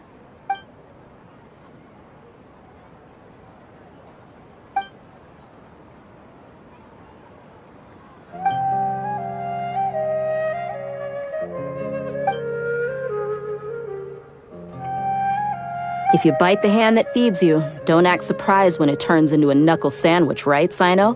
Perhaps I shouldn't say this, but their treatment of Lesser Lord Kusanali calls for a more severe punishment.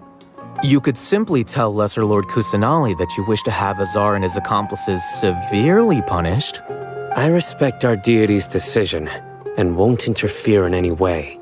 While we're on this topic, why didn't you accept the Academia's invitation to become the Grand Sage?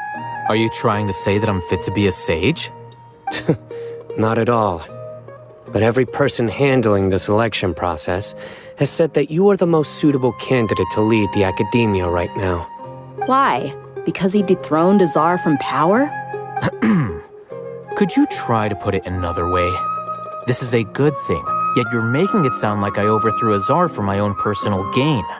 But seriously, though, I always wondered if you had some personal motives behind it. I did have my own motive, but it had nothing to do with being a sage. If the rules of our nation were suddenly cast by the wayside, then it wouldn't be long until chaos ensued. I had no intention of letting their dreams disrupt my life. By that, you mean your life working as the Academia's scribe? Precisely. Wait, is that all?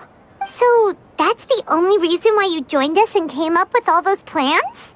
It's reason enough. You've certainly got quite the personality. You flatter me.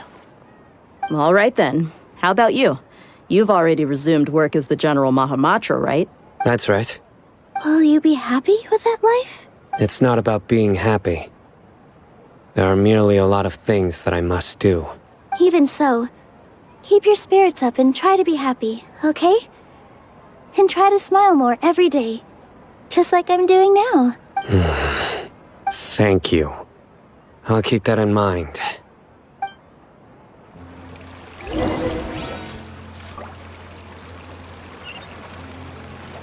Ah, there you are, traveler.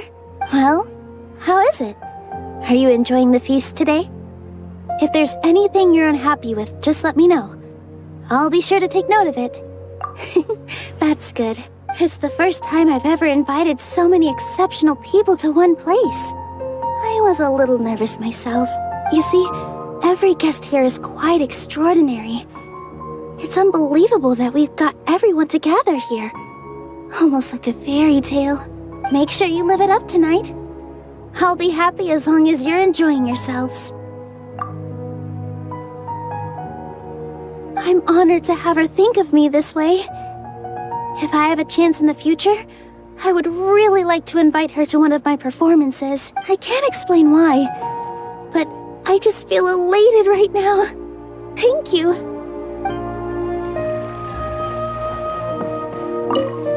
The atmosphere here is good, and everything is delicious. I don't often come to such places, but it feels quite good. I have a lot to handle these days. Otherwise, I could show you around. There's always next time. We're friends after all. This feast is pretty good. I like it.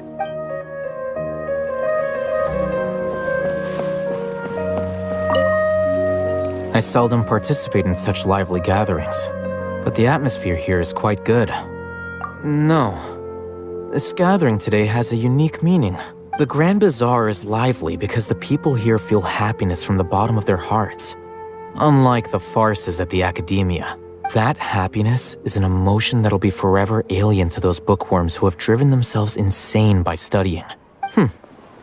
I seem to have taken both keys when I left the house. Oh well.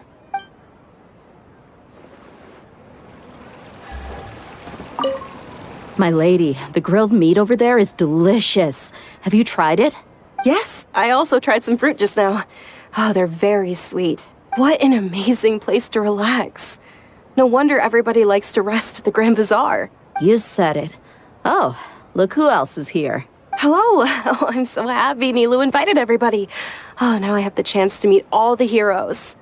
Hey, less of that polite chit-chat and more eating and drinking. The feast is about having fun, not stuffy formalities.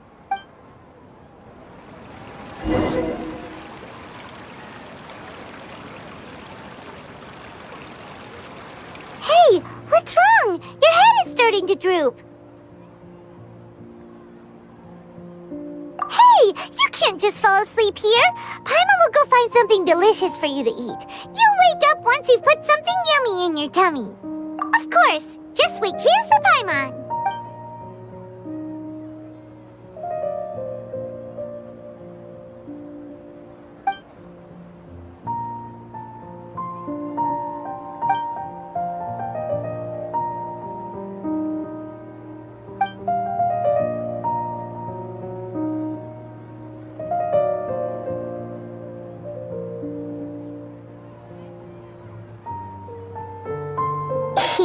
It's me.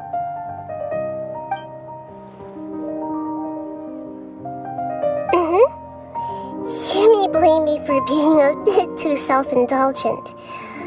I was thinking about talking with you, and the next thing I knew, I had made a connection with you. The connection between us is amazing. It's like flora and the fence it grows upon. I heard there's an amazing celebration feast today at the Grand Bazaar. I wanted to have a look for myself, so I snuck in. Lately, I've been so busy dealing with all the fallout from recent events, so I really haven't had any free time.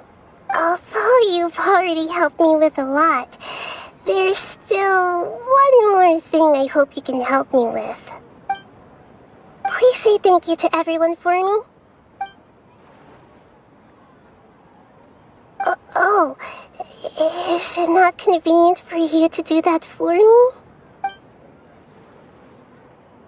But if I just show up all of a sudden, people will become all quiet and stiff, won't they?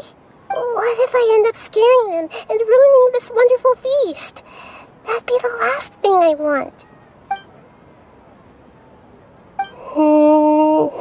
Let me think about it. Okay. Yes, I have.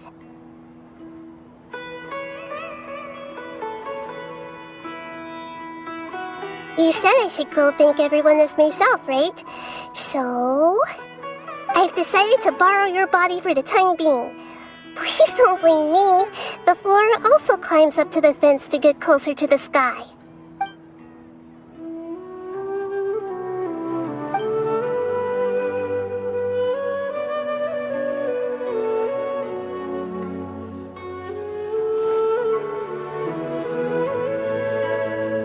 Everyone! Are you awake now? Paimon was just about to bring you the food. It's me. Huh? That voice. Nahida? Hold up. What's going on? I didn't expect to have a conversation with the consciousness of Lesser Lord Kusanali in the Grand Bazaar. Interesting. Is this also a part of the feast? No, of course not.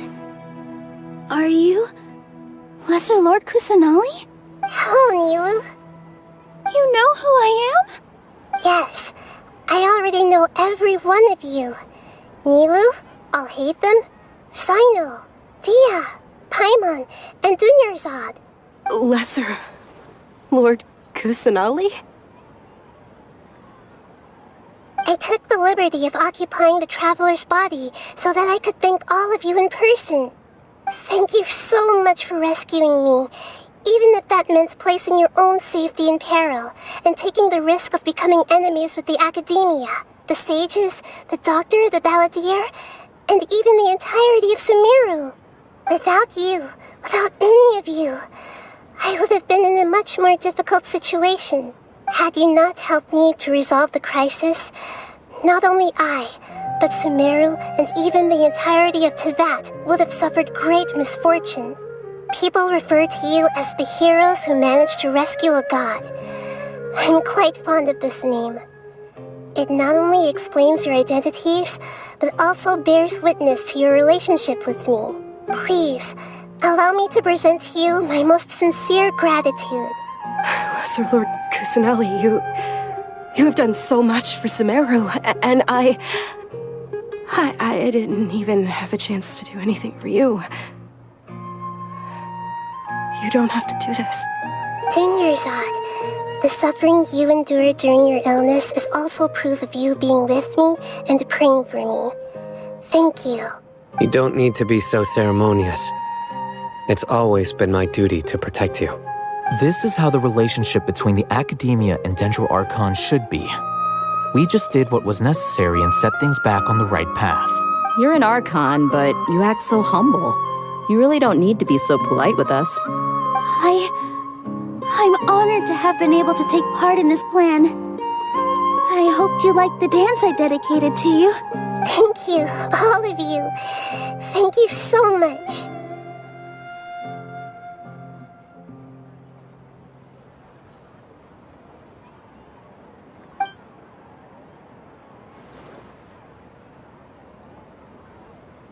Yeah.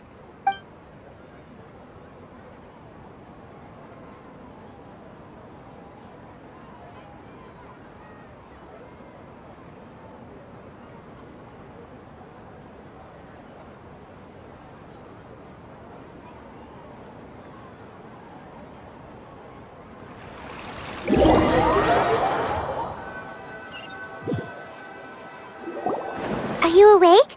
Did you rest well? After Nahida left, you ate a lot of food. You've become a glutton. That just means you still have a lot to learn from Master Paimon, the Sage of Gluttony. All right, since you're awake now, should we go and have a a chat with Nahida. She should be in the academia right about now. If you have any questions, now's your chance to ask.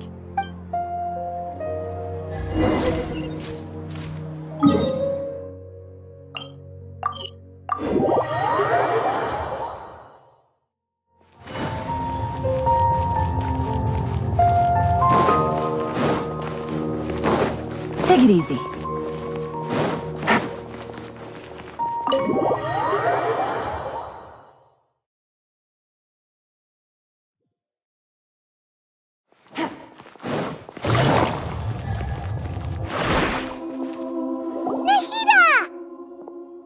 Hello, Traveler and Paimon. What a fantastic night. I'm still immersed in all the happiness and joy, like a candle floating on water. So are we, and that's why we're here to talk with you. Is there anything you want to know? After recent events, the Akasha can no longer function as it used to.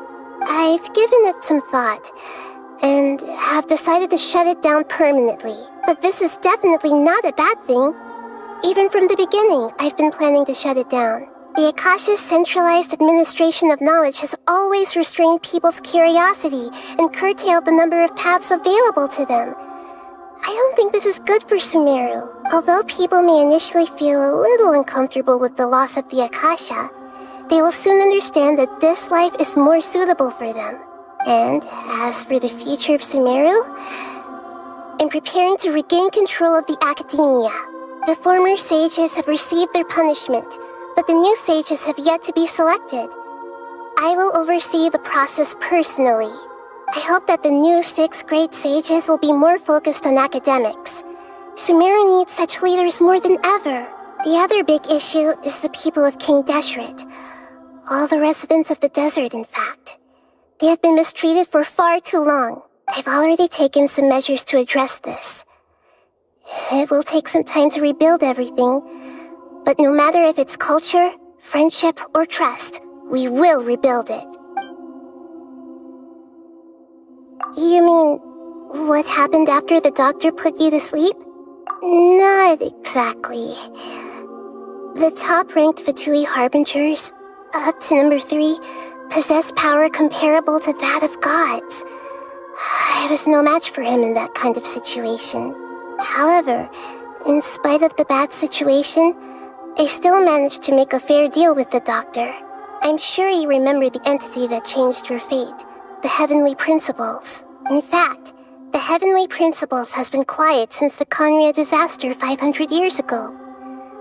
I used this point as leverage against the doctor. I told him that the Heavenly Principles may be awakened if I destroy the Gnosis. Although it's just a bluff, he still fell for it.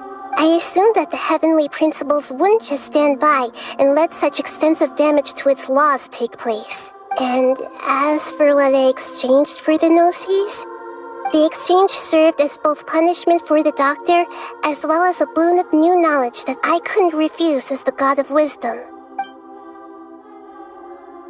He's still in a coma. I've hidden him like how one would hide a feather. I know you have many misgivings about him, but as someone who had become a god, he has retained a number of very useful features. Don't worry, I'll keep an eye on him and make sure he doesn't do any evil. In addition, there are still some mysteries left in him. Some things may be very clear from my perspective, but he is still yet to understand them himself. His future will be determined by fate. Is that where you're headed next? Fontaine, the nation of justice? As far as I know, that nation operates on a judicial system. Does their Archon personally judge people? No, there's a Chief Justice in Fontaine. Generally speaking, the Hydra Archon, Focalor, won't preside over individual trials. However, even then, Focalor will still make herself present at just about every trial. It seems that she just likes to immerse herself in that sort of atmosphere. As Archon, she still reserves the right to influence the final verdict. Anyway, let's just say she's got, a very unique personality. Are you sure? Isn't there something else you haven't asked about yet? Huh? You mean... About your brother. While you were resting at Jnagarbhaville, I took some time to perform an Irminsul search for information on your brother. Yeah, isn't Irminsul a repository for all the information and memories of Teyvat? So there shouldn't be anything on her or her brother. This is true in your case. Irminsul indeed does not have any information on you. However, there must be something different about your brother. Because, as it turns out, the world has recorded information on him after all. What? There's only one possible explanation. He belongs to this world.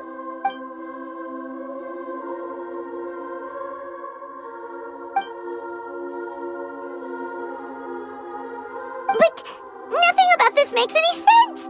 Wasn't this your first trip to Teyvat? According to the records I was able to access, your sibling suddenly appeared in Conria.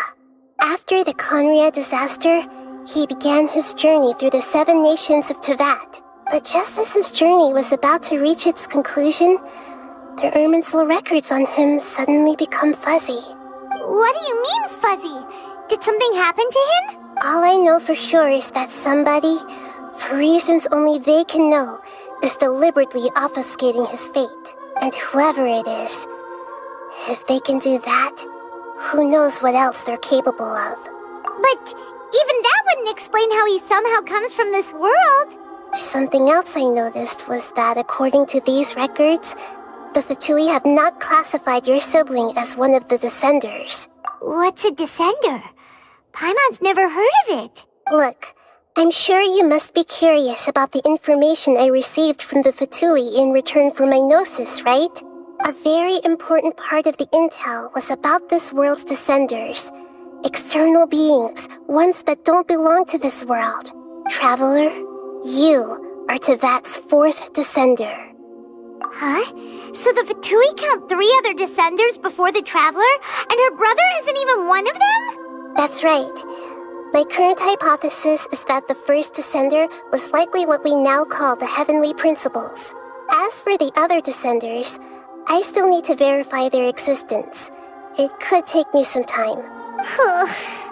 Paimon's head's about to burst from all this crazy new information. And yet, even knowing all this, I'm sure you must still have a lot of unanswered questions. I must say, I truly regret that I can't help you more as the God of Wisdom. There are many questions in my heart as well. I will need some time to go through each one of them. And soon, you'll also begin your journey anew and depart from Sumeru. I'm very interested in your future. It's a journey that can't be observed or recorded by this world. If fate is the ultimate knowledge, then your future will be the ultimate fate. Paimon's sure glad we got to meet you, Nahida. The pleasure is all mine. I can't thank you enough. Alright, that's enough talk for today. If you ever miss me, just close your eyes, and maybe I'll appear in your dreams.